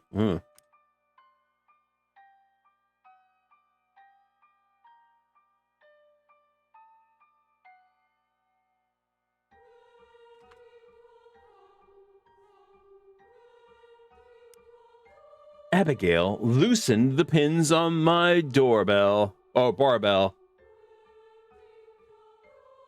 I get some sleep. Loosened the pins on my barbell. I nearly dropped it on my head. She's definitely trying to kill me. I think they all are. Hellstrom can have the house and main property. I'm going into hiding. First, I'm going to tack these pages all over the house. Make it clear that I'm insane. And then I'm going to go live in my bomb shelter. Scratch that. It's a doll shelter now.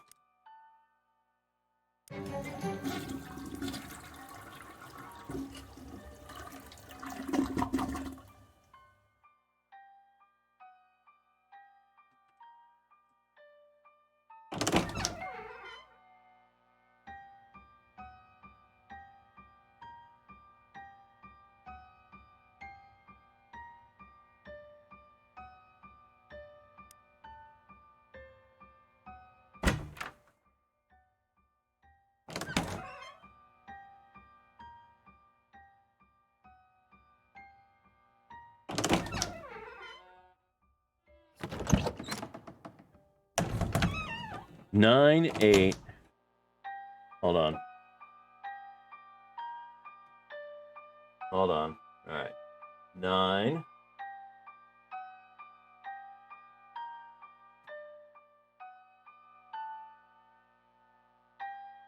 We got 8.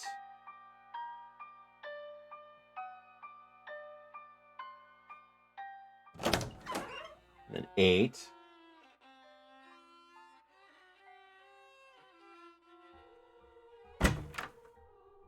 Then 2.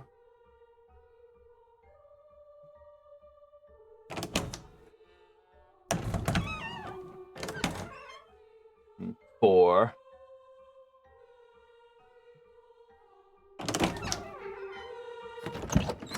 And then 3.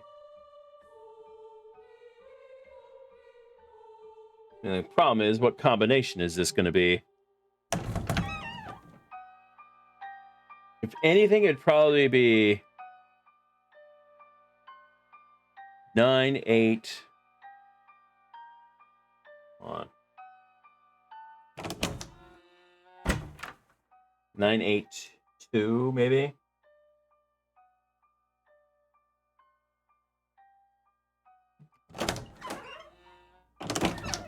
And then 4.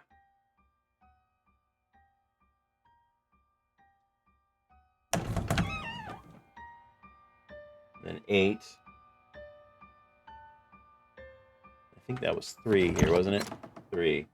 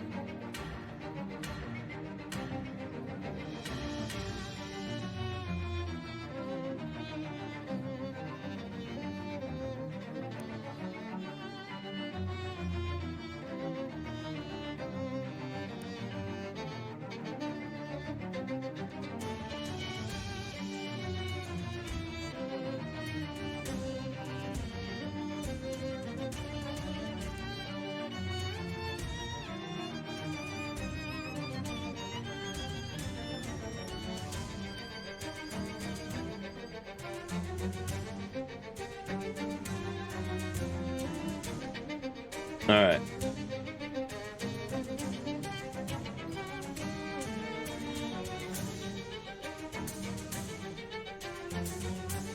I really need like a bigger pad. I have a little sticky note thing of that's what I've been using as my pad.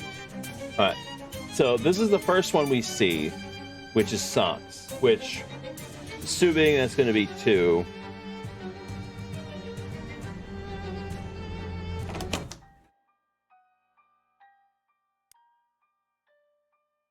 Use violin is too loud. All right, so that's the violin, which should be, I think that was 8.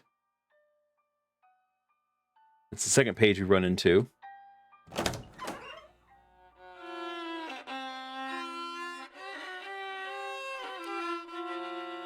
Must correct Velma's mechanism. She squeezed the middle. Okay, so that's the tube.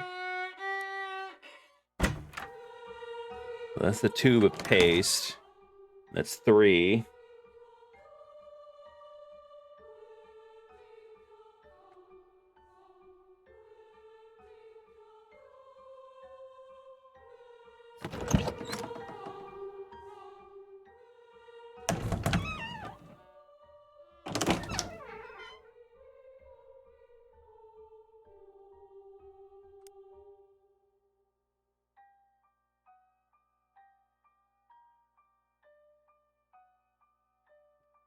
Ruth is doing twice as much of everything.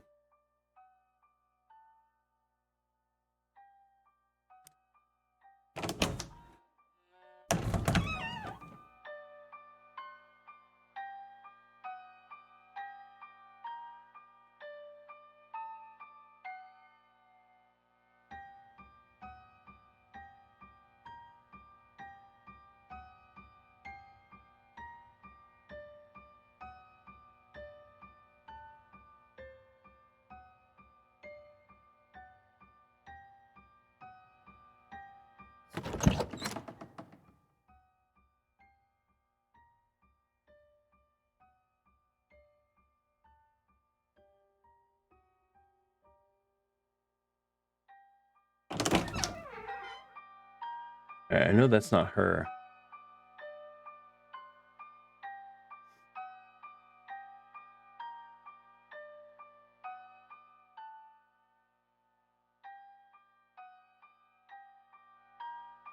All right, so I'm gonna leave this one blank for now.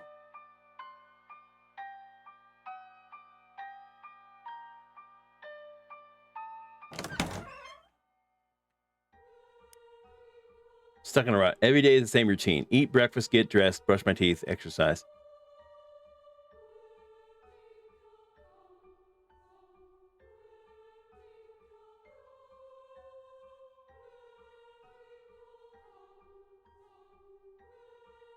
Okay, I think I might be doing it wrong. Okay. So every day is the same routine. Can't. What are you doing? Every day is the same routine. He's right underneath my foot. Eat breakfast, which that's 4. Get dressed, which was the socks.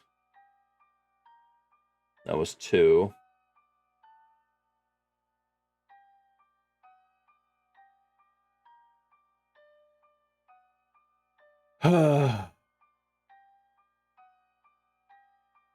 Brush my teeth. That was 3. Exercise, which I think that was 9. I think that was 9. Or was it 8? I think that was 9. 8 for the novel. Go to bed. That was another 8. Oh, all right, let's try that.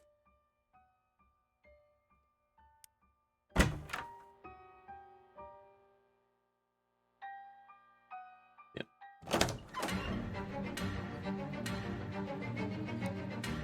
All right, so 4, 2, 3,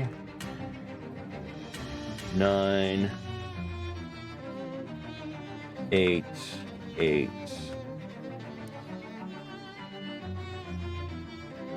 Damn it.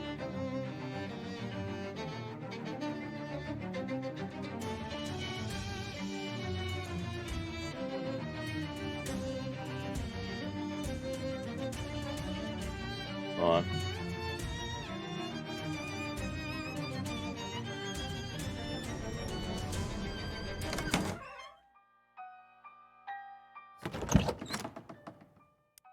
I still think this one's the key. So, every day the same routine. Eat breakfast,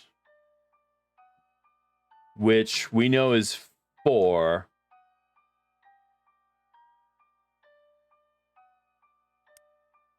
So, eat breakfast, get dressed,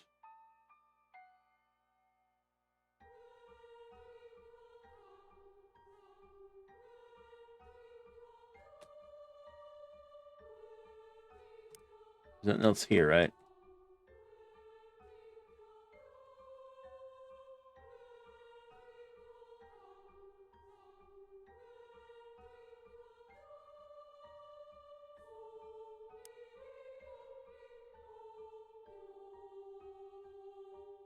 So eat breakfast, get dressed.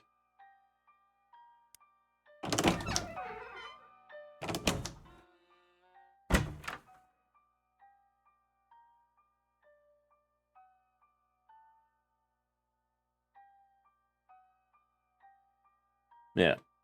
So eat breakfast, get get dressed.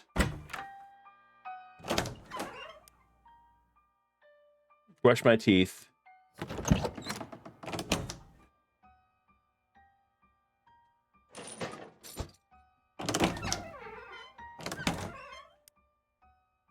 Exercise.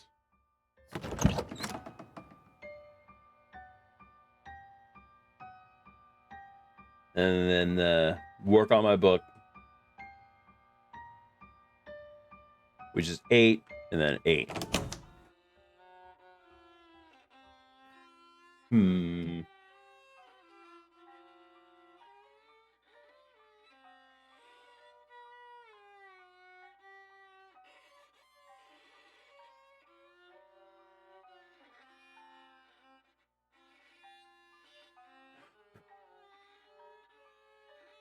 I feel like I'm missing something here.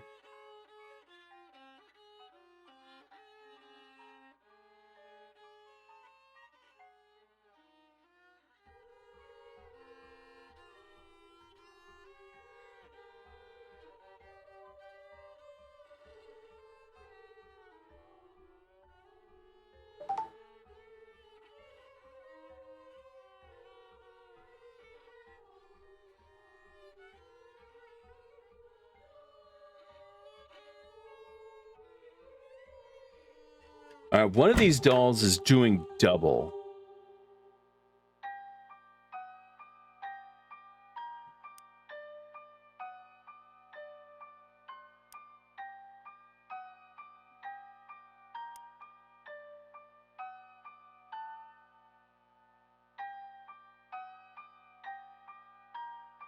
Just thinking, am I coughing? No, just eggs like she usually. That was purposeful. Perhaps I should have based. Okay. One of these is doing double.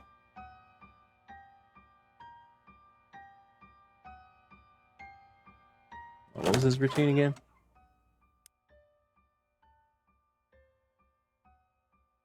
Okay, I think.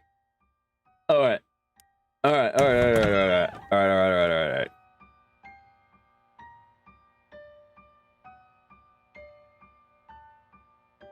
All right. All right, all right, all right, all right.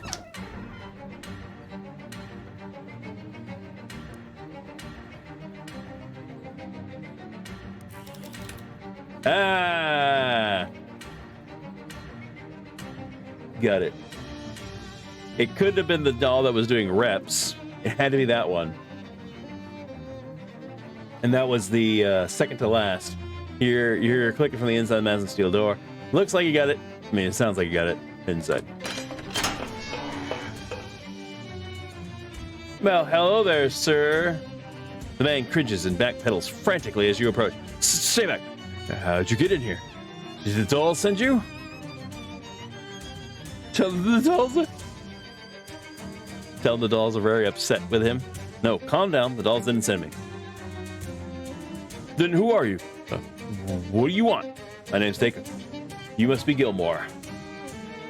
Gwendolyn sent me to over to see if you had a counterclockwise mainspring he could use. I already found it, but I thought maybe I should check on you in here. You've been in the house? You've seen the dolls? Look, they're a little creepy, I guess. They're not that bad. They're just dolls. They're trying to kill me. Yeah, I saw your diary pages. And honestly, I think you're overreacting. Diary? Oh, you mean my novel? Novel? Yes, I've been writing an epistolary novel in diary form about a toy maker who goes crazy because he thinks his dolls are trying to kill him. Huh. And he nails the pages of his diary around the house and hides in a bomb shelter in his yard? Right, exactly. Okay, so you aren't actually scared of your dolls, you're just acting it out. Like method writing.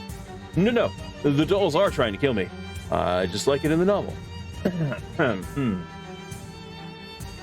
I'm not a psychologist, but I think you might be suffering from an extreme confusion.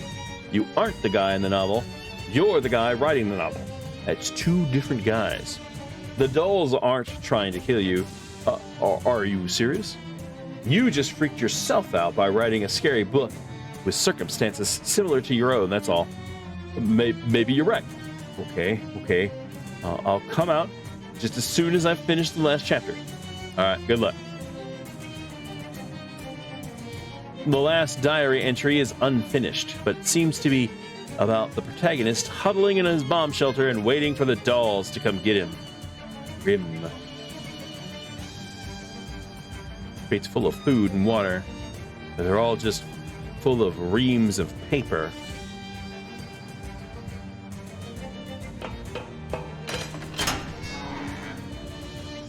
Uh-huh.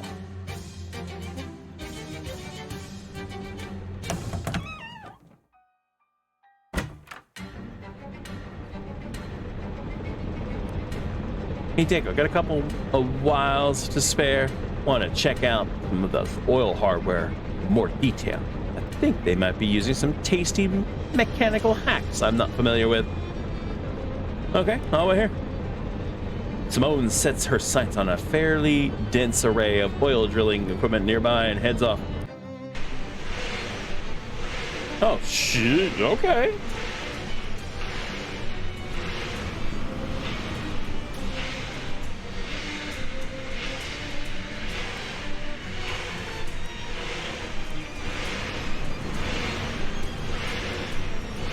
You pop off the access panel and take a look inside. Ah, they're using a Gertberg linkage, and they're cross-threading it. That makes sense. You can get a bunch of extra torque that way, so long as you don't mind the parts wearing out faster. Crufty but parsable fudge. Yeah, it's a backup generator, just to run extra diagnostic functions on the burn-off tower.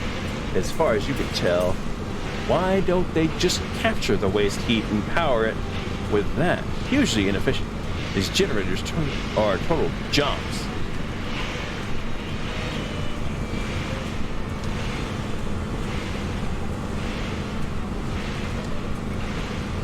Just standing next to this thing, your grunge factor is increasing drastically by the second. You'd be shocked to find out that there's any kind of filter at all in there. Blech. You do discover, though, that they're controlling heat flow through the metal by setting their thermocouple to 17.2 watts per mil. That might make for a winning tweak to your soldering iron. Now, you just have to scrub off all of this particularly vaporized hydrocarbons. Blech. Twice as much fire.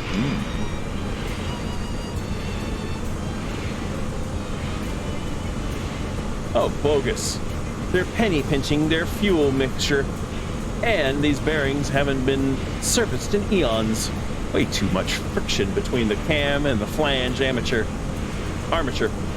This is heading for a catastrophic failure state. If they don't get hella maintenance in there, they're really gonna get loose.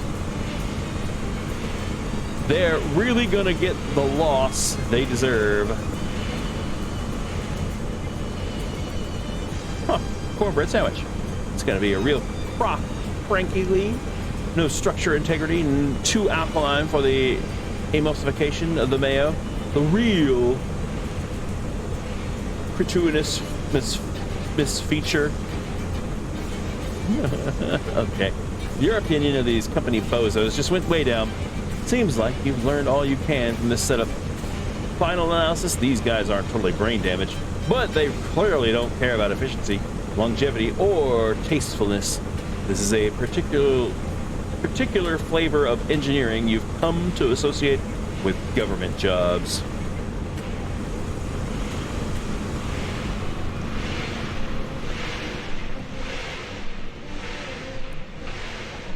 Hey, Simone, find out something interesting?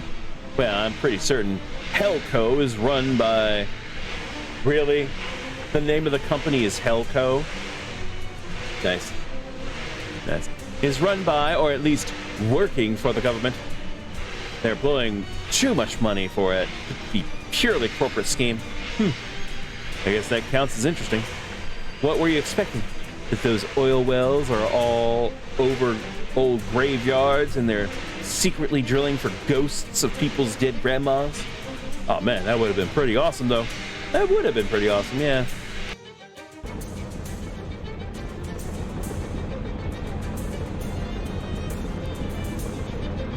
Okay then. Dorko. Because you're a dork? Yeah!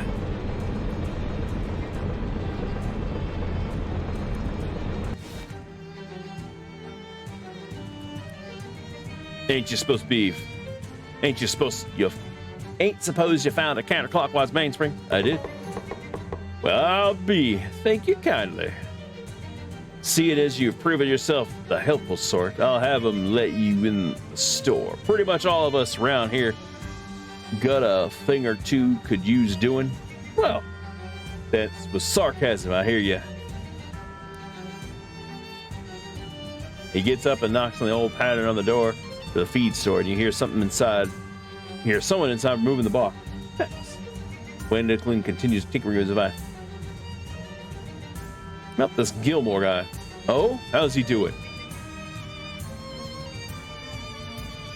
He was hiding in his bomb shelter because he thought his dolls were trying to kill him. That's a shame. Figures, though, don't ever put a face on a machine. People get confused too easy.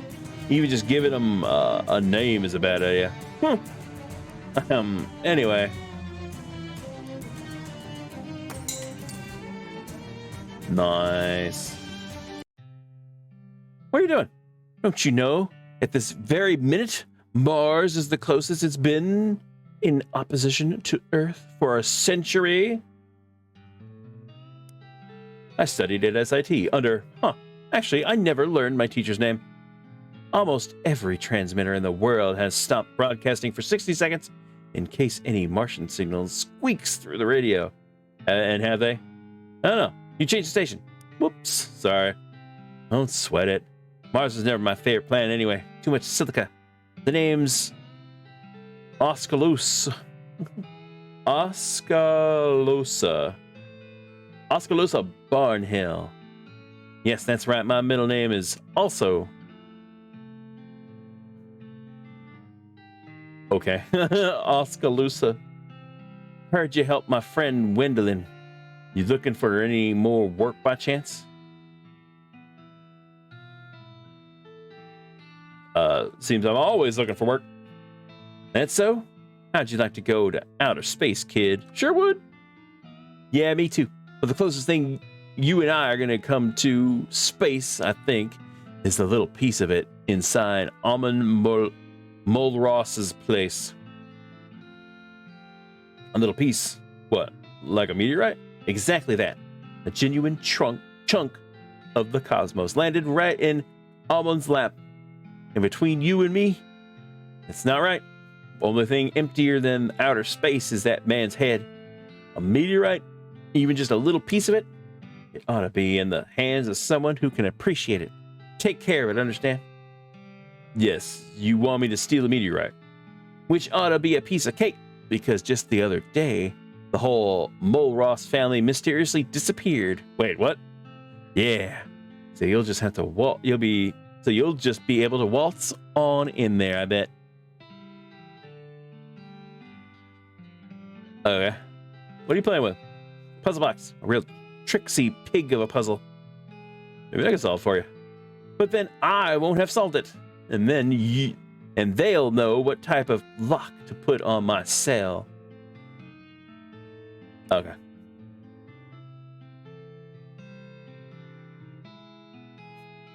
So freaking. Back in an hour, huh? So weird. Hey, Mr. Nice Man. How you doing, sir? This game. Freaking game. Hello there, I'm Deco. How do? Pixely's the name. Grover Pixley. Says, might be a real fortuitous encounter. You got a minute? Oh. Say, this might be a real fortuitous encounter. You got a minute to help an old man with something? If it's a chest thing, I'm afraid I'm not your guy. What do you need help with? I need a bag of fertilizer. I came in here a week ago or so to pick one up, but I completely forgot. They don't sell it here. So I've just been playing chess with Farina here instead. You've been playing chess for a week? Well, you know how it is with games. Just one more round. Just one more round, you say, and the next time you look at the clock, seems like I must have been lying to you. Anyway, I've been meaning to go to Grode Valley Orchard and see if they've got any fertilizer to spare. You happen to find yourself out that way, could you do me a real favor? Okay, I'll go. Great. Much obliged. Yeah, let me write down some directions to the place. 1 sack of fertilizer will be plenty for my purposes. Can't imagine that they couldn't spare that much. Gotcha. Hey there, how's it going? Name's Farina. I'm Deco Guyver. Nice goggles. Thanks. Did you cop a gander at my sweet breeze out front? The car? I was wondering why it was tied to a hitching post. A lot of horsepower in that baby. I gotta keep her under control. Heh, I get it. Say, word is you're pretty handy in a problem-solving kind of way. Think you could help me out with a little something? What kind of something? See, my buggy's a real dynamo. But once you taste that kind of power, you're always yearning for more. Yearning? It's not even saying yearning, it's just yearning. Yearning for more, am I right? You want something to make it faster? I don't know a whole lot about cars. No worries. I'm not looking for advice. I already got my peepers set on a particular goal. There's an old Ford factory compound not far from here. Before they shut down a while back, they was working on a new kind of engine.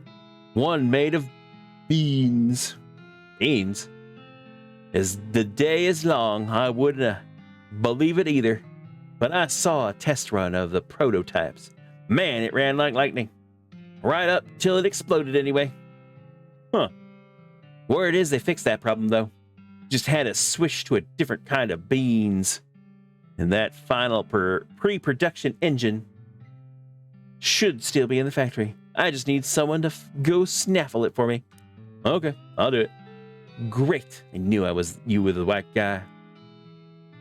Let me mark a place on your map for you. As far as I know, the factory has been abandoned for months. So it ought to be a lead pipe cinch. Just grab the engine and go. Okay, no problem. Why is that back door locked? Well, why is the door usually locked? Is that a riddle? Because it's ajar?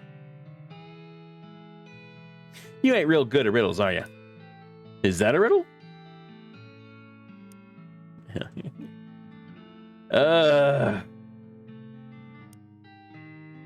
you go.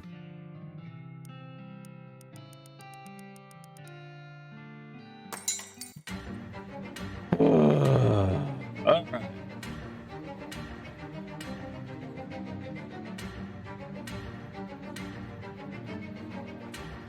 All right, and that is where we're gonna call it for the day. I don't want to go I've already gone over 30 minutes overtime. I don't want to go too much. I need sleep.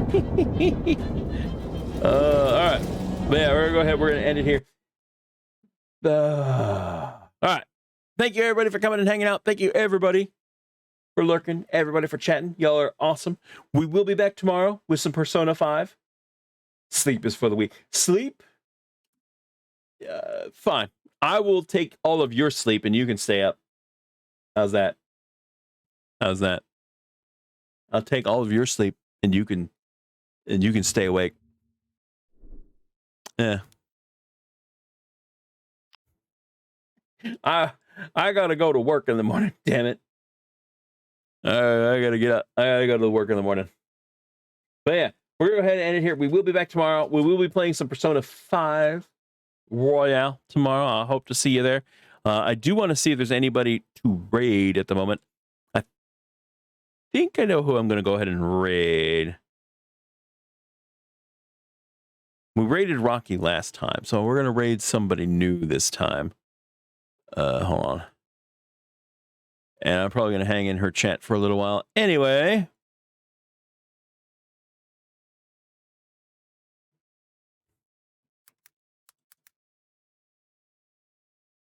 And she's playing some RimWorld right now. Let's go ahead and raid her. Hello. We'll raid her again. Anyway. Yes, we will be back tomorrow. Once again, thank you everybody for coming and hanging out. Thank you everybody for all the chatting, all the lurking, all the lurkers. Y'all are awesome. I